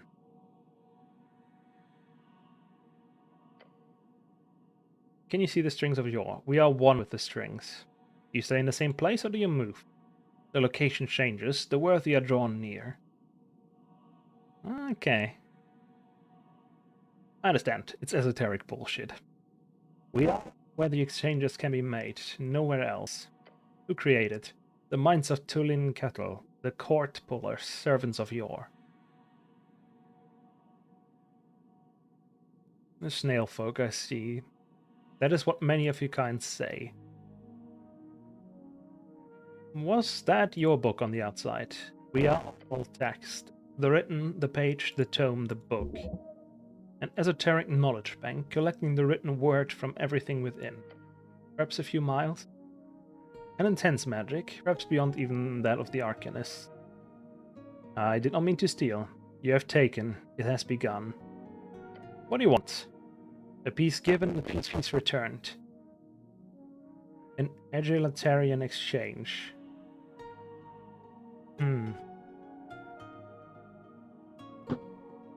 Hold on, isn't this a library? Can I just return it? The collection must be complete. Can you tell me who left it? Was left by Himrak Shags. That bloodline's supposed to be gone.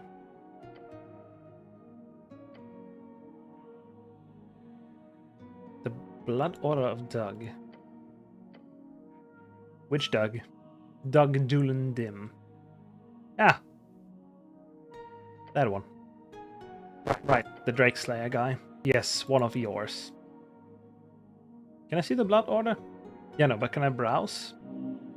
Fair enough, rules are rules. So what, I need to give you a book of equal value.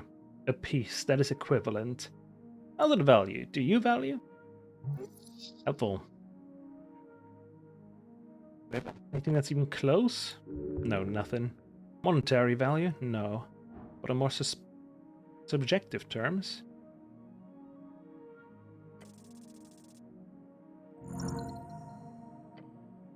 No, there's nothing you have that monetarily exchanges equality to this tome. However, it's not connected to monetary value at all. While powerful, it would be unlikely that this thing would apply its own material break to the value of the text. Simply because it would not keep the value of the collection intact. If you take up this book and then spread the secret forward hidden within, that Appleton spoke so longingly about, then the value would crash, and the monetary value of the collection would collapse. As to be an object of what? Sentimental value? More or less, yes. Something that symbolizes a similar value on whatever ineffable level of this apparition appraises its collection. Which means there's only one object in your possession that would reach, in any way, a high enough level of value. My helmet? And you know what it is. My pouch of holding? No. An equal exchange. My voting card. Your what? That would be an equal exchange. You know it. You sworn to guard it with your life. The symbol of your political internal struggle. What kind of man would just throw it away? You're not just throwing it away. You're just upgrading it. Democracy isn't that important. Yes, the vote's useless. Just get the book. You've struggled for ages over how to make your voice heard. Is this the time to falter, truly? What a terrible conundrum. Just do it. You should think about this hard. Come on, just do it. You're holding the voting card in your hand. On its surface, you see the marks of an indecisive man, lit up on the glow of the living library. Eric, an equal exchange. State your full name and the name of your piece. You nod towards the light. It then repeats the command. State your full name and the name of your piece. Rugged Hamlin and his voting card. Yes. The exchange is accepted. The trade is in place. And the light slowly begins to fade as darkness once again envelops the chamber. Oh man, good job, but I gotta ask. Why was your voting card worth the same as a super expensive book? What do you mean? I've lost my only vote. I won't be able to participate in our first ever election. This is a tragedy. Cleric. You know you can just get a new one, right? What? A voting card. It's a bit annoying, but anyone can just get a new one from the district office if they lost it. What? Suddenly the light returns. Value is depreciated. Nope, the deal was done. No takes backs. Deal was... are... It's confused. Now's your time. You quickly slip the fancy back into your pouch of holding, and the same movement begin to sprint up the walkway. As you do, the voice lets out a deep, harrowing statement. No exchange offered. Your soul will take its place. Oh shit. Snell, why did you tell him that? You will join the collection. The goblin is by your side as the two of you run back as if a fire burned at your backs. Stop. The apparition doesn't seem to react. It must be because you tricked it with a voting card. That was a great move. Yeah, sure, tricked. Let's go.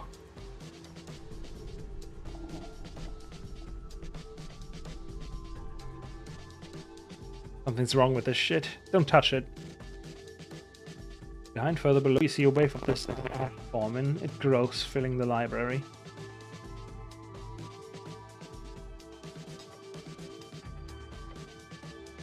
The personal spellbook of Grand and Arcanist Phileas Prax.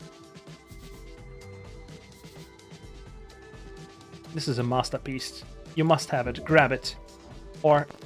no. It is an illusion. The apparition's controlling your psyche.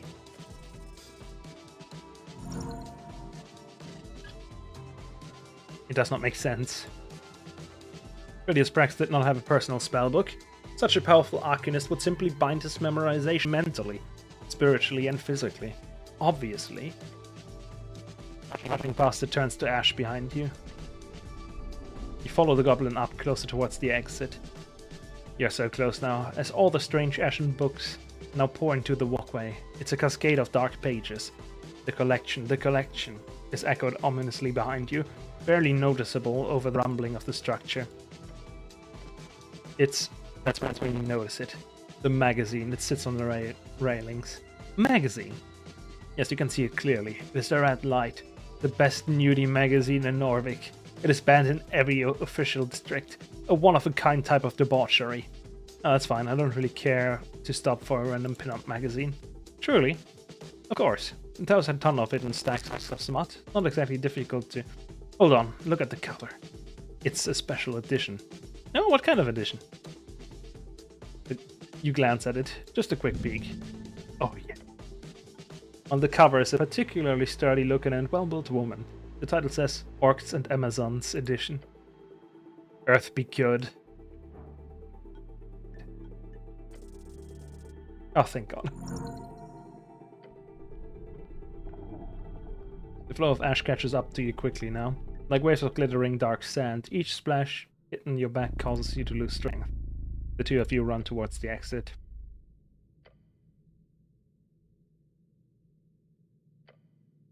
You now both jump out into the city below hallway. The flood of esoteric ash coming after you, up until the exact crossing of the doorway, at which point it stopped, hitting an invisible barrier, which quickly fades into a solid wall once more. Holy shit. And the stupid death averted. You got the damn book at least. Taking it out of your pouch of holding, You do still have the quite real and physical copy of the Book of the Mind 6th edition. Never do that again. Time to deliver the book to the halfling. Next time, we'll go to the Darovian library, okay? That was some esoteric bullshit. Oh! Good he saw that, because I didn't.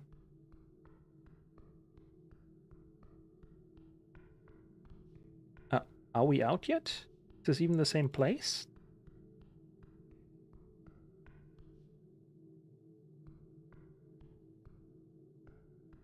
The cube, but from the other side. Oh, nice.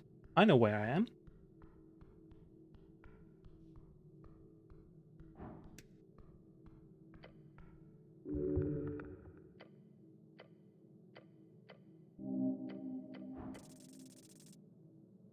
Hey.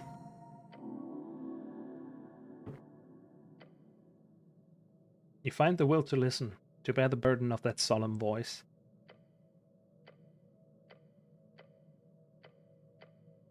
While your dark landscape stretches, souls among them you see face turn to look at you.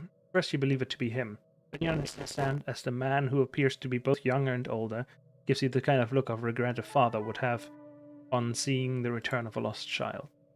He turns to face the stairs. You watch him go. Oh, level up. Whatever you saw, it quickly disappeared deep into your skull. The pillar does not whisper here, it screams. Go down further. Level up.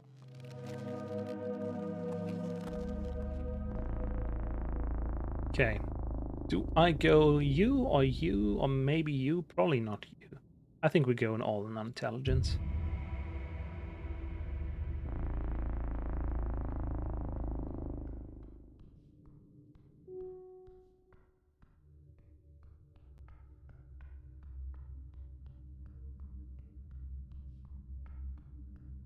Right, this was Earth's grave, I think? Huh? The duck. Huh? Ooh. First of all, can I steal from you? Thaumaturgy. I'm taking that.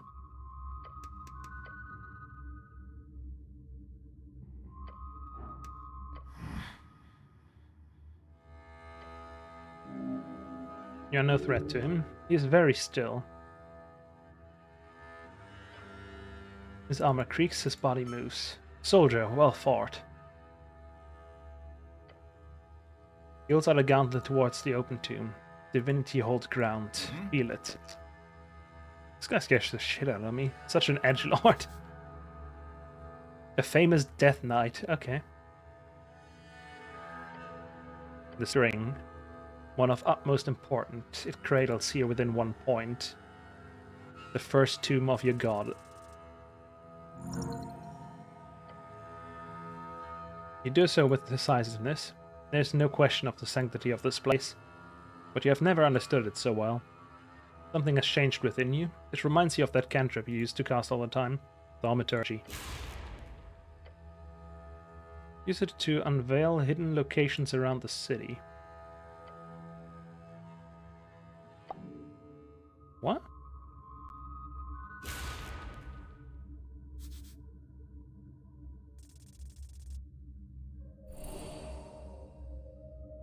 Oh. That's cool. I guess I'm gonna run around with Thaumaturgy now. Why not?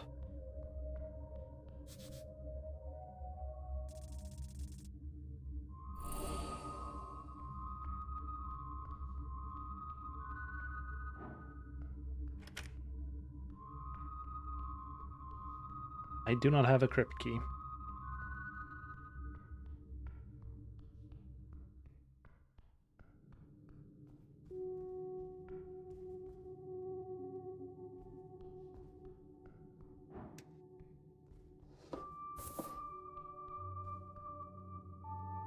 Oh, an actual snail.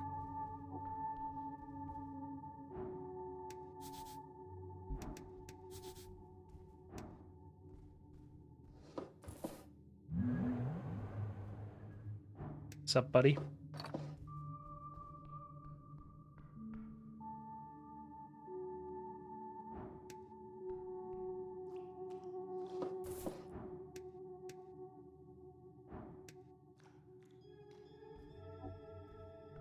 I'll take any apples I can get from them.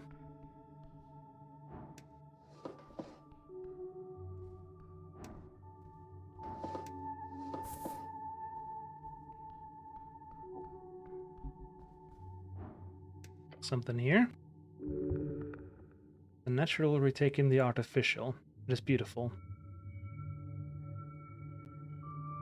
Look beyond the roots. They are thick and shit. Touch the roots. Hello? Does not respond. This is the bottom of the big tree. This one. A polite. Thanks, Mr. Tree. Bark skin. Nice.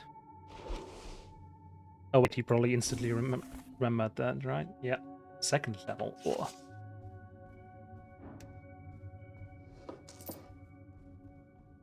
Hey, it's the green rat.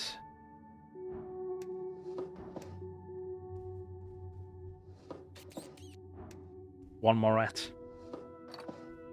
And we got all the rats.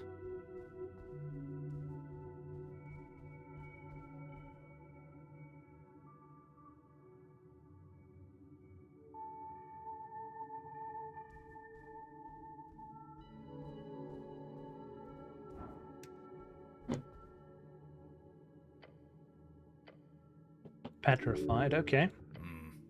Basilisk victim. Nasty way to go. Every fold of fabric, every strand of hair. Ornate ropes, a wizard. Stylus old. Why did you guys just have that? We don't make the rules, Cleric. The old lady would love to clean these up, but there are laws against it.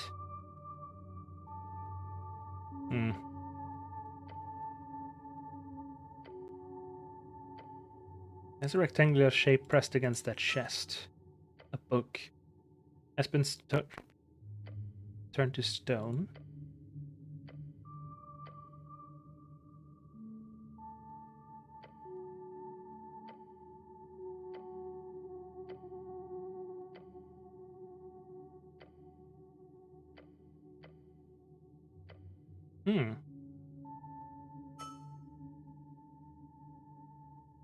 Oh, that probably would have been the way to get in there. Petrified bow. Also interesting.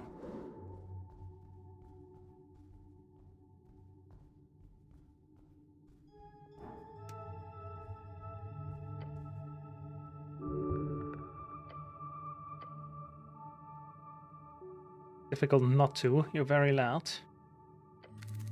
Over here, buddy. By the nose. Must be some kind of telepathy. Your eyes land on the nose of the stone statue. At the very tip you see something. An ant. Unremarkable. I'm inside my head. Duh. We are one of many. Frickin' great to meet with you, buddy. Smash it! No. Esoteric Ebb. You can call us One. We didn't really used to have a name, since we are a hive mind. So One will do for now. Good to meet you, One. Give him a moment or something.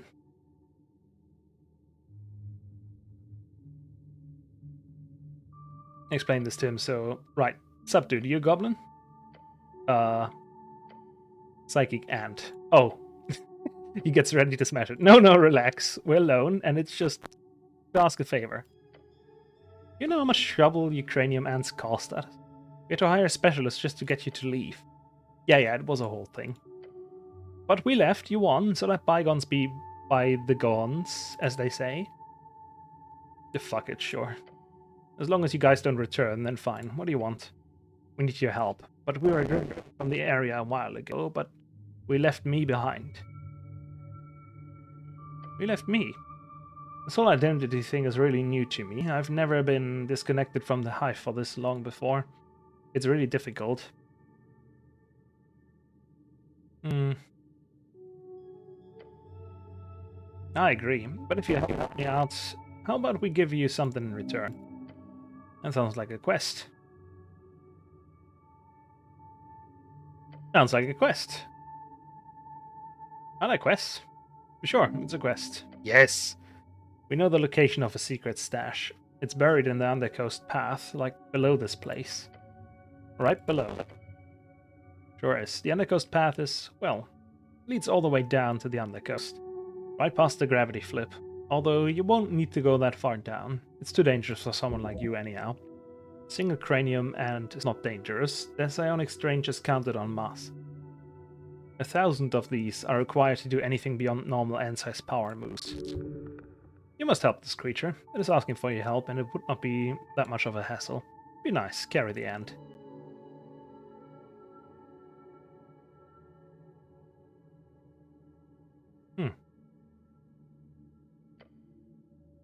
What do you know about that? Explosion! So that's what that was. Oh, Kavanashuk. Crazy stuff. Ant doesn't know anything at all. It's an ant. That's not fair. I'm real perceptive, you know. There was some stuff happening after the shaking, I'll admit. A human in yellow clothing went past the roots. He did something esoteric to the hairy brute to get in. I assume he'd come back screaming from the south tunnels, but I never saw him again. That's interesting.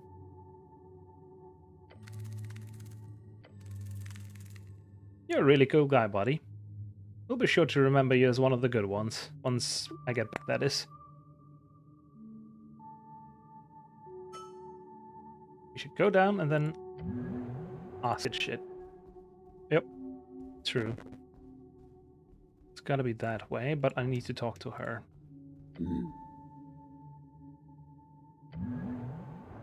What does she have? Good apple. Oh, that's the one that... yeah, I remember. Strength? Minus charisma. 2 strength. Interesting. 19 check also. Can I have that spell scroll you got? I got this as a gift. I can't just give it away. From Nassan, right? She told me I should tell you to give it to me. Oh. Okay then. There's great respect for the elven druid. Okay. Yep. Some questions about the day of the explosion. Felt a rumble. I was down here guarding the roots. Nothing out of the ordinary?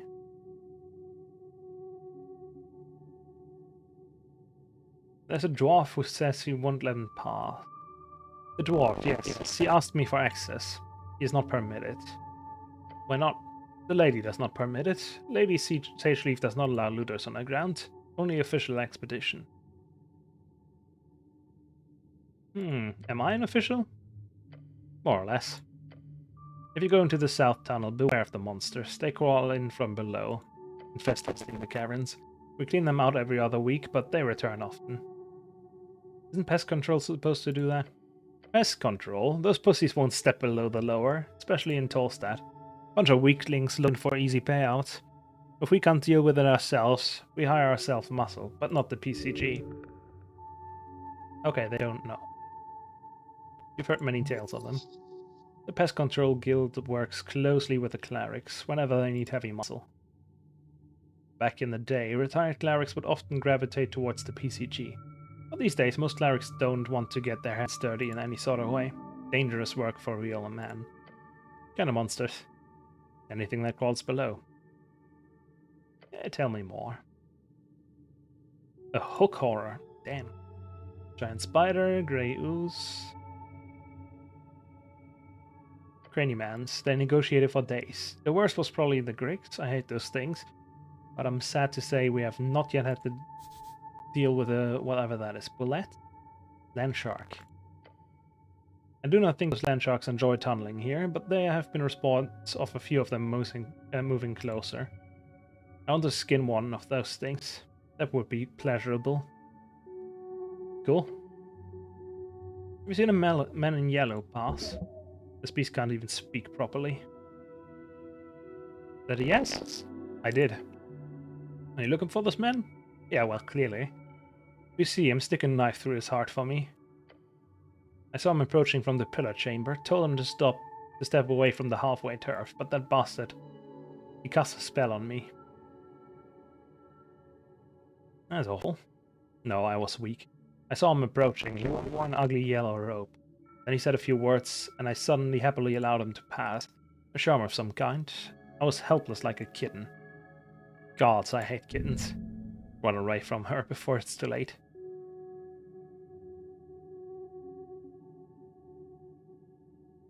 You hate kittens? Yes, any child beast, really. They're too weak to survive on their own. This chick is crazy. I'll avenge your honors. Okay. You must find the man and punish him. Do what you want, I do not care. She kinda does. What else can you tell me about him? He had slightly darker skin. Unlike most pale humans, he carried a backpack and several things, tools. How much darker? Somewhere between tan hill goblin and pale fell orc. I don't know what that means. Okay. Which direction? Through the south caves. I warned him about the monsters as he walked away because of that darn spell. I would have hoped for him to be dinner for some hook horror or dark mantle, but the bastard turned invisible as he entered the tunnel. I hate wizards. I'm a wizard? Then I hate you. What's it like working for them?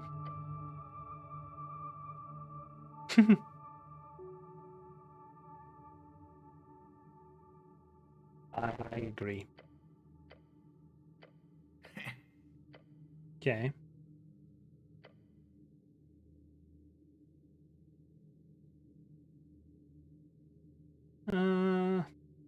You got primarily? Yes. I do tend some garden in duty. Keep the dampness to an appropriate level, and communing with Lord Pooh when the Dark Elf requires. Has she taught you? No, Nessan has shown me tricks. I have no interest in magic, and its foul nature. Got a green thumb, eh? No, but I surf well. You get to fight a lot of monsters? Yes, they often break into the upper city below. It is mostly minor monsters, sometimes large ones. At times undead. Fought a pool last month. Easy kill, not too interesting. My great pleasure. Other questions. Flirting. I do not look like a human. I am. I agree. A lot. What are you attempting here? Some type of courtship? You are a fool. Prove yourself worthy and I might look your way, buffoon. Okay, I'll do that.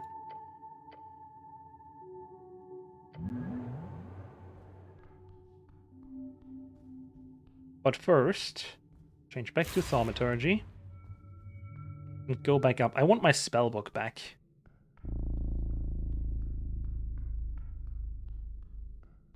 Afterwards we can go back to the other stuff. For that I need to get to the water place again. And I kind of forgot how to get to that. Here.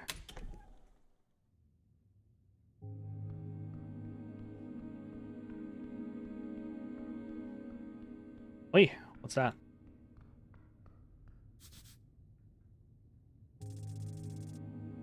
Free heal. Cool. Actually, I did want to prepare more spells.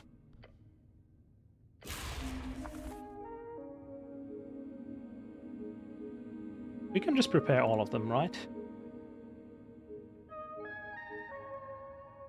Oh, okay. One of them has to go. Let's remove Prayer of Healing and go for Crusader's Mantle. We got a 3rd level spell slot, let's go! Which means, if I can get somehow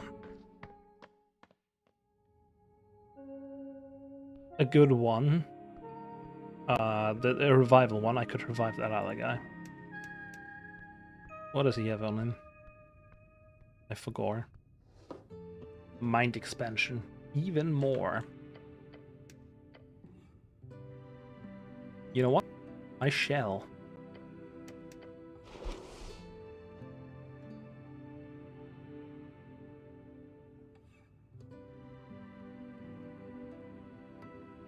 Bro's chillin'. We want dex, but this one gives more dex. Or it gives other stuff with the dex, I guess. Dex. That's 1 dex.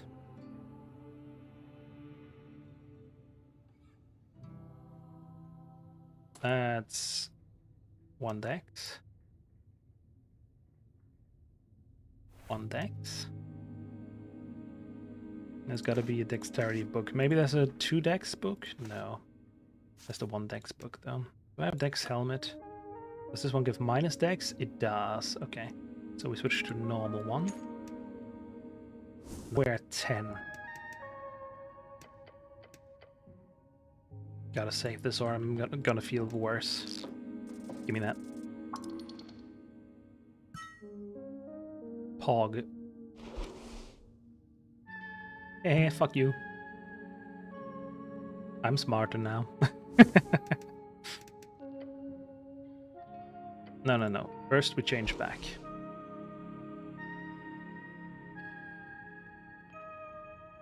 This helmet.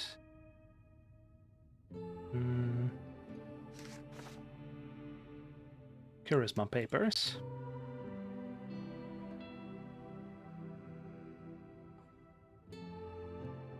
What else did I have? Oh, my intelligence stuff here, and the... Oi. There we go.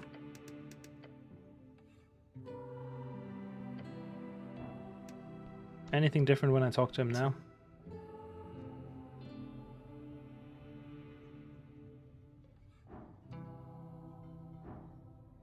I mean, this is obviously more doable now, but...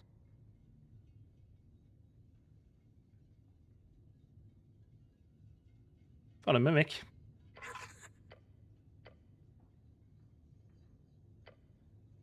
Oh, very quaint. You pick up familiars at an alarming rate, cleric. I am certain you will handle that monstrosity well. I hope you're not implying I'm also one.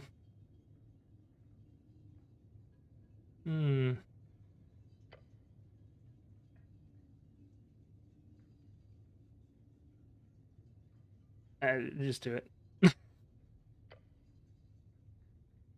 See?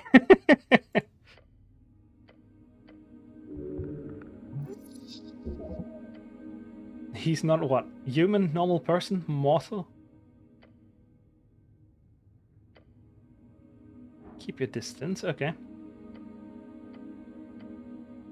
An economic card, how quaint. Ah, yeah.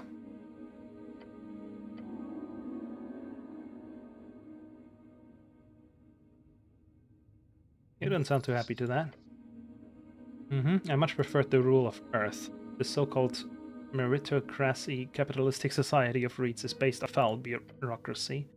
I will manage it well, but in principle I will stew in resentment. Okay. That all? But you solved Oza's riddle. You're better at investigations than I imagined, cleric. Yeah, I completed one of hers. Lenore? She's aware of me, we do not fret her now. What was yours? Fire, life, and death, that's all I can say.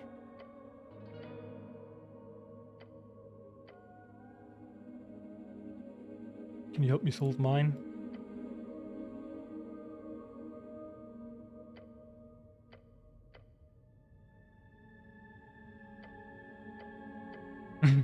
I mean, I already fixed it. I know about the tea shop.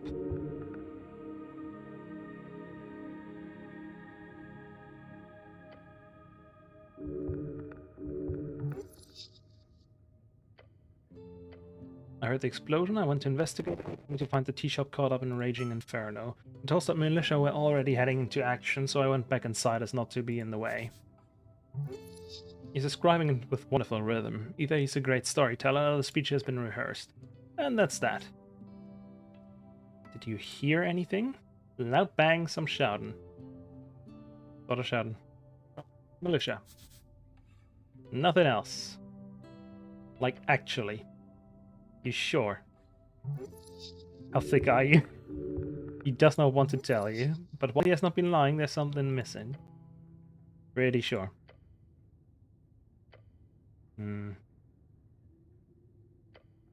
Working.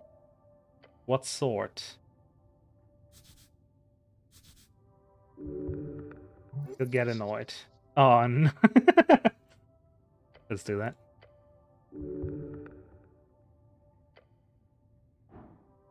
Personal. Just leave? No, I want to. What the hell should I ask about?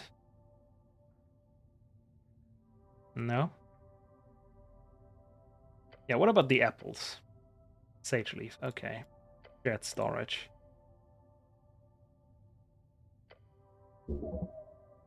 He's right. It's not a violation. Ah, Lord. What's the deal with him? Got my hands on an egg. Thought it'd be a basilisk. Now I've got a diverted servant. His father. Labor is illegal? You give him the crossbow. He found that himself. Why does he call you master? It's a kobold thing.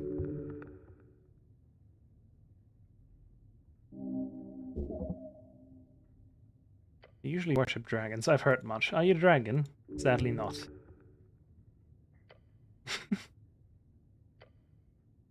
How's business? Oh lord, he's got so much text. You store bodies? He does.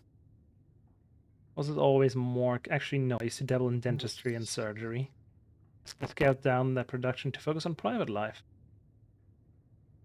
Yeah, let's ask about it. No wife and kids? Never too late. Any hobbies? Taking long walks and theater. Mostly focus on running that shows. Rest of the time, light reading. He's not annoyed. In fact, he cares so little it is alarming. But he's asleep. I have a cozy apartment in the halls. He's hiding something. Where do you actually sleep? Cleric. I sleep in my apartment. I purchased this 3 years ago during summer. The address is 16 Bogle Tunnel. Anything else you want to ask? Surname? None, I'm afraid. No family at all. How old is this guy? What a war, huh? It was. Ah, this guy is suspicious as fuck. And now we just needed 20. We get +4, so if we get 16 we win. Anything above, that's a 1 in... Wait. 1, 2, 3, 4, 5. Actually, 16, 17, 18, 19, 20. That's 5. That's 5 20th. 1... Is that 1 in 4? I think that's 1 in 4. And we get 2, so technically it's 1 and 2. That's like 50%. What? Is it? Am I getting this wrong?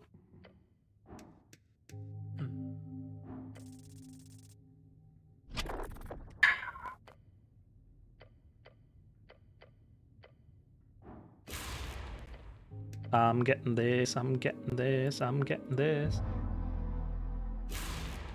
Fuck you. You will tell me.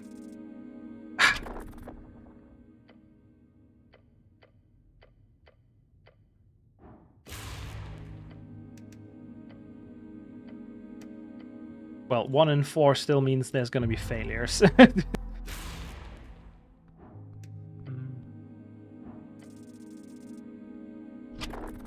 So what was that noise?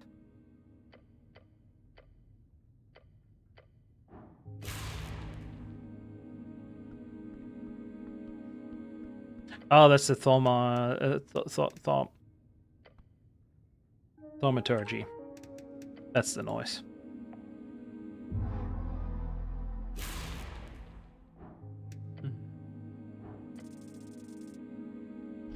Dang. He hates me. I would understand why.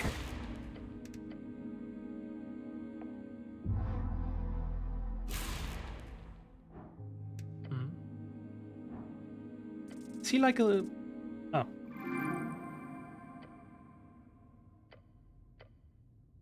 the air around you. It's damp, cold, and dry. Cold. Piercing through your chainmail, leaving you with an uncomfortable feeling. A feeling that appears locked within this place. How many goblins are there in this game? Quite a few, but goblin partners, only this one that's right next to me. Oh, actually, he's right behind me right now. Piercing through your chainmail, leaving you with an uncomfortable feeling. A feeling that appears locked within this place, the tower. You close your eyes, focusing intensely on that feeling around you. It's not natural. It's very much esoteric. A negative energy flow permeates this place to its core. All of it focused around a single point, the pale man. By the gods, he's covered in negative energy. Even worse, it emanates from him. This is no human. What you're looking at here is but the thin disguise of a creature most foul, most powerful. It's called a Lich House. He's a Lich, right? No mere spellcaster, no mere arcanist, no mere wizards. Viskin's a Lich. An unliving, everlasting bastion of esoteric power.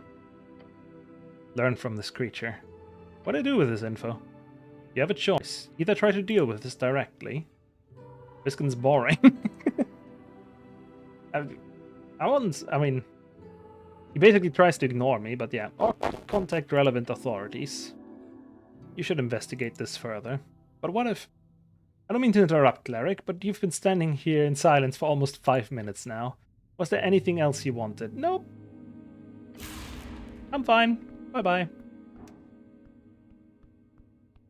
He's a lich! He's a witch. Actually, what was I gonna do? I was gonna go to Waterways and get my fucking book back. Hope he still has it. What's that? An apple! Gimme.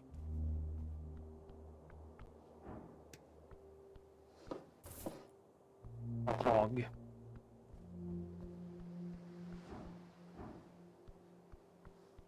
My dude is the best apple eater. I think there was an achievement for that. Holy shit, this has gotten bigger. Where's the other dwarf I was talking to? That's not him.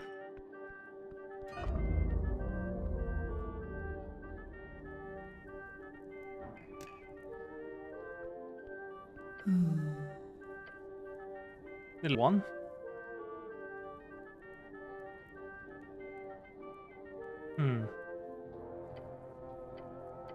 He said nothing, did he? Nothing useful. I thought he could be trusted with leverage. Viskin is a neighbor. You do not choose your neighbors, but you can learn to work with your neighbors. And Viskin is controllable. Plus, he did solve my riddle once, so... But now he's okay in my eyes, despite the foulness.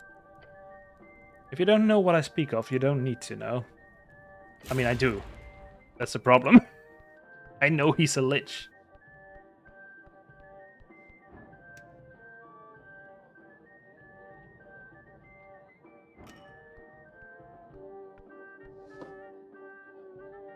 Should I steal her money? Obviously not. I should finally fucking go to the place that has my book before he fucking closes again for an entire day. Which he might have already done because I fucking forgot to do it the entire time. Oh. Elf hog.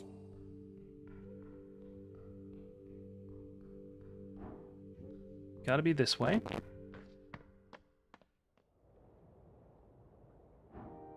Give me my book. Heyo. First of all, that. I've heard of this. It will be considered. Anything else? You to pick up my book? Yes, it's done. Now you pay. How much do I owe you? The process was quite complicated, but I handled it like the pro I am. The final cost is 250 Norvikian crowns. Pay now. You could purchase a basic spellbook for 50.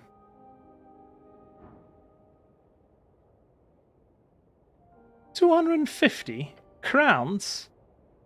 That's crazy high. No, you're wrong. It's very reasonable for this kind of job. Should have said that other thing. Oh, Meek helps. Meek literally just helps. He makes this easier.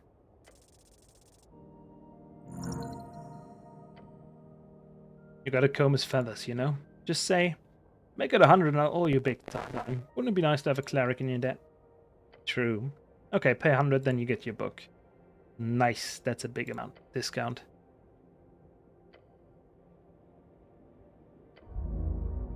Oh.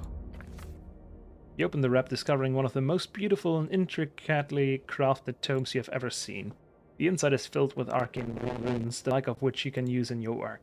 A masterpiece of a spellbook. Never let this one fall into the river. You're happy, I can see. Now be on your way and mention my services to your clerical friends. I am the best, you see. That needs to be known. Will do. Anything else before you leave? That's done. I was gonna say, I also got this guy's book, but... anyone else to talk to? Can I enter here? Oh, I can't. The fuck?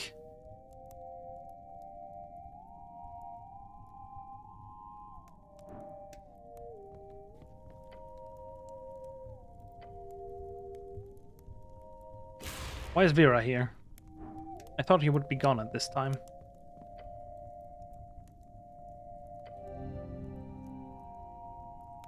What is that?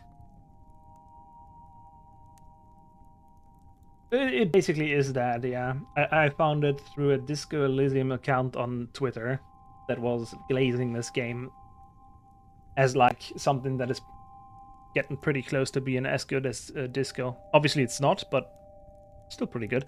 Celestial Being. Larrick arrived exactly when I need you. This is the ambassador of the Golden Horde. Oh no. Do not fear the light. Ours do not disalign. You are safe. Do the proper greeting. Title and bow your head. Okay. Nell stands behind you, clearly uncomfortable. Careful, cleric. Besides the light stands a woman draped in red. The light reaches towards her. She bows her head to it. Yes, ambassador. She begins to leave for the door, but on the way she throws you a stern glare. Watch yourself, cleric, for the light watches you. Once the ambassador's servants leave, Vera lifts her chin, squinting. So, we've been talking about some new projects on Waterlane. I mentioned how you helped getting the AFAS out to the local entrepreneurs, and they... We know who you are, Ruggin and Snell. The voice interrupts Vera, who immediately goes silent. Okay. A goblin in service of the Dragon of Dolstadt. You tread a clean path. You led the front during the Ice Bay Point operation. Okay. You stabilized the HWBT city below expansion project on your first year of service. A goblin going against the grain to get results. You have been noticed. Nell's nervous. You feel bad for him. Thanks for noticing. You're special, Ruggin. An exception. The Horde places attention on exceptions. That's what we do. You're the only registered cleric in this city who is not listed in the party of Novik. And just because they didn't like you. Bureaucratic mess. You have a history of political violence. You have an innate talent for the esoteric arts. Yes, you are potentially the greatest wizard of this generation. That was a false report. You did not enact any violence. The violence was enacted upon you by an Earthgod soldier. You have shown support of Rhegian ideologues in public writing multiple times. The only reason why you haven't been fired is your incredible magical knowledge. Yeah, they only keep you around because you're still useful. Otherwise, with all this bullshit hanging about, you'd be gone a long time ago. Anomaly. What you have done here with Agent Vera shows more proof of that. Thank you. The Golden Horde wishes to extend a bond of service to you, you and Snell. What do I get in return? A fair question. The Golden Horde offers many opportunities for outside contractors. Addressed through the Ascani Reeds Trading Company, We would be very interested in building this potential relationship. This means, for you, well-paid positions of power, political ambitions, monetary security. In return, this means monthly communications with agents, occasional alternate goals as ordained by us, and eventually joining the Golden Horde's outreach program. Until you're no longer useful. This would be signing your soul away to a foreign power. If calculated, it could prove useful, but in the long term it seems foolish. The Celestial wants to use you. They view you as a sheep, nothing else. The Air Trading Co. would of course cooperate on such a deal, if you are interested, Cleric. We have deep ties with the Golden Horde, as you can imagine. This offers something that we would be interested in, Ragen. Potentially. Nothing about this has to happen right away. This response has been recorded, that is what we needed. We shall be in contact, and while we are here, this offer is also extended to Snell. Do you hold any interest in this? He's being clever, calculated. I can consider it. Your consideration has been recorded. Thank you. Now to move on. Several AFAs have been signed on Tolstad. That is good work, Agent Vera. Oh, like I mentioned, the cleric's effort was integral to this success, and we will continue in the coming days post-election. That is satisfactory.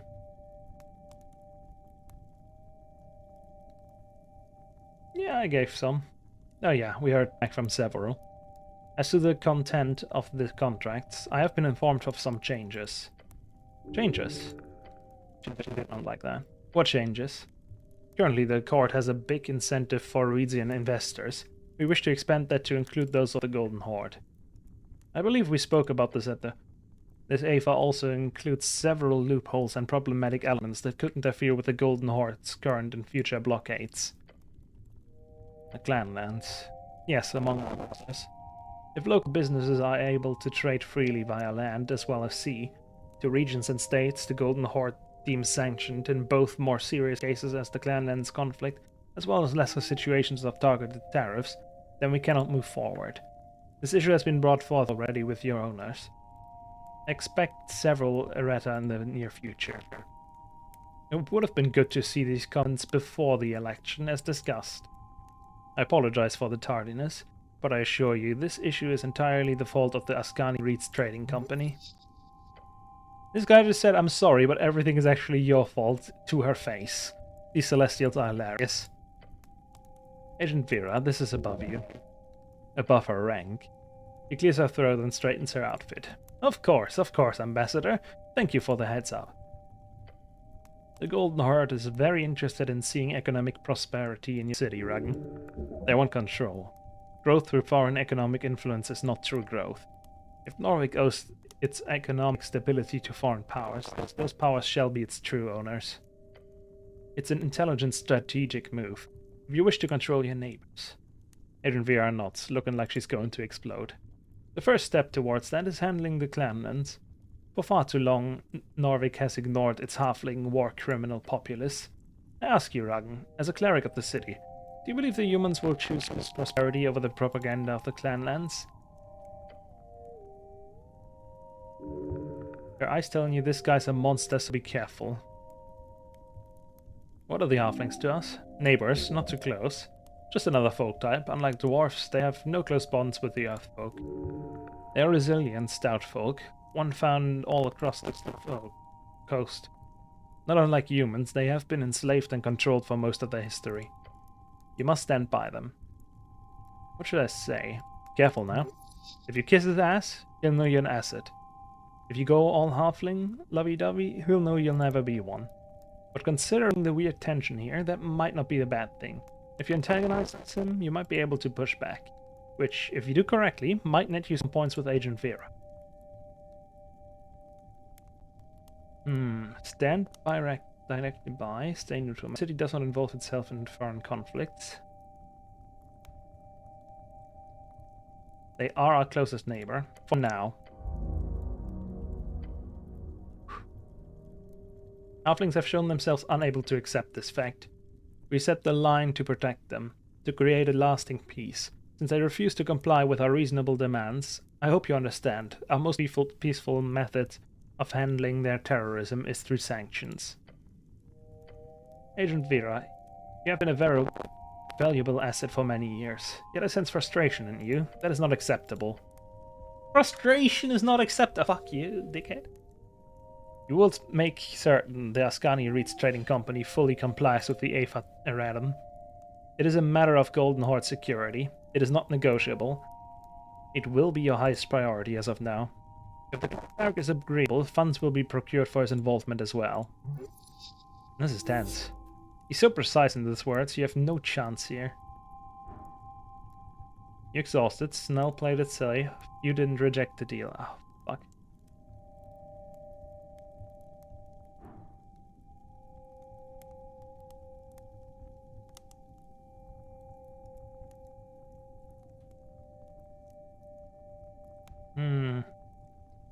Let's stay neutral.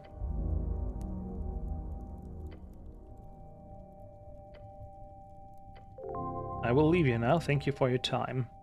Okay. Complete capital dominion. Oh, I just did. Good going. You handled that well. Didn't mean to toss you in like that, but the ambassador insisted. Yeah, that was horrifying. A bit, yeah. Let me tell you, we're not quite as owned by the Golden Horde as that sounded like. It's a functional corporation. They don't exactly live our libertarian values. Celestials do have a tendency for the authoritarian and the supremacist. There. The orc looks at you, her leave in her eyes. This along with the help on the AFAS. I owe you some type of reward, don't I? You've already been promoted as promised a date with this handsome woman. That reward is enough.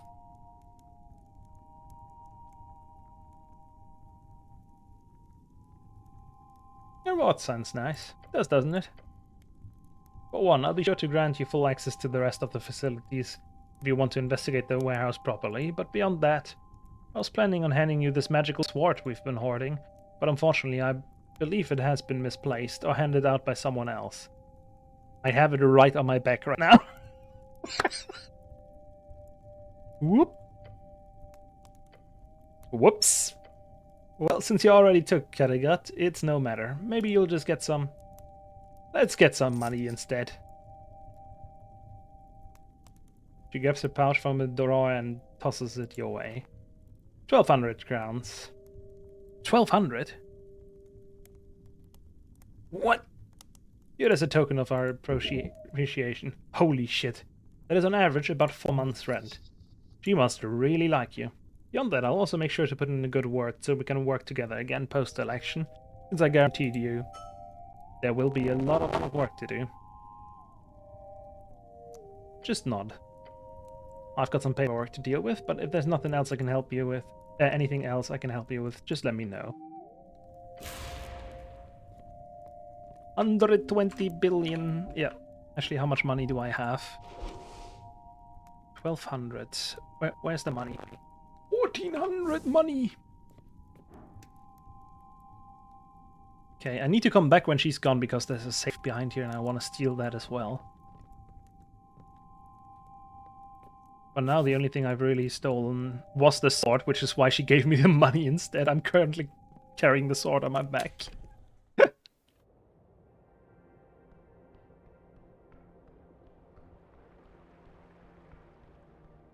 Anyway.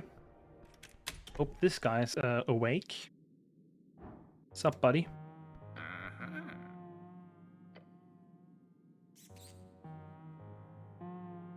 What about gender swapping?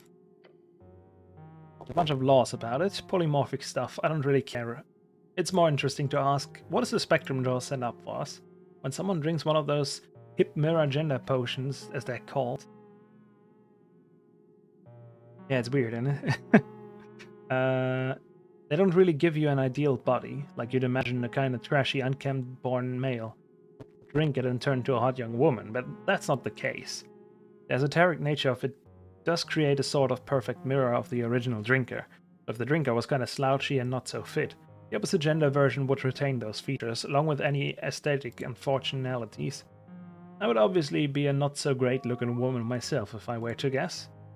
But anyway, one of the things our draconic arcanist overlords did for us in the last era was discover and calculate the fact that this switch is absolutely not a binary.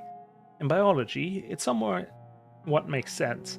One either has or does not have the overarching male or female practicalities. Tits or cock, you know. But when you look on the inside, in your mind, it turns out there's an entirely other calculation happening on the spectrum of masculinity to femininity, or vice versa. And this is no binary. And while it is highly correlated with your body, it is not aligned exactly. That is how you have, as I'm sure you've met in your life, highly feminine men and highly masculine women. The more extreme ends here are absolutely statistical anomalies, but they are still very much real. Some men are weaker and women are stronger. Yep, you're saying it's complicated. Somewhat. The most interesting part is this mental gender state we all find ourselves on. They appear fixed. At some point during childhood, it is determined exactly where you find yourself, how manly or womanly you end up being as the grown-up. And I do not believe he came up with this. I believe he simply modeled strings to follow the same patterns as the rest of reality. The structure allowed us to see this precisely. And when a person drinks a mirror gender potion, their physical binary existence is flipped, yes. Their mind? It does not move one bit. If you are a man, you drink the potion, you come out being a man in a woman's body. But what if you are the world's most feminine man? You'd be the world's most normal woman in a woman's body. Same with a masculine woman. She would become no different in mind and body from the average man if she drinks it. Our statistics show that something like 90% of people lie on the bodily correct side of the spectrum, and only a few percent are anywhere close to the average on the opposite side. So while some bitch and moan about it, oh, this is trickery and fakery if one were to switch out their bodily reality and so on, it seems to just be a question of some people wanting the bodily reality to conform to their position on the spectrum.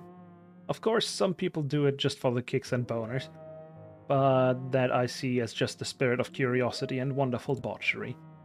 And don't get me started on sexuality. That is entirely separate, but highly connected, of course, can of worms.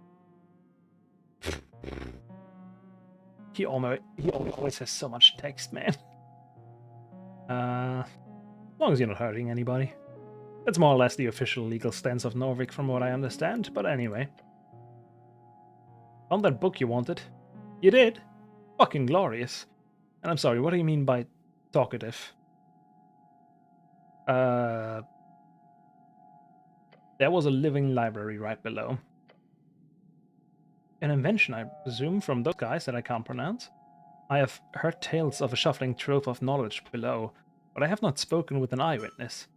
I bet it gives you some esoteric bullshit to handle, eh? Was very difficult to escape, yeah. I could only imagine. I thank you then. This was no small thing to ask of even an experienced cleric. Now, can I see it? Promise to give it back? What am I going to do, wrestle with you? You get the book, I get the copy of the foreword. That was the deal. Look at that. What a piece of shit. There's even a gem on the latch. Such bourgeois bullshit shit, he says while flipping open the magical tome. I prefer my books with less flair and more content. Speaking of which... Yeah, what do you think about that mention of blood property? Egg shacks? No, it's old enough for that. How curious. Daphling sniffs a few times while flipping through the golden pages. Beyond that added note to the first page. This is most definitely exactly what I'm looking for. The 6th edition of the Book of the Mind. Now... I shall copy the foreword in its entirety. Luckily, our dear Lord Scholar Civitics wrote in regular old Diminorian. What are you hoping to find? Maybe an answer to his exploration of anima animus, but who knows if it will even be mentioned. Either way, shall only take a few minutes. 1 hour! There we go. Those were some long minutes, Appledent. Ah yes, sorry. I had to take extra care to make sure I did not mess up any of the transcription work. Either way, now it's done. Then... An esoteric force explodes from the tome. An old soul. Danger, real danger.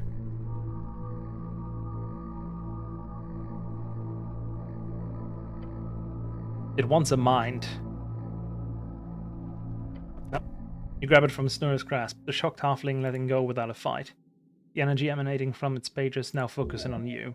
Necrotic energies. If you resist it, it will only go back to the scholar. If you wish to protect him, let it in.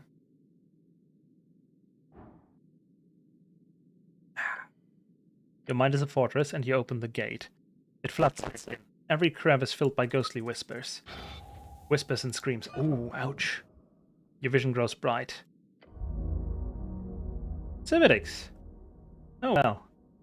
This will have to do. Who are you? Such a dim-witted human. How far we have fallen. I am Civitix. Oh lord. Oh shit. Oh shit indeed. I see. Greetings, Lord Scholar. Some manners. Good. Nonetheless, this is an improvement over being brought back as a tool for that misbred mutant. Tell me, what do you wish to gain from myself here in this near-corporeal form? This halfing whose foolish ambition you shall fulfill. He's a great scholar. He will continue your work. This lower being will not do anything beyond digging a hole in the ground. Anything beyond is but a rabbit dreaming of jumping to the moon. Bruh. The light of the night. Light blue, okay. You may ask whatever questions you have. Only for the esoteric shackles bound around my soul I shall answer. Who was that mutant you mentioned? The damn Hagenshacks. One crawling around the halls of this horrid place. I had hoped for them all to have fallen. Alas, some have clearly clung to a type of disgusting existence. An Arcanist? A true one, yes. Despite this one being what I would consider a damned idiot. Imra Hagenshax is a crazed abomination. He will never return to a sane state, no matter his lofty ambitions. And that idiotic greeting of his, it has burned a hole into my mind I will never be able to repair. If you ever see him, kill him. It will be a mercy upon his ancient soul. Sure. What greeting? That inbred idiot always said the same phrase whenever he opened my book.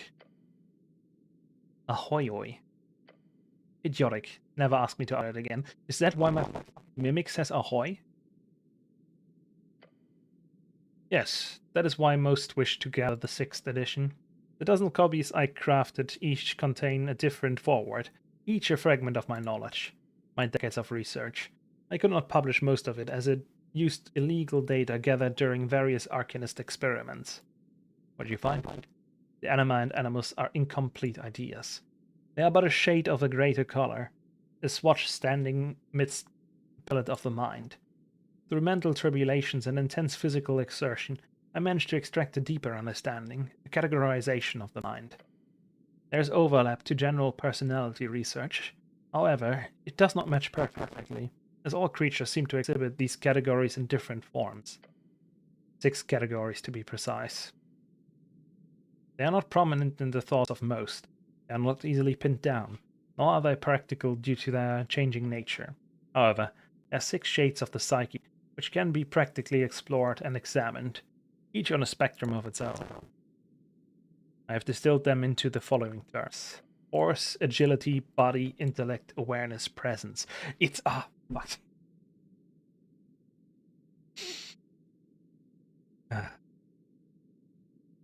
Strength, dexterity, constitution, intelligence, wisdom, and what was the last one? It's the fucking attributes, yeah. Charisma, right? It's close. High intelligence. Each creature has a various aspect imprinted onto these 6. For example, the masculine is most often found within the force, though some can see it more within the intellect or presence, while the feminine is most often found within the body or awareness. There's much more to be discovered here. I was in the middle of my latest compilation when the disaster struck. Once I return, the work shall continue. I'm a cleric. Do you have some insight about the gods? Gods are but chosen of the outsiders. I once interviewed a god during the war. A fellow with life features, his origin tracing back to Vogani farmers. He was taken to Tazin as a guest, successfully signing a peace between his insignificant people and our empire. Not an idiot despite his poor breeding. It must have been the human blood in that giant's veins. I'm not reading it. He explained to me the functions of divinity, as he and other walking gods experienced it. A view of strings, futures, that of chance and fate. This corroborates the common understanding of your strings as chronologically bound, and it appears walking gods carry an ability to peer through near autonomous divination into the fray themselves. Divination does what? It allows the user to exchange 100 coins to answer a question. For a future. Okay, so they just were like future seers. Which explains their rise during the Divine Era, while simultaneously making their fall during our era all the more embarrassing. They can see strings. Not only, they see strings through time. In any case, gods are but a relic of a bygone era. You need not think of them any longer. I suggest leaving whatever divine path you are on the same moment the channeling of those powers stop. Belief has no power in yours realm. Not in this era of crowds. Do you get anything about that? I do not research the esoteric. What I can tell you is only the common knowledge of the arcanists. Magic is true power, strings are the chronological, and the purpose of man is to rule over the lesser races. He's a racist! No! Most humans died in the Coast War. 90%, yes. However, it is obvious the cause for the war is but the idiocy of those same lesser races. Man did not start the war. Had the esoteric not forsaken the great houses, it would not have become such a drawn-out ordeal. Had the world not cursed our kin, we would today be ruled by the Tazan elite, a wise, righteous, masculine, meritotechno-magocracy unity. Magocratic unity. Compared the halfling to a rabbit earlier. He did. But I already knew that when I was searching the book that the guy was basically that. I just didn't know the book would talk to me. Instead of this chaotic and feminine madness you have built for ourselves. Why feminine? You don't like women? I don't feel the need to go into any sort of deep judgment upon the broad strokes of this temporary power structure you live in, but I will suggest you get control of the anima. It does nothing but breed contempt when left in charge. How to make money. In a world ruled by free strider ideals, the primary tools of victory are populism, lobbyism, and diversity. Populism. Seek the favor of the crowd in pure chaos. If reality gets in your way, rewrite facts to the tools of the era. Lobbyism. Use wealth to generate political power, to generate more wealth. This is a difficult game, one you must master to win in democracy and liberty. Diversity. Break the spirit of the populace through lack of unity of thought. The gushing wounds of the lower classes cannot get better without a solid base. Leave them distrusting of each other, then simply divide and conquer as any classical emperor. I see. They're a filthy game, yes. You see now why they will never be able to sustain themselves. A liberal democracy will always decay in time, as long as they do not perform 3 counteracts. First, kill their cultural liberty, to unite the lower classes. Second, kill their effective capital, to destroy the rise of oligarchy. And finally, kill their democracy, in times when reality holds no sway over the average citizen. Something about primal forces. They are to be wielded, to be tamed. The druidic calling is a fool's hope. Storms do not obey men without the power of an arcanist stranglement. Do not be swayed by the happy bullshit. Psychoanalysis. At first it was a folly. My sanatorium had many experiments running, some of which involved esoteric hypnosis. However, the data uncovered clear correlation in patient health when forced to speak about trauma in clinical settings. The art of speechcraft could lessen effects on mental wounds. Could you psychoanalyze me? No. I do not bother handling patients. There's nothing to be gained in performing such degrading acts myself. How do you deduce your theories if you don't even interact with people you write about? Such simple work is beneath me. I do not compile data. I debate and compare. Who does? It does not matter, but if you must know, my servant's name was Mundus Gay. A hard worker, despite his halfling breed. His inane mumblings on dreams and desires was difficult to compile, however, in the end. I managed to refine them into real science. Yourself, I'll keep it short. I am the offspring of Terran nobility.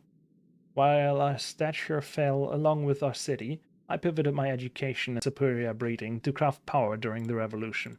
It was easy. The rabble are mindless and crave etiquette. You're quite the arcanist, aren't you? I am no arcanist. I am simply the result of nobility having to contend in an age of chaos. How'd you end up like this? The second wave, when the Free Striders grew bold enough to rifle their raving mutts into beheading all but the purest of their kin. A purity only proven by loyalty to their ethereal ideals crowned in gold and copper. Before I could escape that wretched ruin of a city, I was thrown in a dungeon, and weeks later they beheaded me in front of the populace. No trial, no dignity. Even the most based of monarchs, even the Shadow Lord himself, would not behave so barbaric towards even their greatest rivals. It is a sign of the times, the lack of respect for anything beyond the oh-so-easily swayed crowd. Why'd you stay long enough to be captured? I had my own operations in place. Nothing you need to concern yourself with, you man of small stature. You will know in time. They all will. Is stolen all copies? Yes. Fragments of the whole. A necrotic spell, not unlike that of Lichdom, was undertaken. If you wish to learn more, you will have to survive this next era, or my return will be magnificent. Need any help with that? Nope. Nothing more to ask. Then I will gladly end this inane conversation. I suggest not summoning me again until you have more useful questions, or I will destroy whatever vessel is near. But for now, you have at the very least shown to be less of an annoyance than that damn Haggenshax. In return, I shall leave this plane once more, without ripping your mind to shreds. He definitely would have done it to him. I mean, he does not like him. I see movement. Marvelous. Simply marvelous, my dear cleric. You appear to have been in contact with the spirit of Civitix himself. I've written down your conversation here. What? You've been out for a few minutes, talking to yourself. Didn't seem like too much of a danger, though. Mostly just some concerning rhetoric. And I'm no expert, but you should be careful. Possessions, from what I know, they can have long-term effects. There's much to learn from this absolute piece of shit. Did you manage to write down the foreword? I did. It's in perfect condition. Nice. Did you hear that thing about halflings? Yes, very interesting. The rest? Yes. Why did we just accidentally summon the spirit of this dead scholar? It appears to be some kind of necrotic container. A phylactery of sorts, perhaps? That's a word I know! Hey! But in a literal sense, it does not make sense. Rather, my guess is Civitix bound his spirit to all these magical 6th editions, making sure to spread them out across collections in the world. For what purpose?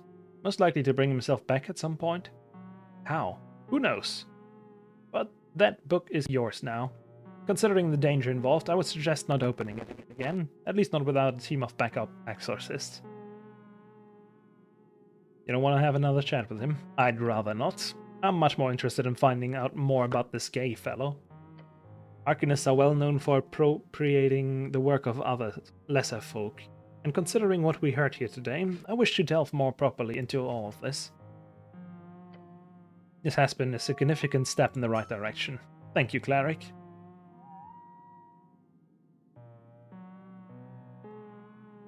Huh. Hey, I got a magic book out of it. With a ghost. You did. Just try to be careful with it, or do whatever, I'm not your mother. And we shall talk more about this, far more in the future, that I promise. Yeah, wasn't the most fun experience to witness either. Until the tea shop is dealt with, please don't open that book again. Hey Meek, this Haggenshax is your old master, right? Yeah. Old master was a very special person, Meek realized. Meek hopes no master does not have to meet old master. Meek think that would end bad. Mimic clothing. That's my kind of degeneracy. Good choice and familiar, cleric. Now that we've gone through this whole ghost adventure together, can you just, like, tell me the meaning of life? Asking me that, really? Such a cliche. Everybody laughs at that, but fine, I'll play. If you ask me, the meaning of life is... It is... to have a few good orgasms and then die. Oh. Bit shit, yes, I agree. Sounds like something a hedonist would say, isn't it?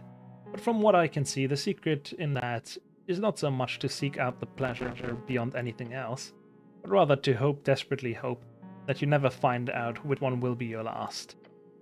Then I say, you will have a happy life. Good enough? I like it. Don't fear the end, live in the moment. Something like that. The only objectively real thing and sensations that we've got here in this life is pain. Count yourself lucky every second you feel free from its clutches. Dang. Unlock by completing quest branches. Have I ever unlocked the quest branch? Oh, I have.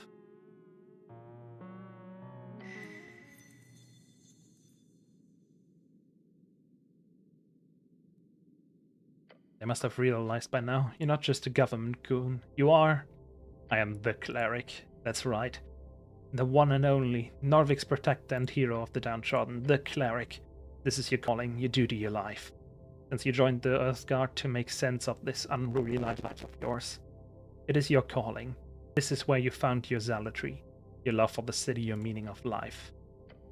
It's terrible, the type of discrimination faced by your kind these days, simply because of ignorance. But you will take it all in stride, for the peasants do not matter one bit. Yes, as a wizard I must stand above them all, for I am the greatest arcanist of this generation. Such words would have the populace sneer at you, all due to the Coast War. But remember, genius does not concern himself with the opinions of small minds. Take on the realm, master the esoteric, become the God Emperor Wizard of Norvik. It is what you deserve. A man of your talents must be appreciated, feared, admired. They will grovel for a glimpse, a fleeting glance of a spark, of your great flame. There are other trails as well. One more in tune with your natural inclinations. Right, Druidcraft. Yep, you have shown promise as a primal caster. A friendly local druid. That is also a choice you could make in the coming years. One that would suit your demeanor well, and potentially grant you access to healthy friendships. And so on. Tell me more about this. Your healing spells are increased by an extra proficiency. Your heals can also be increased by your strength modifier instead of your wisdom, if it is higher, which it isn't. Your main talent is an incredible grasp on magic. Use it. The amount of spells you can prepare is increased by an extra. Saving throws made by targets are also rolled at a disadvantage. Ooh. How about Druid? Extra proficiency in rolls when in natural habitats. This includes outside areas overgrown and caverns. Moist holes also count.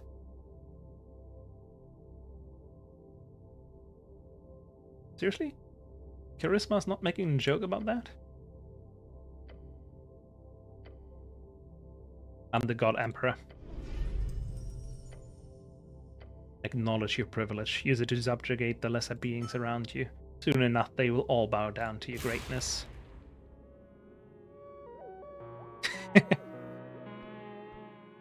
It's not like anything will change. Just gives me a few evil path unlocked. It just gives me a few extra things. My wisdom is still high enough that Bro always feels like a good guy. Are you seeing that? Why is he walking like this? Bro, what's wrong? I don't think it's supposed to be like that. Anyway, I have some apples, right? That's an achievement for eating enough apples. I don't know how many you need to eat. I feel like I might be... Okay.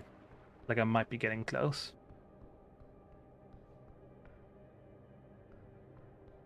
What did I need? Oh, right. I needed another signature. How late is it? Not late enough.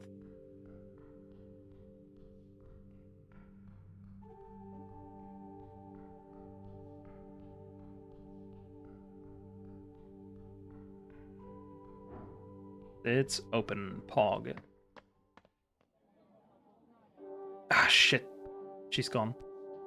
I wanted to, like, give her some money, because I think there's an achievement for giving her 1,000. That's something I've seen.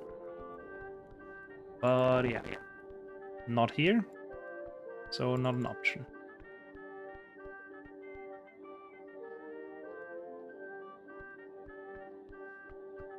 Well, whatever.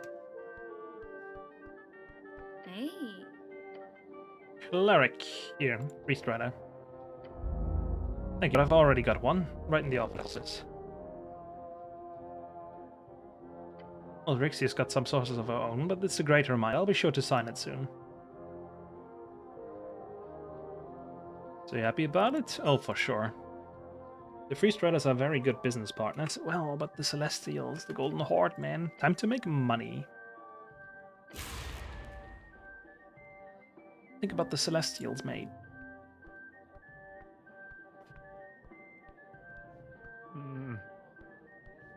Hello indeed. Bro does not want to talk to me. Oh, he's here.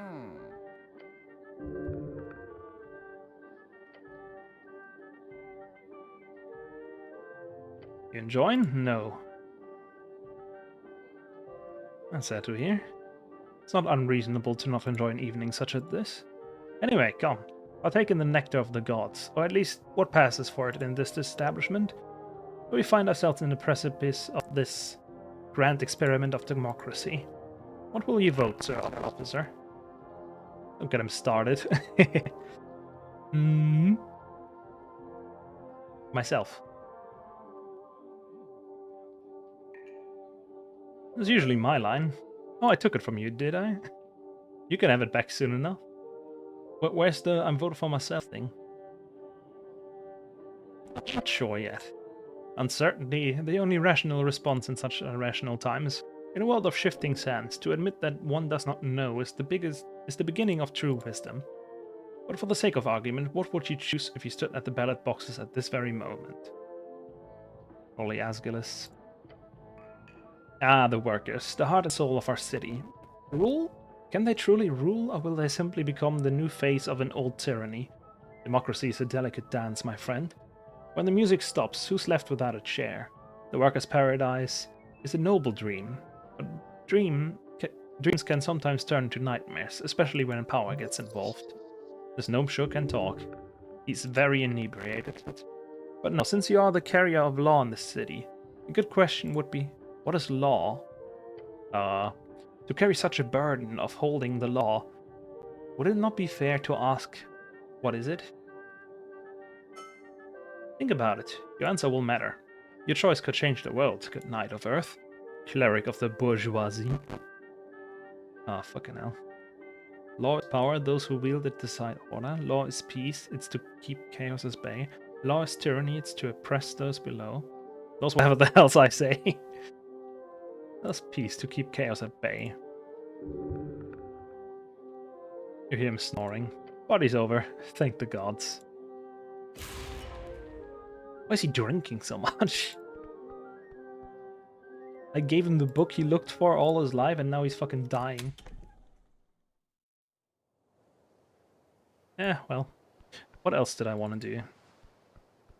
I guess it's 2 in the night, so the best thing to do now would be to sleep. Or I could look into the questing tree. What else do we have? Tea shop. The owner is gone. Shipping himself in a crate to Reeds. You should check the warehouse. I can check the warehouse.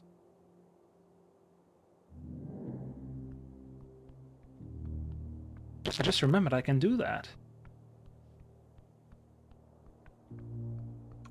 Where do I actually go for this?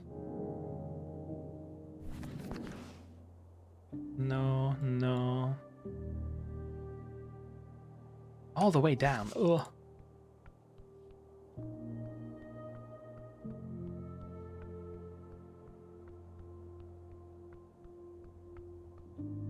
Alright, we got the potion guy, but I don't want to give him money before I can use the money for the achievement of donating a ton.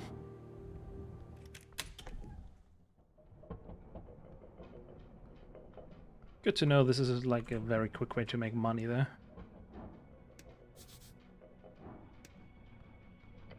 You know how to climb a fucking ladder.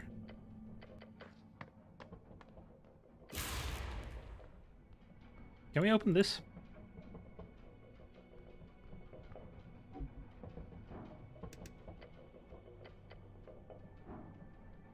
Oh. 24 strength check. That's not happening. And a dex check is also evil because I'm not very good at that. Hello, lobster.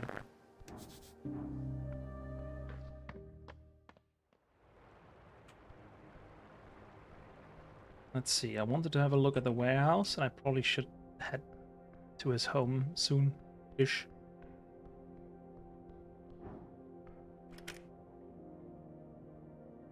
Hey.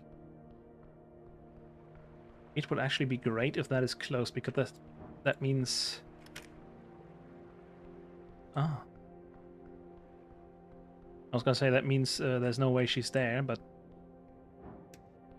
How do I get in there?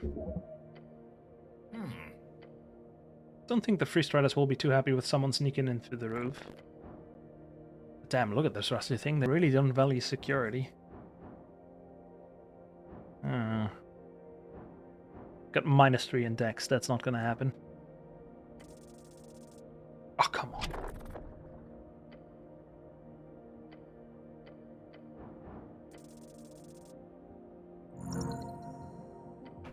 Whatever, I didn't say anything.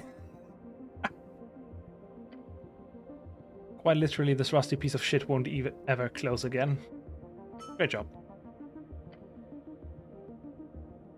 Sweet, then we can actually climb back up. Didn't think of that. Let's see how well this rope holds. Meek will help Master climb. Meek can hold rope with teeth. Very strong. Having a mimic is so fucking good. Several potion boxes.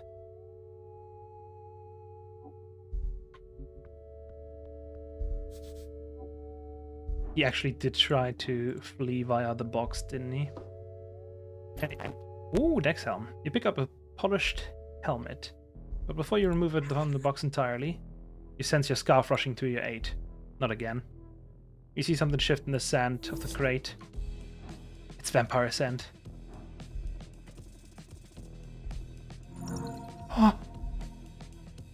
In a heartbeat or faster, you pull back your gloved hands. You watch as the sand attempts to rush forward, the shape of it like slithering esoteric creature, and just barely graze you before slinking back into the box. Won't get you again, you damn spooky blood-sucking sand monster thing. And the sand goes still once more. Nice job, but yeah, this sand isn't really sand. Good job getting that helmet though. Looks really nice. Good gods. I hate mosquito sand. Yep, same. Be more careful. There's lots of weird shit in here. I mean, I guess it's pretty good to keep people from stealing your shit. Like this idiot going around the warehouse stealing shit. Enhance ability. Ooh. What's that do? Where is it?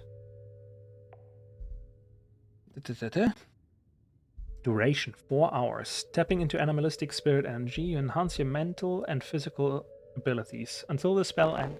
In proficiency in all ability scores. Oh. Could be useful if I ever don't get through something.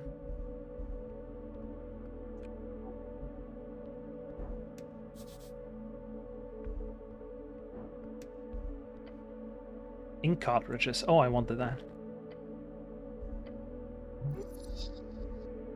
Different colors of ink. Uh-oh. Red, yellow, and green. If it was black, that would be logical choice. However, since the shipment clearly does not contain any black ink, go with the green one.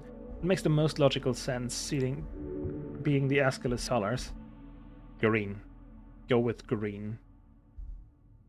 What did she want? She did not specify. Logically, she would want black ink.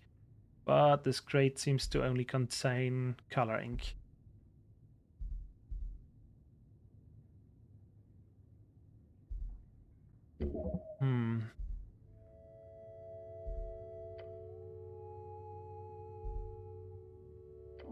Okay.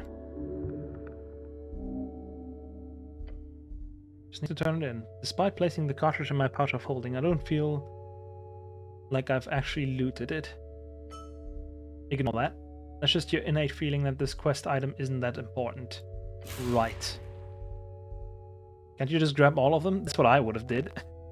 But apparently not. Out of reach! Man, this is why I need my mage hand. Which reminds me.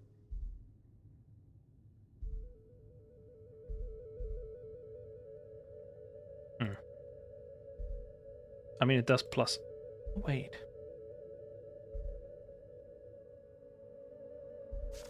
Can I just... Oh, yeah. Oh, yeah, we so smart. Plus 8. Oh.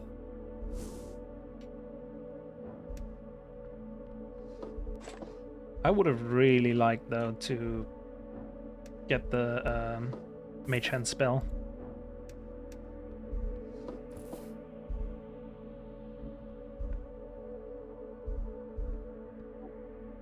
What's these? Bikes? Mini bikes. Covered in dust. These are extremely expensive if they work. Few pocket bikes are functional these days. These bikes don't seem to do anything.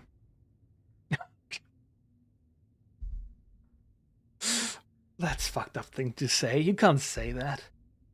Look, Snell, it's a bike for you. You want one? No thanks. I'm assuming they're broken anyhow. They'd never leave for functioning pocket bikes in a place like this. Way too expensive. Where's that rhythmic thumping noise coming from? Focus on that. Try touching one. Quick tap reveals the lack of any esoteric tingle. The bikes are unusable, permanently stuck in their tiny form. Can I ride one of these? Unless you're the size of the goblin with the reduce spell cast on him? No. You'd look like a jester, but not in a good way. Right. Well then. Why is there a rhythmic thumping noise here? It's coming from the box. Look at the crate.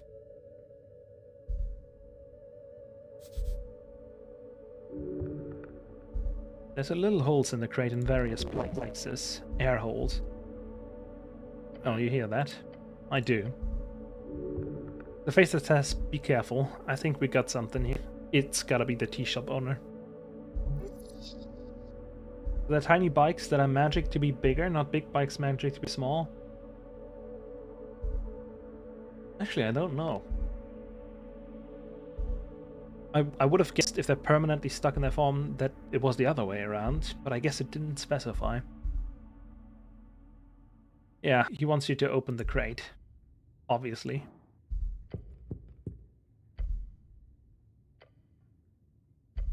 Come on.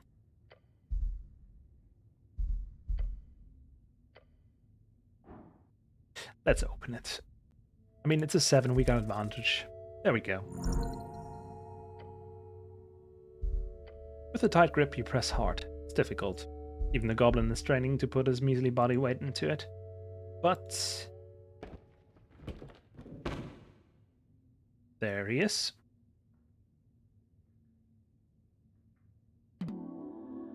I can explain.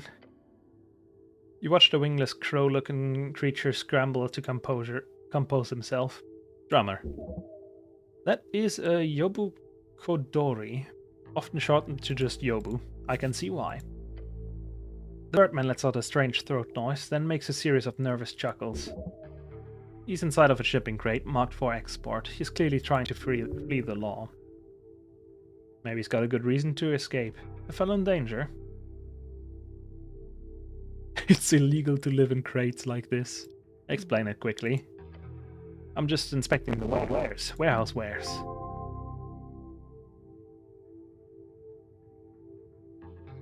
Find the tea shop owner. What's that sound? What? That. I'm not...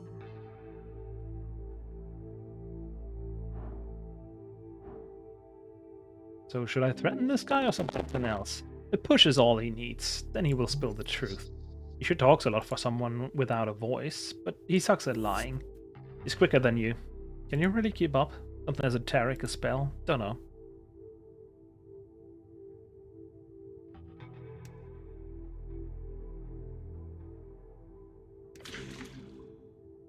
He causes a thick sludge of colorful magical grease to erupt around the Birdman. The hell, man? Just making sure. What are you voting for in the election? Oh, same I vote for the same party as you. Which is?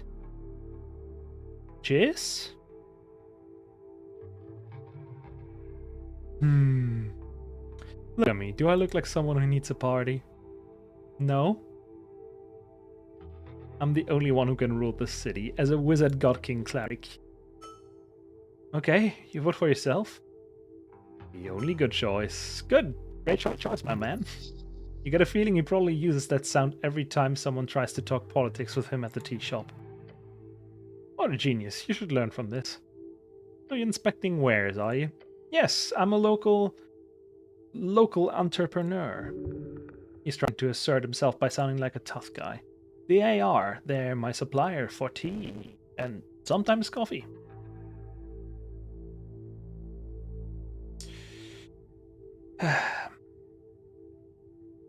So you're inspecting goods inside of a crate, inside of a sealed warehouse. Yes. What, you don't believe him? Coffee, isn't that illegal? It's not. Difficult to get, but not illegal. Does the trade company know about you being here? The bird hums like a bird and just nods. Yeah, okay. What kind of goods are we talking here? I grabs a scale. I have a great plan. I'm planning on renovating my shop with protection.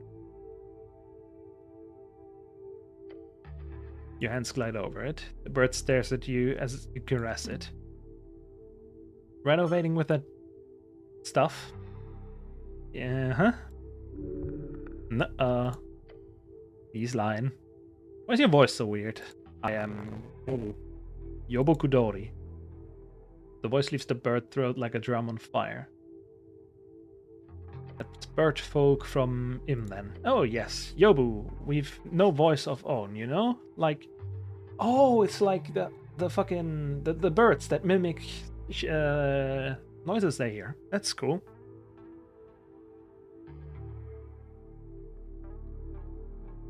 Have you tried speaking normally?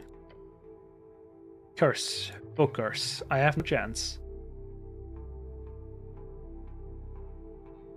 I have a feeling I shouldn't cast Charm Person, because Charm Person only makes him treat you like a friend, and this bird does not treat his friends with the truth. Sadly, you do not have the time to go prepare it. I have Charm Person right here. Are you aware that your tea shop has exploded? What? He knows. The bird mimics the sound of a young and shocked man. Bad sound to pick. He sounds almost sarcastic. What a horrible and shocking revelation. He's struggling to put together cohesive sentences.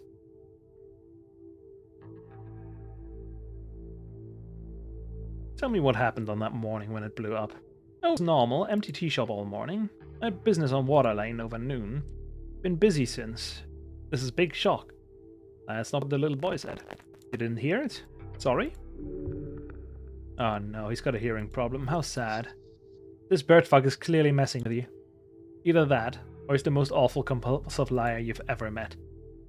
You see your companion rub his eyes. Stop messing around, this is serious. Yes, I understand. Infuriating. Down here for how long? I am inspecting many wares. Yobu birdfolk are able to survive for up to 2 months without sustenance. Yeah, these type of mimic birds are known for being able to just hide in a hole for a very long time. You're pretty bad at your job, Mr. Drummer. Sorry for being pretty bad at inspections. I try my best. Do you have any enemies? No, everyone has. People tend to dig me, you know? Sure. Well, now you know. I had no insurance, sadly. That's for the best, otherwise I'd say you blew up yourself. He laughs, okay. If he had a voice of its own, it'd be a nervous laugh. No worries. I'll get back on my feet, always do. I'll just go back to inspection, and you know where to find me. Do we just go to a strength threat? Let's go with a strength one. Fuck. He's too powerful. He's not too powerful. You must submit.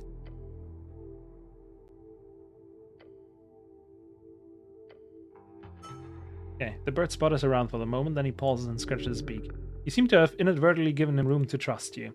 He will speak now, but will it be full of the full truth? They're after me. Who? The Free Striders and the HWBT. What? Because of some Mr. End? Why exactly? They forced me. They made me. I didn't have a choice. Blackmail, knife to my throat. I was trapped. They had me by the balls.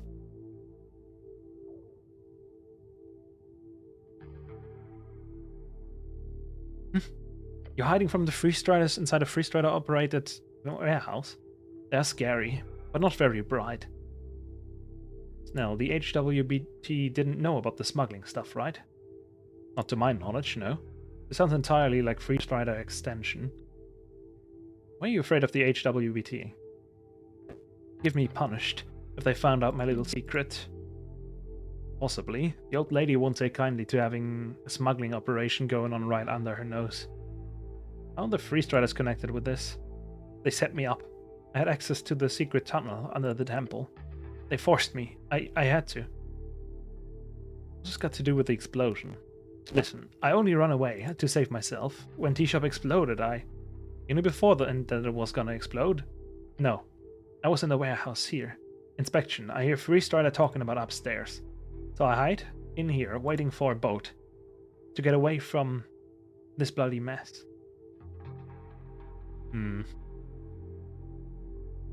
What's protocol now? Protocol? If he's trying to leave the city, taking this what? Sidrac? Citizens Registry. Usually carried in form. Okay. Would be a good start. I'm sure the old lady would love to have a word with him. What's your plan? I will leave. I have business in Reeds. Big business.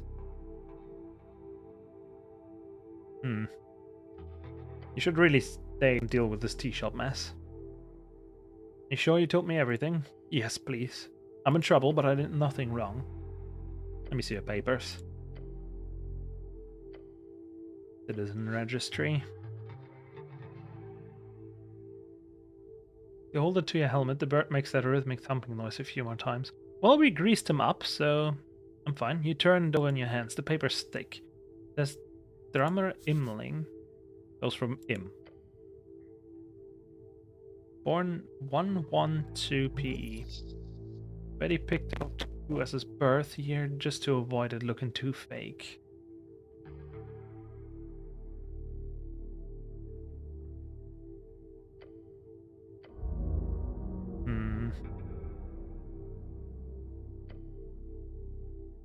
Can I contain him? It would take time to do so. He does not deserve it. Boring. Tossing him in the stockade does seem like a good choice, but spending time on that seems stupid. You can go. Since you are so kind. He hands you another note from his satchel. There's a series of numbers on it. Hidden safe in my office. That is combination. Feel free to take all the shit you want. The contents. I will not return to this establishment. Thank you for your service. The Birdman starts to shuffle toward the stairs. Good luck out there. Without stopping, you hear him mutter out a shrill voice. You too, cleric? I wonder what he'll do.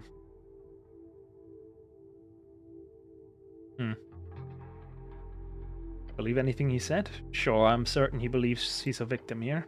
I'm inclined to say the same somewhat. And he did not blow up the tea shop, not with that smuggling stuff going on. We need to check out the tea shop properly, ASAP, and then check up on that info broker. She had a connection with the Ascalons in the tea shop. He also had a meeting with the Free Striders. Feels like she's a string connecting every fucking party in the city. What a fucking mess.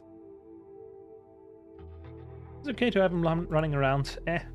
Not like we got a jail to toss him in. Well, I mean, you do, but then you'd have to go do that. Sounds like a pain just to catch a lying bird. You fine with letting him have his papers? Your choice. Sage will be pissed either way. Now at least she might not have to deal with him anymore. I'll handle the fallout. Always do. Fucking hell. I'll take the healing potion. Actually, can I exit via this? I can.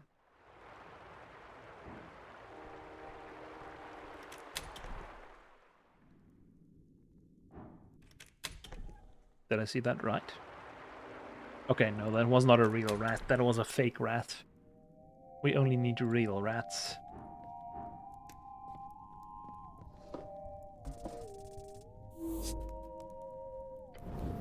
Oh, I didn't see anything. But seriously, be a little less obvious.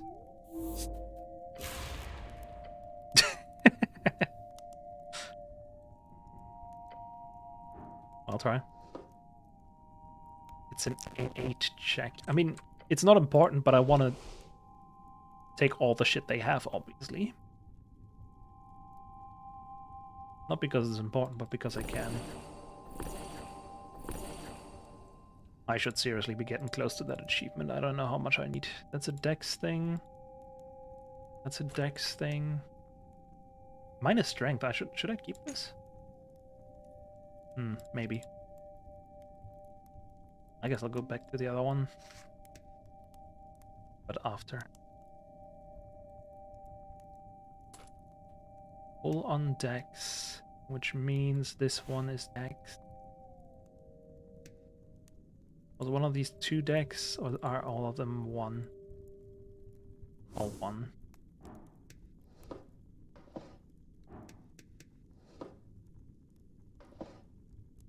Oh, I can't again.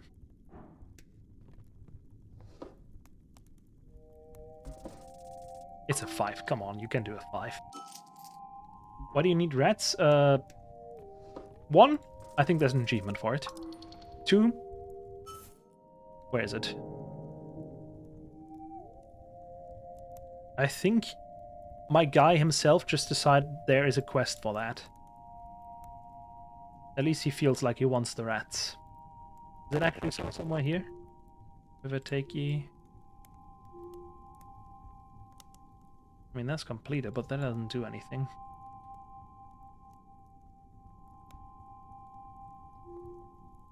Well, who knows?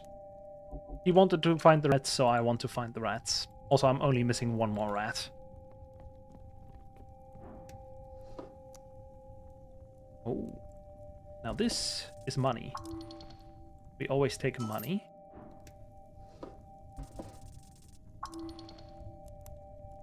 That looks good. And that's a 10. Awesome. Exactly. Hidden safe. You check behind the mirror. There's a safe in the wall. Careful, cleric. The first riders are many things, but careless is not one of them. Break the safe. Old design, arcane era. Simple mechanism built upon entering an esoteric tuned iron piece. Thick walls. A handle. The word Orion Glotter hammered into the front plate. Try sticking your fingers into that keyhole. You want to crack the safe, right? You glance towards the flame. The Mephit is clearly avoiding looking in your direction. Plausible deniability. Or however that was called. Anyway. This might need a few resets. Because it will need a natural 20, otherwise this one is not working.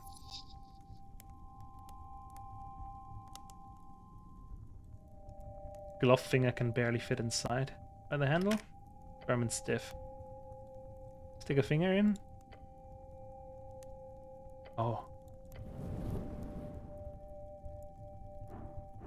Stop laughing, you dickhead. I'll just try twice like this.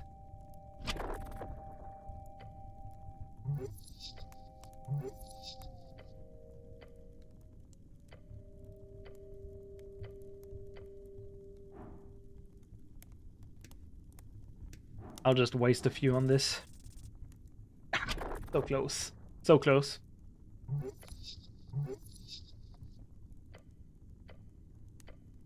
Yeah, I think the problem with this is I just will never have enough decks for this. So I just need to try until we get a natural 20. Preferably without wasting too many of those. Which means at this point I would need to reload. I mean, what's the chance? 1 in 20, and we got 2 dice, so it's 1 in 20 twice, which is... How do you add that together? I think it's just 2 in 20, which is a 10. Like, 10%, right?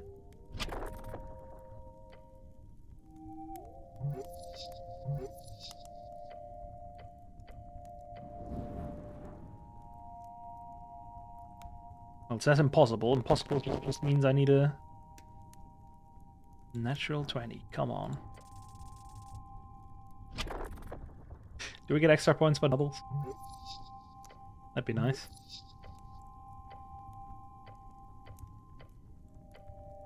I swear to God. I already needed to come back at the right time, just so it's empty. And now I have to deal with this shit. Ah, fuck me, man.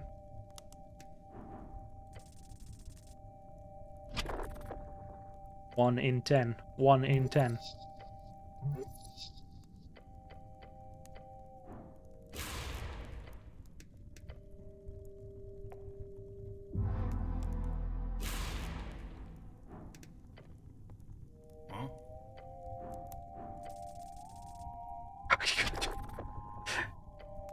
What fucking luck, dude, man. Yeah, true. I mean, that's just how I play these kind of games. I did this for Baldur's Gate. Whenever I wanted something to go my way, I just repeated it until it worked one time. And what's the other game? Right, Disco Elysium. I also did that, but then in my second playthrough I got myself a cheat engine because I wanted to see how some of the stuff just works out when it actually works out. And surprisingly enough, in Disco Elysium they got some hard-coded failures in there. Some things you will never get more than a double 1. Or like a 1 in general. Come on, that can't be...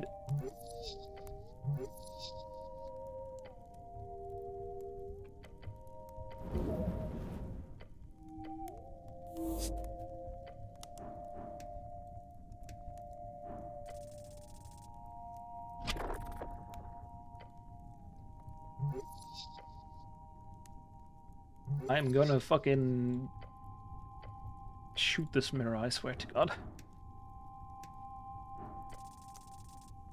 Oh, come on, what are you doing?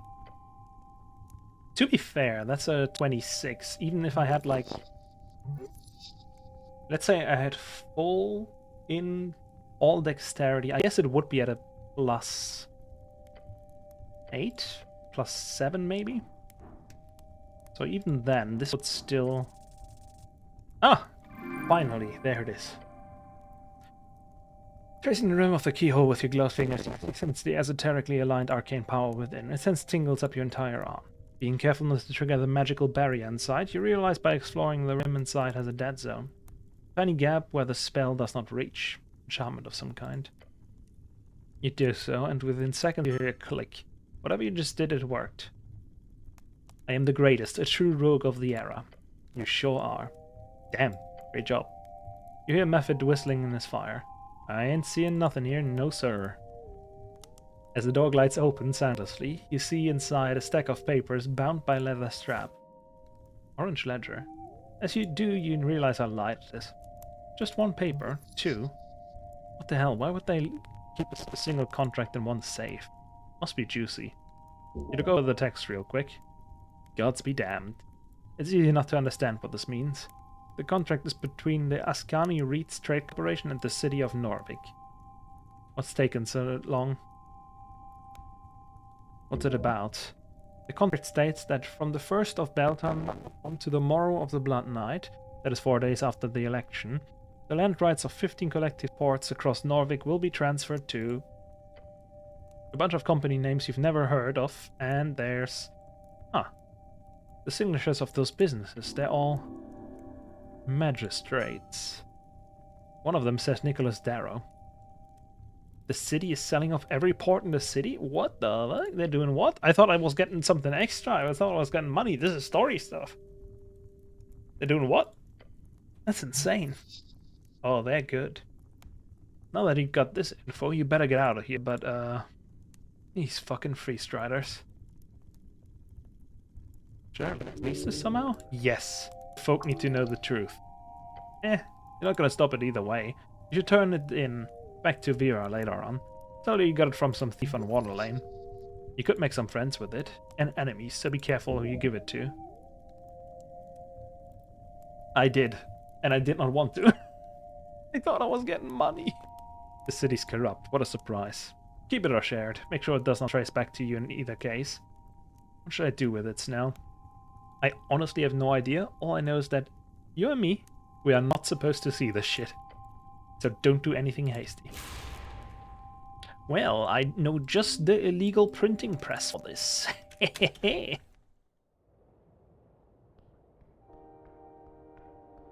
Which reminds me. I've done that. What did I want to do afterwards? I did want him to also sleep, but first we gotta see if the printing press is still open. Because if they can take that, shit's fine. Dormitory is closed. That's the one. Yeah, and it's also closed. Okay, they're sleeping. Fuck it.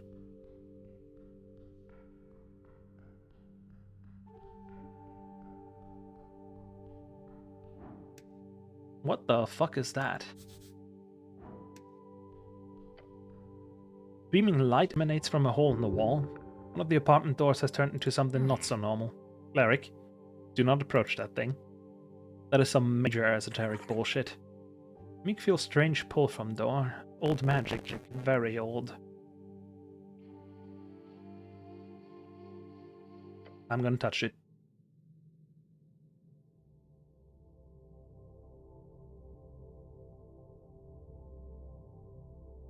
Again, we back in the white.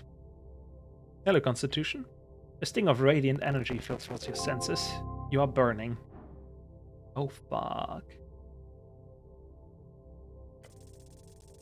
Oh, thank God. You resist the pain, the urge. All you see is light and a door. You step outside. The door closes behind you. I don't want to go. It's not good. It's not a good idea. What happened? I don't know. The door behind you is not normal. It must have been a temporary esoteric pocket of some kind. A time dilation pocket. Or perhaps some type of portal to the positive realm. Either way, you're lucky you got out. I feel weird. Not so terrible, but... your body's refreshed. Huh. What time is it? Holy shit, we lost 6 hours. Oh. I guess we're not going to sleep. Oh, indeed. Esoteric gods be damned bullshit. What is it? What it is? Oh. Magic healing door. Let's just go. You don't want to go to sleep? No, because the kidnapping gods be damned glowing door make me feel surprisingly refreshed. Is that what you want to hear? Let's go. We got time to catch up on. I guess we're not gonna sleep then.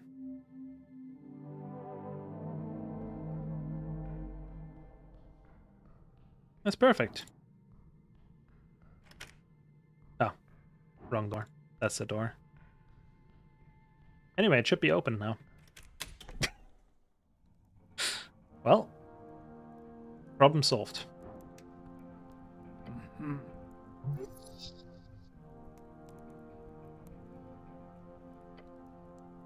You're ruining a decade's worth of goodwill. For what? Oh? Show me. Show me a single thing that's false, I dare you. It's not truth or falsehood that matters, it's the content, the message, it's... Okay. Mr. Cityman. I get your special link. Look, Alphas, the cleric just allowed us to reach the entire city. They need to hear this. Do you know how much the palace would love to see an article like this? Do not put me in a position where I have to tell the foreman to announce the chant. Or folk. You wanna... why is this... Don't be annoying about it. Bah.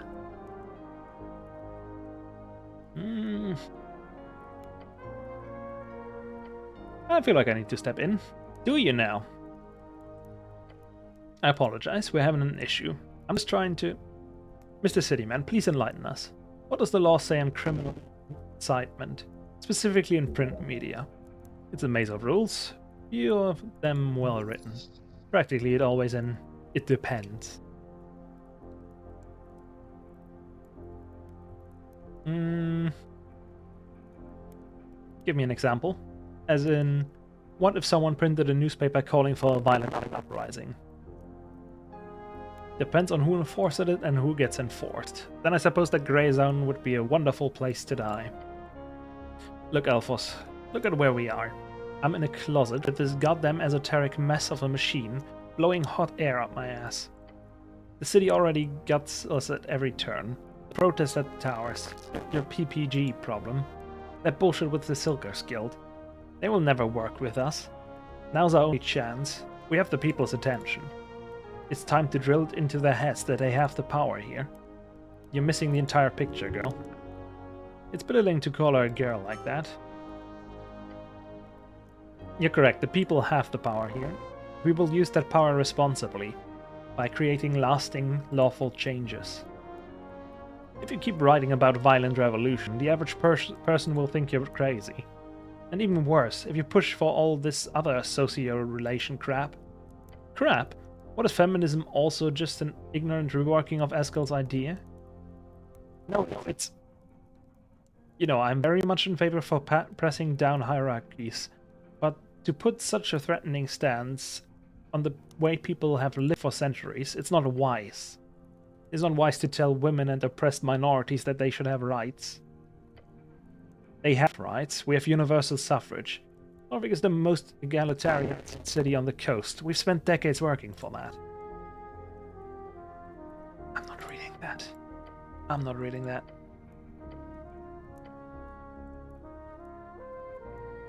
Okay, again. Universal suffrage, sure, but 9 out of 10 guild leaders and business owners are human men. Women earn lower salaries across all work sectors. Citizenship is withheld from other folk types on the basis of so-called monstrous traits. Halflings are consistently extradited to the Horde, while every major faction ignores their pleas. Mind control being used somehow as a legal tool of the state, and despite the outcalls over and over again, none of the folk have even begun to address any of our core demands. And don't even get me started on rights among MGIs, or the fembeard debacle, or your refusal to stand by all of ours. Cross-folk attraction, couples, what does that mean? We have toiled, Modissa. Decades of work, all to reach this point. You throw it all away if you try to play their game. You know the party is not behind even half of these ideas. Was that what she... Oh, cross-folk attraction... I see. Okay, thanks. I didn't really understood what she meant with that. Now I do. Well, most women my cleric tried to bang so far were all non-humans. Also, I don't think those two are a couple. She's a pretty young student, and he's like an old guy. They're just... What are they? Like... socialists? And he's like the old leader type of guy, and she's like the new, fresh out of college, learned person. I mean... Maybe she is. I'm not sure. I don't know their relationship to each other. But I don't from what I've yeah, here it says Youth Askill, which is like their youth movement. I'm just guessing it's not. I think she's just very concerned about those people. Other people. This is gonna be hard. Let's see. We have as many voters as the Free Striders, potential for more. You think the numbers matter? After all you've seen, they don't care. We will make them care.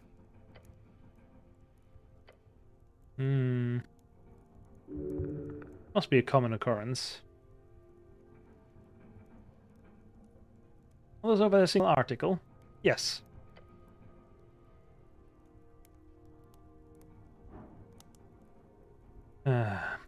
Take a step away. Explain. She's bright, but she's in over her head here. If she prints that article in the election issue, I'm certain there will be fallout. And it's not just that I have to deal with personally. I'm fine with that, it's my job. But if she pushes the chant too far from the party line, we'll have to distance ourselves officially. Does this article really do that much harm? I'm sure of it. We already get criticized for various incidents in Askill youth protests. We're towing a line here. Carefully. I won't allow that to be printed. I can't. I do see the problem. Now you tell me. An article, that's it. It's a test page to see the article in action before putting in the issue. Skim it. We Built This City is the name. It's an emotional and moving page up about recent events and the future of the Workers' Party. The author weaves in arguments about city corruption with a call to action. A direct call for the workers of the city to not let the Free Striders corrupt Norvik and to become another oppressive free city, where wealth is consolidated into the hands of the few, while the many struggle to survive.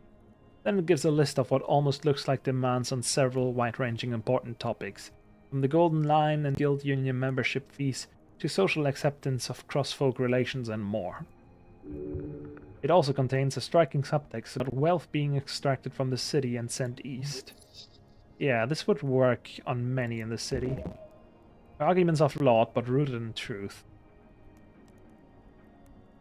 Can't you just be a little bit more subtle? Or something? We're past subtlety. The people need to know that Norvik is theirs for the taking. Come on, help me out here. What, you want me to cast a spell on him? No gods. I mean, it would work. It wouldn't work, would it? For a few minutes maybe, but no.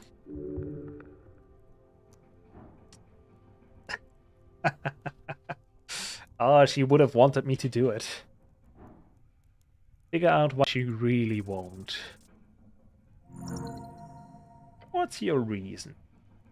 She hates them. She hates how she's been pushed down by them all their life. She hates how powerless she feels all the time, every day.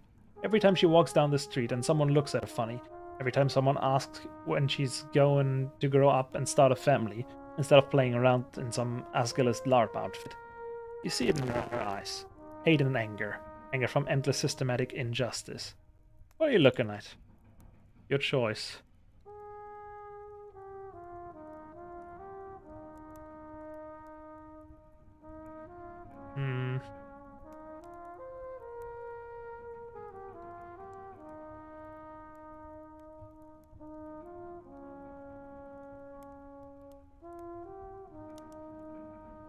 This is the problem. I think it's just gonna lead to a split in the movement. If you publish this, they'll push you out, and everyone will like you. Your voice will be silenced in the years to come. Instead, speak out slowly, bit by bit, until your ideas are accepted as the truth. Not today, but tomorrow. And tomorrow, and tomorrow. I'll change it. I'll rewrite the article. Thank you. She looks extremely relieved, but I'm not happy about it. I'm sorry, but really, thank you, Modissa. Get the ink right. That's the cleric. Green, really? They didn't have black. Well, shit. I'll mix it up with whatever we have. Should make it readable still. Green is at least thematically relevant. Thanks for this. We'll actually be able to reach that last portion of voters before the election now. And sorry for the mess. I should apologize really, but...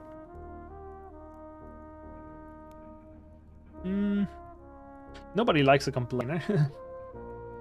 It's an ideological battlefield. Keep fighting. I guess, sure. Think about the orange ledger. Should I give it to Modissa? I think you should. Or maybe to Alphos?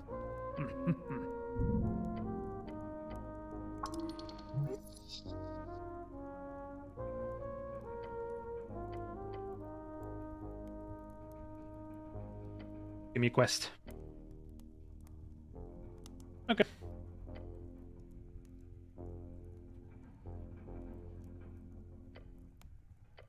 All the best. Yeah, I guess so. Anyway, I kind of want to give her the ledger. You think about it, an idea seeming so obvious, alas, it does not come to be. Why not? You're unsure, but you feel a strange sensation, one telling you to instead go to the roller mill, or whatever reason. Your heart apologizes for not allowing you to simply give it to Modissa instead. It surely does. What? Why?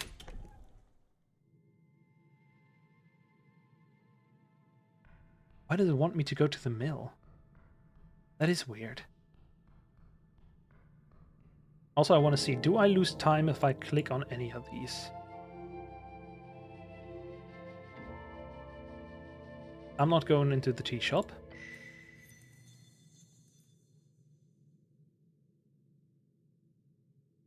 So you let the bird go. Gave him his papers and everything. Oh, the problem with that? No sir, that was a fine outcome. Living up to the Free Strider ideal. Everyone should be able to come and go as they please. The free market is built upon the ability of the movers of goods, from merchants to sailors to dock workers, to be able to transfer themselves into situations of required labor. Basic supply and demand. Supply and demand of people? Else yes. Freedom of movement. It's literally the most fundamental policy of the Free Striders bloc. In the real old days, the only people with resources to travel would be the aristocrats of societies. In the real early days, that'd be the top dragon servant, the top slaves. Then during the last few centuries, that changed. The average person suddenly got the ability to move. On a societal scale, sure, but also in a geographic sense. Each of the Arcanist splinters dealt with it in a different way, but in general, especially once the Coast War broke out for real, all the borders got real tight. The shoot-on-sight type policy wasn't uncommon. And that's shit. Real shit. Borders are bullshit.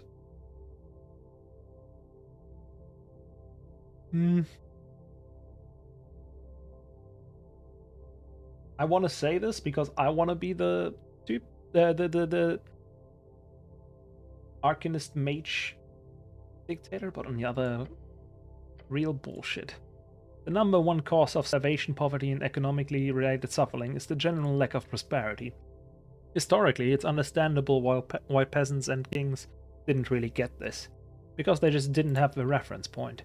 If things were always terrible, you wouldn't even know what good is, right? Then comes industry. Mass production, both esoteric stuff, access to food, healing services, teleportation, and the fundamentals, textile factories, metal refining, and transportation.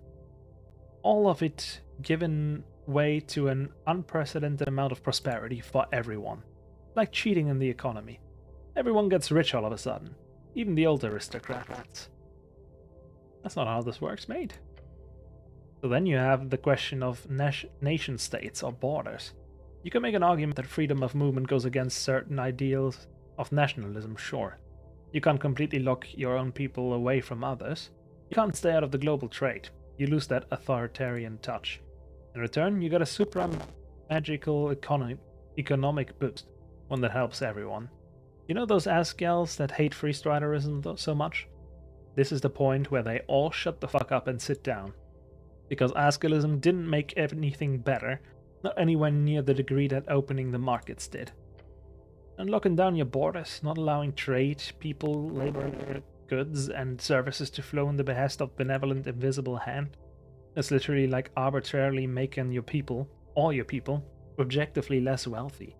And probably a lot hungrier, just for some dumb ego trip. Thus, immigration is fucking great.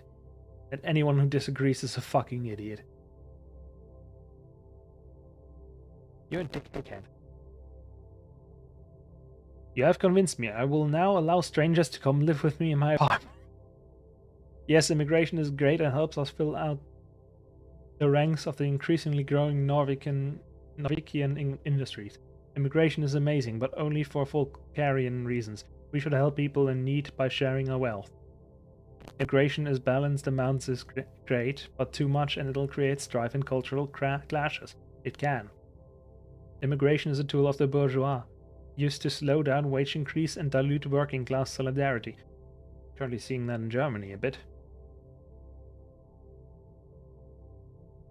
They always, the fucking big corporates really like to keep our wages down and just get people from other nations that work for cheaper. Man. Immigration is a threat to democracy. Immigration destroys nations. Whatever you say.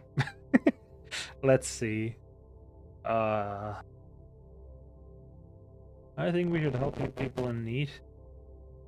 Well, let's just go with this one. Yeah, sure, but the market will take care of that by itself. The vacant jobs create the immigration appeal by itself. Nobody would move across the world if there aren't any jobs. That would be ridiculous. What if they do? What do you mean? What if they move to get away from worse situations? Wouldn't that overwhelm the nation targeted by mass immigration?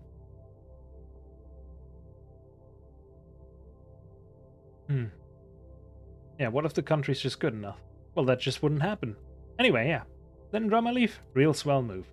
Just a straight up class act. But you could clearly learn a lot from that bird. He's got that infectious paranoia about him. Oh, your stomach's upset. The bird. Yeah?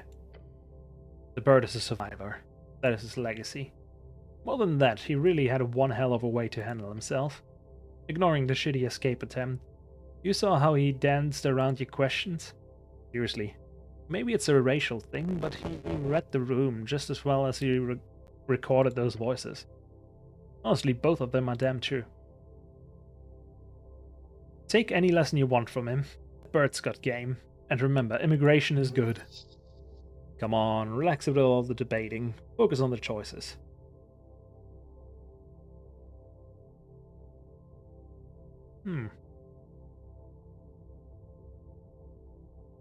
I'm not apolitical, I'm not saying that. Tell me more about infectious paranoia. Be ready for anything. The world could fall apart any second. The world could implode, your dreams shattered. When that happens, you get ready to run. Leave the city in a crate. Ship yourself to Heishi. Whatever it takes to get away from any of those pesky consequences. Advantage on initiative. You live through it all. Survival of the fittest. Advantage on death saving throws. I don't really care about that. Reading the room. You want to say the right thing, right? Make the right choice? Yeah. Might help to have a quick glance around the room first. Advantage on behold checks. I think I want one on that. This will honestly keep you alive. Real smart choice. Did any time pass for that? I'm not sure. I didn't pay attention and it took way too long. Anyway, it's early in the morning. He wants to go to the mill. I also wanted to give money to that other person. Oh, it's raining.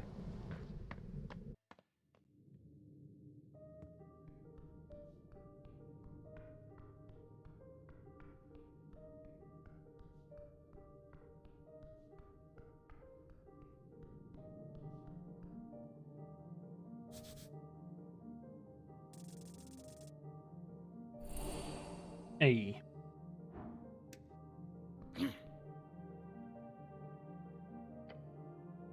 Huh?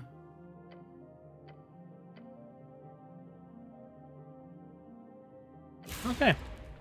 They want us to go to the tea shop. I am not going to the tea shop. I refuse.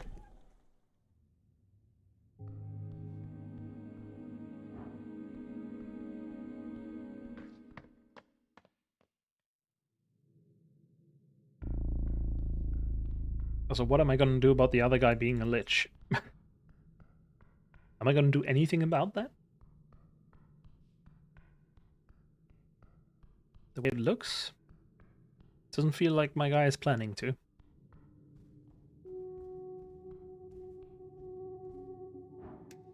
Oh look, there's goblins here. Mr. Cleric, yes, that's me. Oh, that's the druid. I'll take those apples. Meditation. Maybe just a normal mushroom lady. A different one.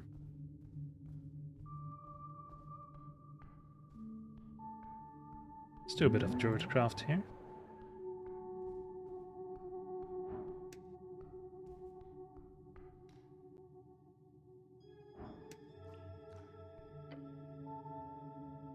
You step on the rock, around you lies the vast chamber of roots and stone on dwarf and primal forces pressing up against another. One part struggle, one part harmonic symbiosis. This is the vessel in which the great break-in tree of Tolstad is nurtured. This well, it's beaten hard. Also, you can absolutely make some noise here. Try it. Don't make this about yourself. A rock like this is a keystone in a community, not a tool of the individual. It's a platform, a scene. Scenes are made for bringing attention to those who deserve it, i.e., you. I am the lord of this dwarf fortress. What are you doing? There's no one of importance hurt you. You can make any statements you want. It literally doesn't matter. Unless you care about what the goblin thinks of you. I'm making statements now. Seems a bit imperialist and or colonialist, if you ask me.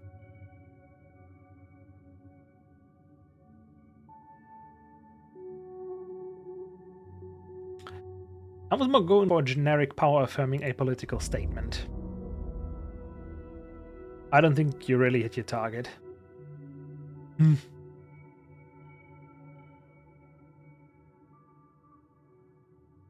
secret to complete confidence is an unadulterated and insane level of self-forgiveness. I read that in a book once. Why am I standing here? What am I doing with my life? Can we go, please? Okay. Thank you.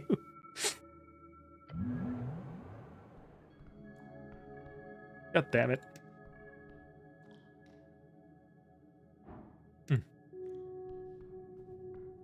Mushroom lady's fine. Okay. Let's talk to you. She okay? Do not disturb her. Not that you would be able to. She's in deep meditation, far from here. Fine.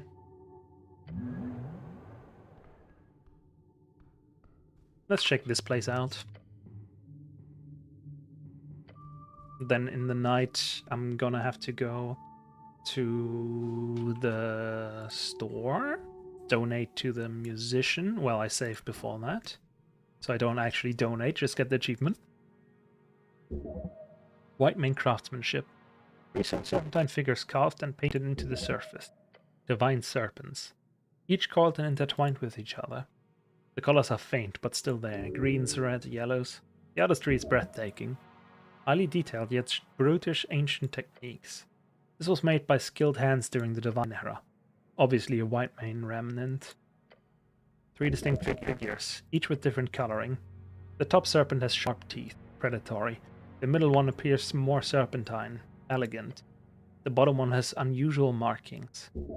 That is not what I'm seeing there, but sure. They're interconnected, bound together. What's the meaning? Religious art, inane really. The white men believe in divine triads. 3 aspects of power. Creation, destruction, balance. Body, mind, spirit. 2 serpents stretching from a singular point. 1 creature with many dual faces. Only in balance between the 2 can the soul retain its divinity. The specific meaning is lost, but the reverence is clear. This was a sacred image. Further down this path, there should be an actual temple. Find it. Learn more about these noble creatures. What do you make of this wonderful artwork? The freaky serpent picture? There's a ton of these all over the place. You've either got snail memorabilia or these lion-style pieces. Nothing else? I'd say 90%. From what I learned in school, snails first, then lion, then trolls, then humans. Then goblins, of course.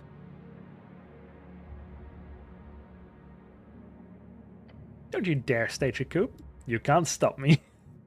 Do what you do, then let's keep moving. That should a bit.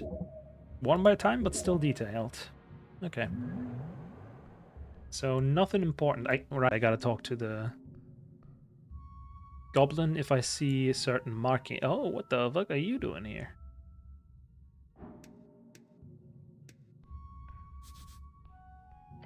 Beware the crunch. How lucky to have run to you here again, Cleric, for I have a message for you. And you too, Snell. Yeah. Hey. Ambassador. Our previous meeting was satisfactory. I have made certain to note your name down for future reference, if the need for more information does arise. You're blinding you in the dark. Ah, fuck. You learn anything interesting? Nothing I can disclose. None then. You have a permit? No. I have immunity. So what, you can just do crimes? No. However, if you wish to bring this minor issue up with your patriarch, I will receive it in haste, I promise. Just following up on a lead. By looking at... These halls are esoteric, I'm sure you're aware. While these skulls are simply the work of your recent ancestors, these rocks contain something else entirely. These are indestructible murals, primitive in a way, eternal in their beauty. The choir wishes to have them recorded, that is what I have done. They sent an ambassador to look at cave paintings? Yes. Archaeological endeavor I gladly perform. I have some things to take care of, so... as do I. My dealings here are complete. Thank you for this conversation, Cleric. The light shall reach you one day, I am sure. Good talk. Cool. Please don't step on that literal human skull. Painted in faded pigments, humanoid pictures, simple, primitive. Red and white against the dark stone. The style is unsettling. Crude stick figures with circular heads. Arms spread wide. Some kind of ritual or dance. Count the figures? 3 distinct figures. Each has a unique design. They called them indestructible, perhaps. There appears to be a layer of protection around each of the paintings, most of the rock itself too. A spell above Jaw's limit to protect them. Above 9th level, holy shit. No fading, no degradation, despite what should be millennia of exposure. Very esoteric. These look human. Humanoid. 2 arms, 2 legs, round head. The style is too simple to determine species. Could be human, could be something else. No, you people ever make art like this? Goblins weren't even on this continent when these were made. My guess would be pre-Fate, maybe? Pre-Fate, before the Fate. That would make these incredibly ancient. Well, let's try. Bam. You study the figures carefully. The pigments, the style, their preservation. It's not a white mane nor snail folk origin. These paintings predate all of them. All the snail folk. These should be dated to the early Gate Wars, long before recorded human history. They do look quite alien. What are those creatures supposed to be? Could be depictions of the beast of yore. A folk type or higher being connected with yore. Though the less exciting answer would be these are rare aberrations depicted by whatever people inhabited Ascan before the cat. I choose to believe these are super interesting alien artwork that just happened to be left here below the city. Right. Just do that, sure. What do I have equipped currently? Why do I have that? Oh, I have the dex build equipped. I'm fucking stupid. Why do I have the dex build? Give me my intelligence build back. That one removes charisma, though. Hey. Orange ledger. Right, that one's fucked. We can't really... We shouldn't really. Yeah, not really. Give me an int. Give me... No, the sword is good. I need something instead of these two things. And I used to have something that was good. I just forgot what it was. It gives strength, which is nice, but... More int. More int. We are the smartest person in this whole city.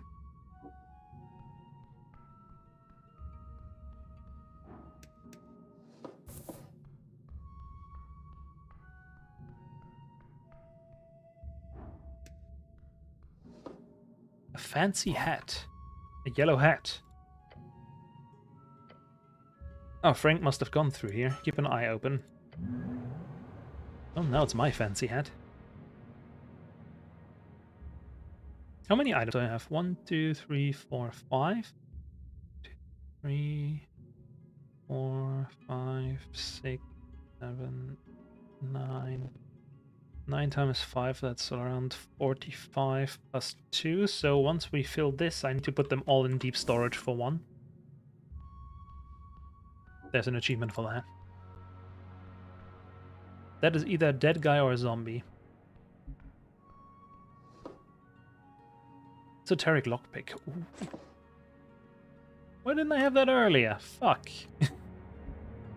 That would have been useful. Where do you go? Which slot? That's an accessoire. Okay, that goes there. Now we got something more if we need dex. We're not supposed to go there? No.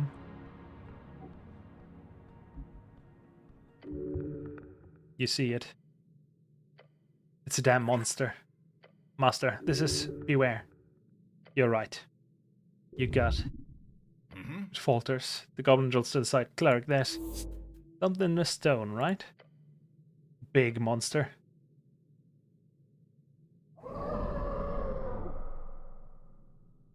Fuck me. Oh no.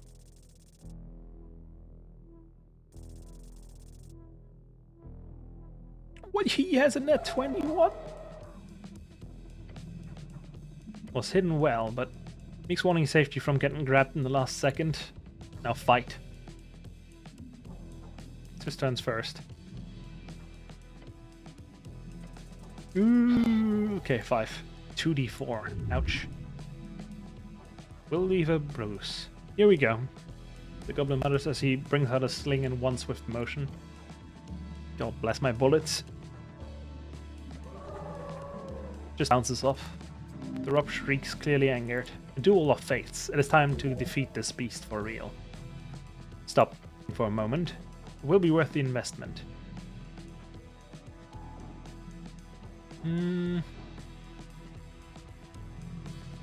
Let's think. Yes, you do.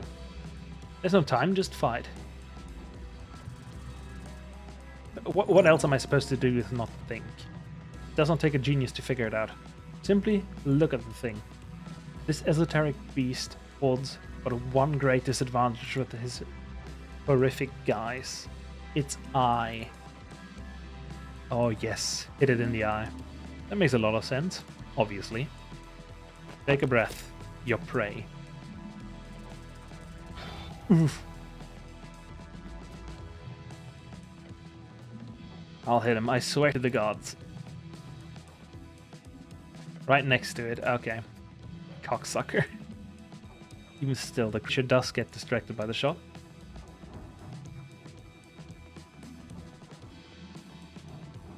We don't run, we punch it right in the eye. Come on. Natural 20! With force. In perfect form, your fist makes contact with the beast's horrible, unblinking eye. I mean, we're just gonna ignore I have a sword. The softness of its mold around you. and a flood of warm, disgusting yellowish blood begins to flow out of the hole. The shrieks then pulls back. The terrible noise disappears into the abyss. Tentacles writhing, the Europa blindly flees. In its panic, it runs right over the edge. What edge? That was tight, but well done.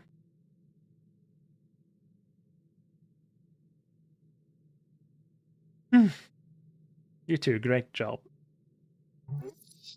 He's pained by making such a cheesy gesture, but you've clearly earned it. Let's see what's deeper in this cavern. Can I loot it? I cannot loot it. Anyway, time to eat some more apples.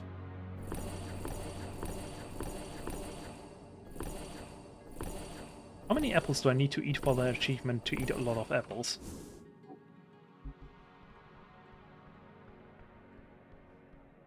Oh, this one's a deep one.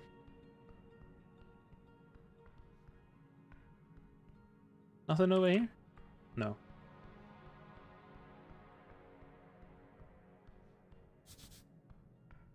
Who put these barrels here? I'd like to know. Oh.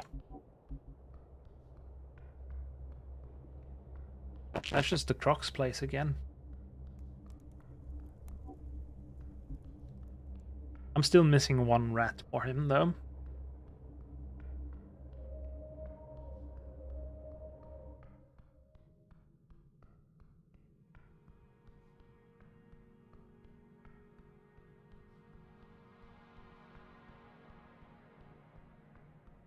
Let's see, nothing was here. This is the only way to go. Ancient ruins? Of some type? Looks like it. Trifle. Among the fallen and broken of an ancient world lies among them a simple structure, a monument to a forgotten power. At the top, a cracked lion's head glares at you, a one-eyed lion with a single dark and empty socket. The shrine, isn't it? Shrine to what god? Pain. They lived here, not first, not last. Does it work? You may prepare spells here, yes. There's a connection to divinity. Shrines like this often hold latent connections to your strength. If you can do it at the shrine of one dead god, why not another? You see anything like this? Sure, looks like a normal cat thing.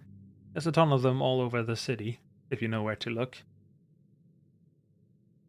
I should have cat expert? Nope. Hard to tell exactly what's going on here due to the rubble and dust. You could try investigating them more closely, but remember, the white men are famous for their traps. You know, like that fiery hallway you barely survived. So be careful. What do you think, Meek? Meek thinks spooky ghost. His first comment is, before he even opens his eye. Many spooky ghosts in place like this. Yes, 100%. Is trappy, master. Beware. Not surprising. If you gotta investigate, just be careful. I don't know why I even say that. I know you're not going to listen. Look at the symbol Axel was talking about. You dust off the front of the shrine, and the sides of the shrine. It's faint, but there's some type of symbol.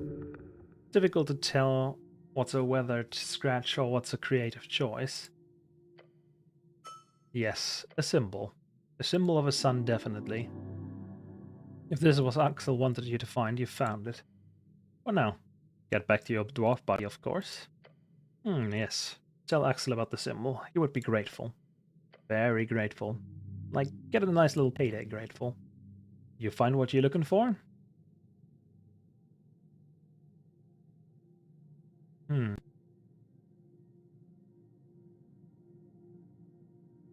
Yep. Great. Happy for you. Like the sound of that. Took it back to him. First we investigate. Your gloved hand glides over the markings on the front of the shrine. There's something there inside the stone, and it's text. Tracing your fingers, you realize something is written, faintly scrubbed over the down over centuries into the surface of the shrine. It says, El hoyo royo vigila tus logros. You take a step back and mumble it to yourself. It means the red eye watches over you. Does it mean anything? Surely they wouldn't just write that down on a shrine for no reason. They honestly might have, but who knows? The eye socket. Perfectly sized for a gemstone. This is obviously a secret you would be able to trigger again in case you insert the correct gemstone. I have a red one. Do it. Put in that gem you found between the cow's legs. So I need to insert a gemstone. Either ruby or jacinth would be practical, I guess. These barbaric civilizations, if you can even call them that, well, all the same. Shiny rocks and mysterious temples used as esoteric triggers. Once close enough, like a magnet, it gets sucked in. Then you hear a strange noise.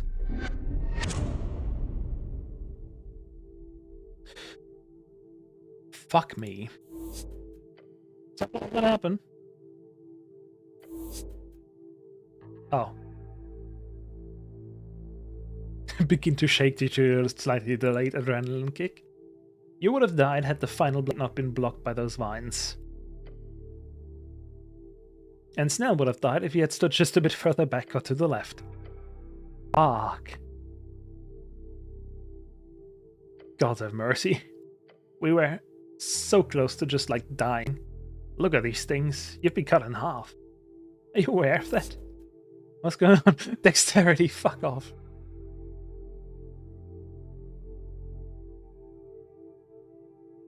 There's magic for that. What do you mean revivify? I almost just died. Please don't argue semantics now. Look, I'm not the magic guy here, but with a brash crack, the front of the shrine pops out of place. The goblin jumps.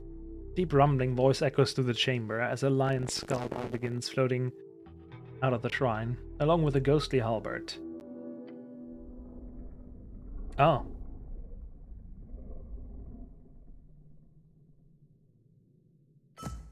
Then the skull falls to the ground.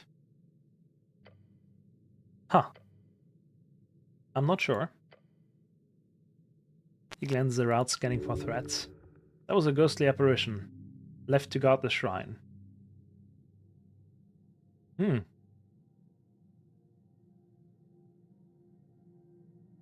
I don't think they planned it to go that way. But once I agree with you.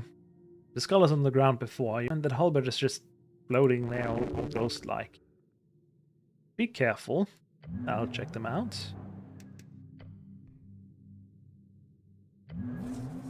Can I prepare my spells first? Alright, the apple spell.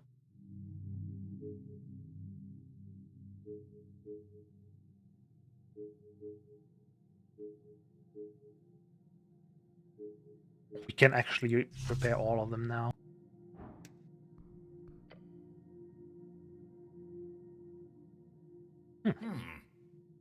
It's as empty as that skull. Okay. It was a light. It's an illusion, don't mind it. It is absolutely not the sun. I'm gonna be that guy and point out that's not a halberd, it's a... What? Badish? Badish? I don't know how to pronounce that. I also would not know the difference. Dancing upwards reveals the race to be nothing but magical tingle in your eye. This is no esoteric pocket, but likely once was. Well, I'm taking this thing. Intelligence and wisdom. Well, the current one gives a lot of other stuff, which I most likely need. Look at the clock. It's 11. I'm now gonna click on this thing. And hope it doesn't change from 11, because that just means we're able to get through all of these. There's one in every Dark Souls and it's never named properly. That sucks. Well, it only sucks if you know. If you lack the knowledge, I guess you wouldn't care. You have expressed some opinions lately. I have. Now you will listen to true reason. You see, what all this has been is an opportunity. Want to share this tumultuous part of yourself with others. And now that the part lives out there, it will stay there for some time, collectivizing into the zeitgeist, growing, decaying, until it festers into an unimaginable beast of bureaucracy. That in its nature is an election, general election of leadership and governance. It is, of course, a complete farce.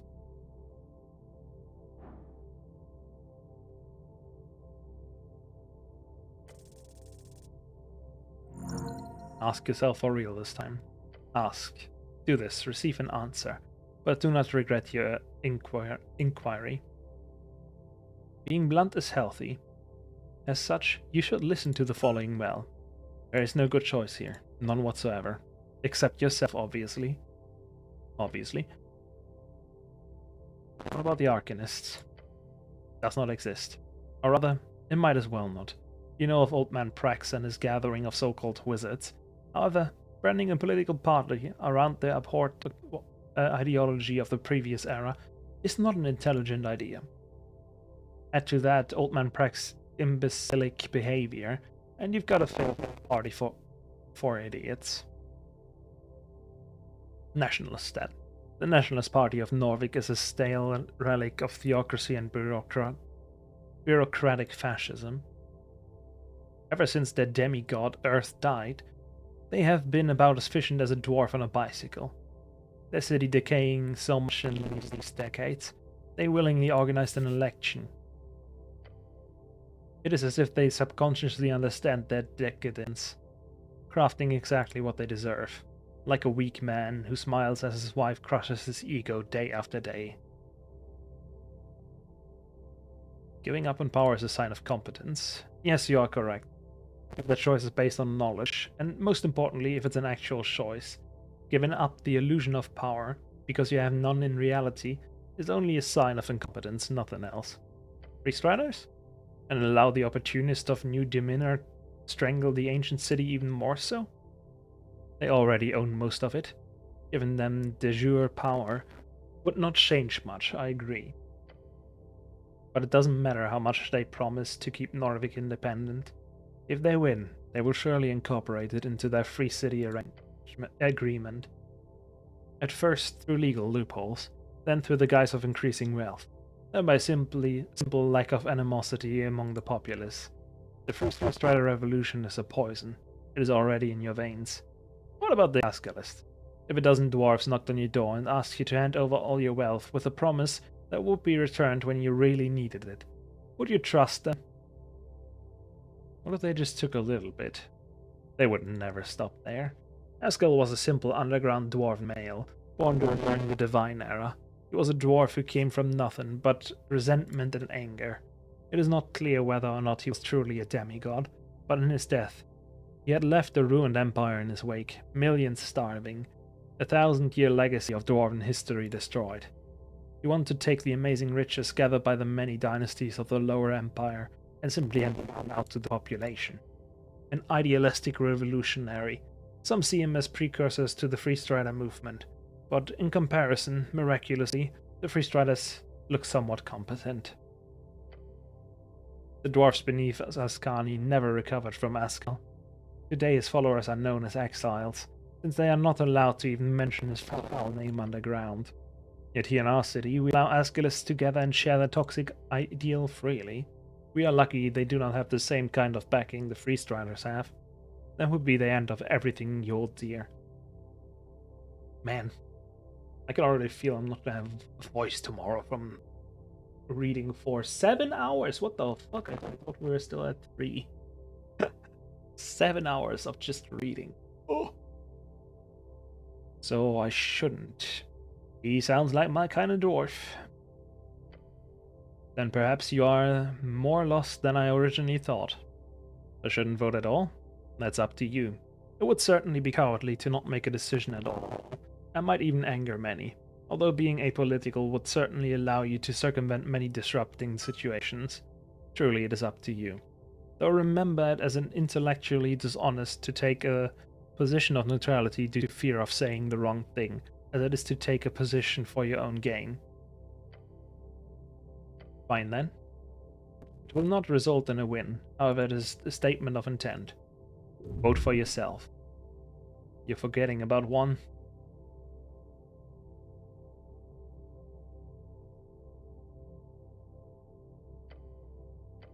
Humans first. Extra proficiency in rules when speaking to humans. Discount in purchases. Oh lord. Whenever you take damage, move one step forward on the secret 3-step counter. On step 1, a thesis. D20 die is thrown. On step 2, if the damage you took is higher than the thesis die, an antithesis D4 die is thrown. On step 3, the damage you took is lowered either by 1 or by the antithesis die if you rolled a 1 step during step 2. This is synthesis, somehow. The next time you take damage, return to step 1. What the fuck?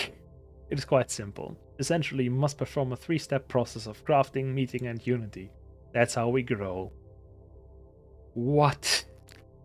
Arcanist, a magocracy, led by you, greatest wizard on the coast. When you use up your last spell slot of any level, you roll a d100. If the result is lower than your natural intelligence, you regain that spell slot. So it's a 1 in 20. The way of the earth, hungry. Whenever you pick up food, you roll 1d20. If you get 16 or higher, you get an additional item. Tell me about apolitical. Objectively smart, but whatever you need to be, win. Increases proficiency in rolls by 1. This amount is increased to 10 on any election day.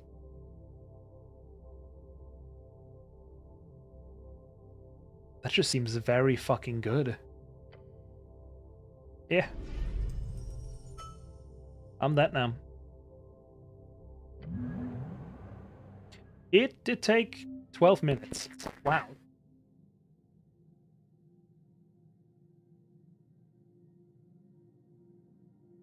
Well, I'm not ready to do another one of those because I'm just gonna forget what I was gonna do before.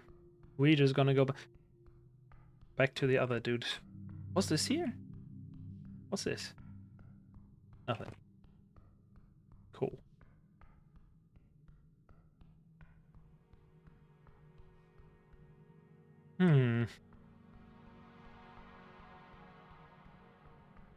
Does that mean I lost complete sight of the other guy I was looking for? We went down there. We know he had like a secret thing.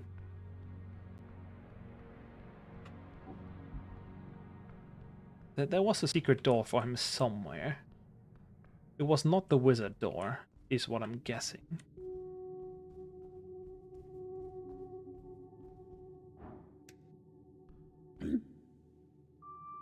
Defeated a roper. There's a ferocious beast. They do not come this far up very often. Well, good thing I did that then. I do wonder, how do I get... Is there a way to get deeper? I mean, we went to the caverns. That is nothing. That just leads to the sewers, which are just a crocodile. And that leads to... Yep.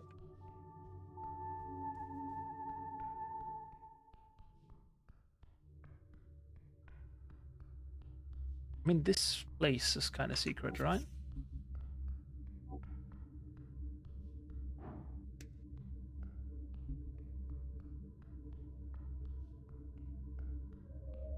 There's nothing really here.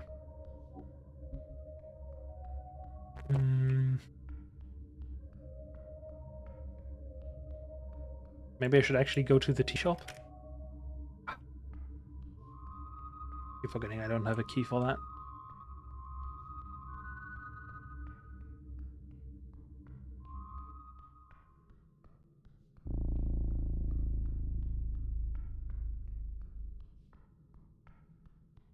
Well, now let's have a talk with the dwarf.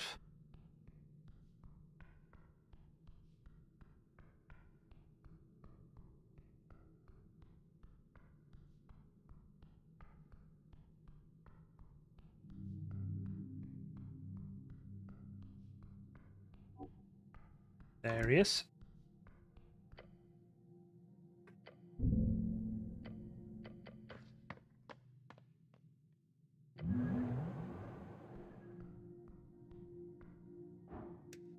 He even brought a pickaxe for the lobster. On those ruins you were looking for? Found the symbol. Symbol of the sun?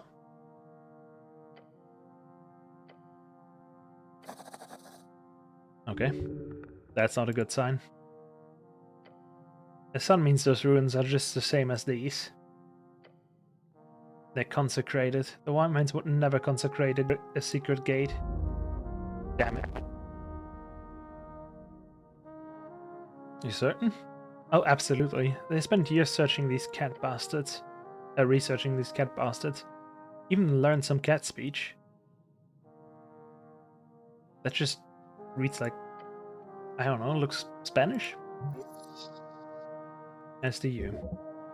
Cat speech, that's not even close. That's not entirely off. I know what I'm talking about, okay? This means only one thing. The sleep was off. Oh well. Time to regroup and rethink after the election, that is. Here.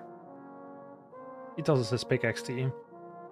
That's a little trick we have in the delving business. A custom-made detect secret-infused pickaxe.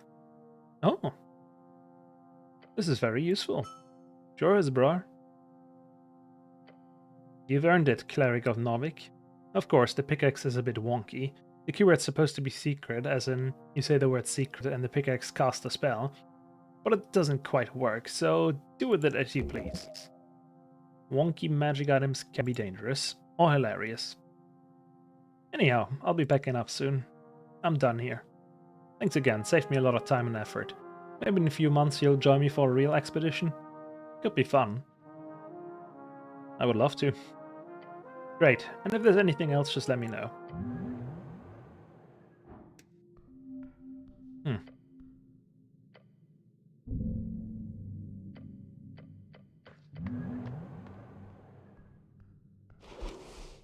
Was a pickaxe too.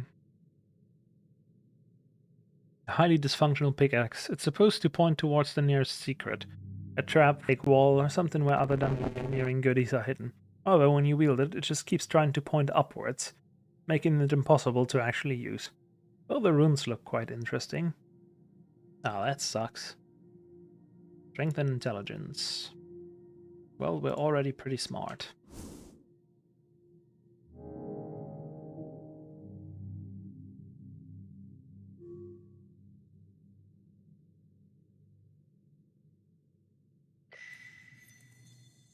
What's this one about? And so here we are, at the end of a long line of divine tyrants and feudal lords. It's like being at the end of history itself. Taking a dive off into a chasm of hope. That's liberalism, baby. I have no opinions on it, yet.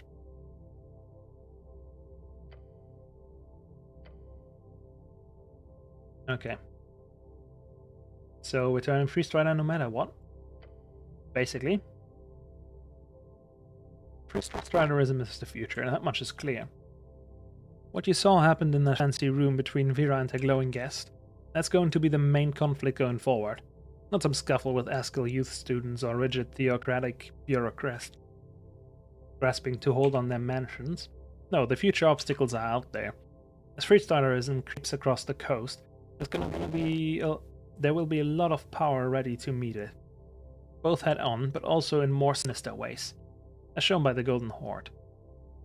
They're clearly trying to co-opt the whole thing.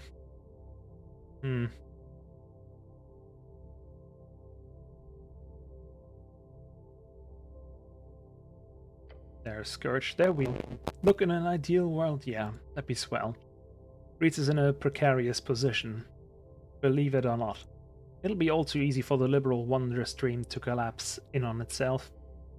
With enemies on all sides, within and without, you need to band together with your fellow freestriders and fight back. Or if that doesn't work, grab what you can while the grab haven's good. Then jump out the window in a blaze of glory. Hell yeah. Let's skip the political exposition. This tale you've heard it so many times, a modern myth, as the olds keep getting stripped away. Freestylerism, an unstoppable force. You must arm yourself against the storm, quickly. Look, let's be real here. There are hundreds of different ideologies with 1,000 different interpretations and branches. Out of all of them, Frisian freestylerism is probably the most powerful at the moment. You shouldn't throw all your eggs in the proverbial bag of holding, but it certainly won't hurt to move a bit closer underneath that yellow banner. If you've got all these forces pushing you in all kinds of directions, maybe try a bit of an immovable object, one that's sitting squarely in the good graces of your new Rhizian overlords.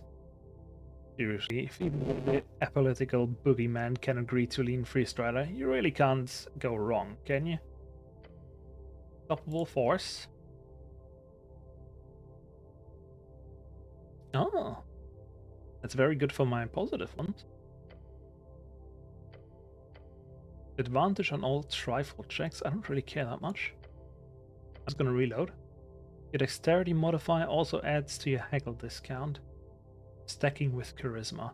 I've got a shit dexterity. I'm taking unstoppable force.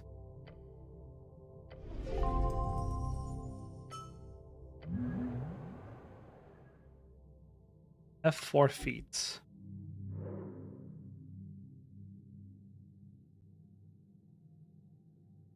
You can only have 4 equipped, I'm guessing? That sucks. I wish I could have all of them equipped. Oh well. This one just means that my sword doubles now, right? Yay, +2 and all. Great.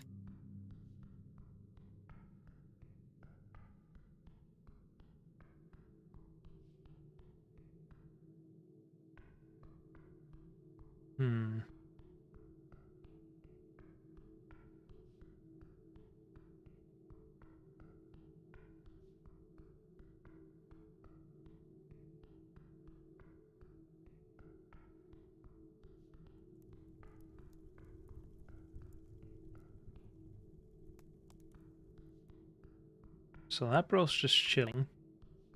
Where do I go? Where do I go? Where do I go? Into the gelatinous cube, yeah, sure. That seems smart. Very intelligent.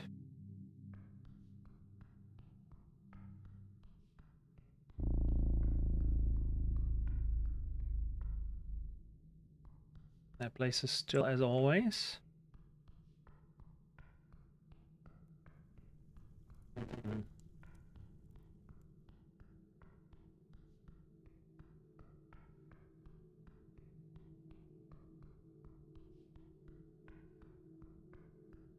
Well, let's see. In my head, we don't have that many leads anyway. We've got... What was it, actually?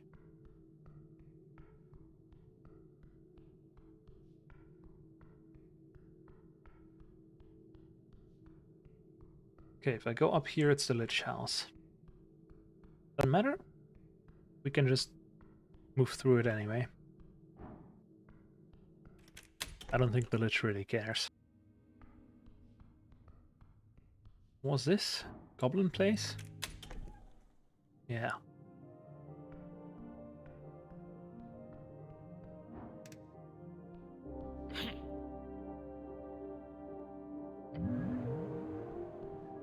I don't want to go into the tea shop. I refuse. For now. What's with this guy? I see. Couldn't find that on the lower levels for some reason.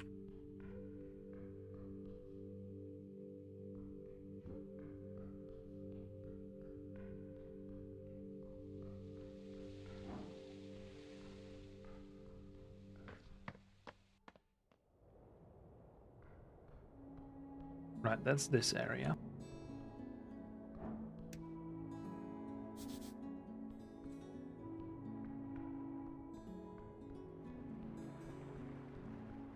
He still has that rat problem. Wait, you can enter that?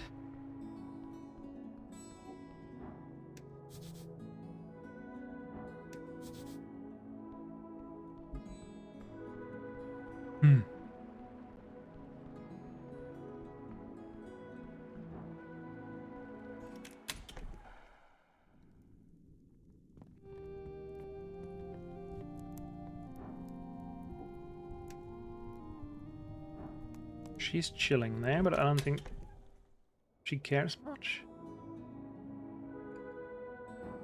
Well, I've gotten her the required stuff, I think.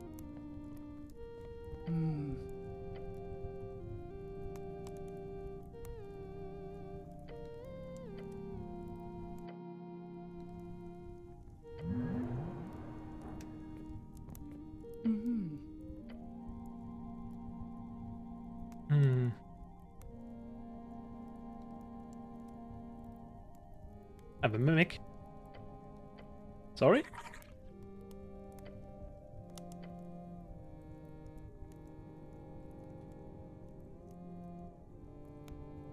No, he's just helping.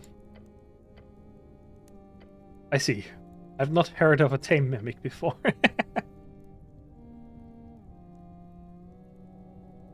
I found him below. Here's what it is. Well, Cleric, you're full of surprises, but please keep that thing hidden around here, just in case we have any guests. No,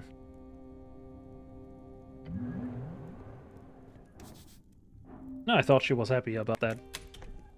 Having more people have written in that. What the heck is that?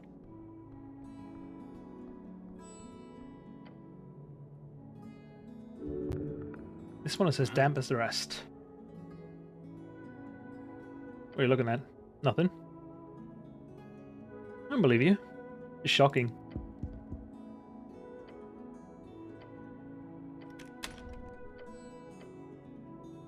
So a human male mid-30s, his short hair ruffled, his cloak wrapped around him like a makeshift toga. Oh god, no. Are you that intimidating? You see the tears form in his eyes as he leans forward, pleading, what happened to him? Awful. He thinks you're here to deliver terrible news. You talking to me? Octavio okay? Octavio? Have I heard that name?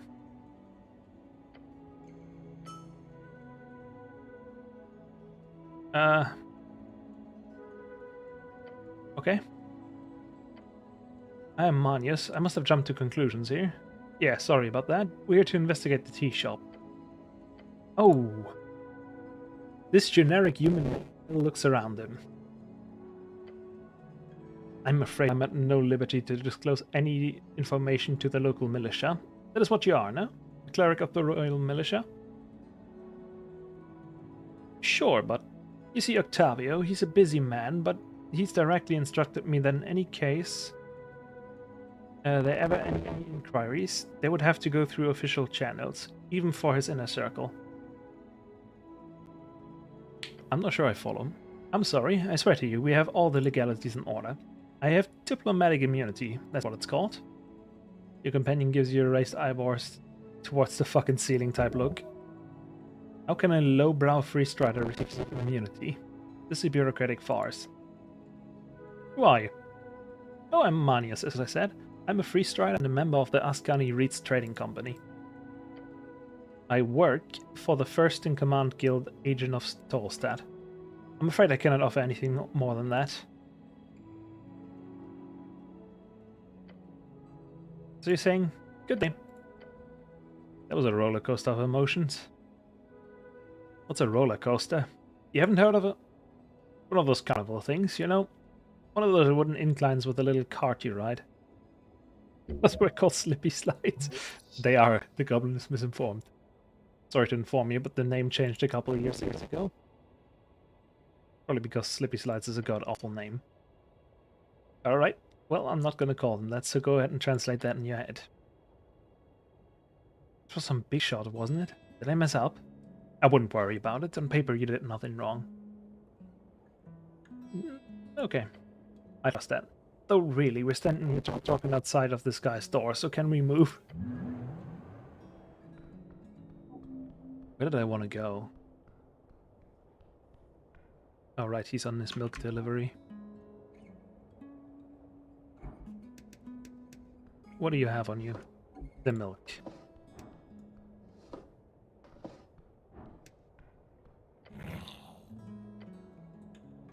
Is the milk run? Yes. Can I help? No. Okay. You're just hanging out down here? Hmm. Who's funding this operation? I get from producer and transport then sell. It is milk run. It is big. So rude.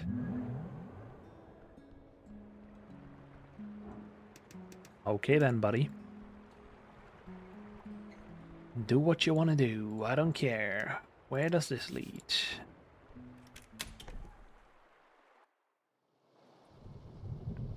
Here. Is here where I wanted to go? No. I mean, I guess this looks better.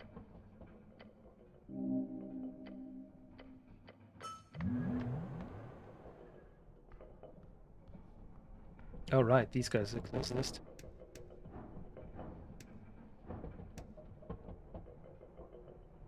Yep, well. Anyway, looks like I need to stop. People need to sleep here, and I can't be fucking reading for 3 more hours while I try to do that. Anyway,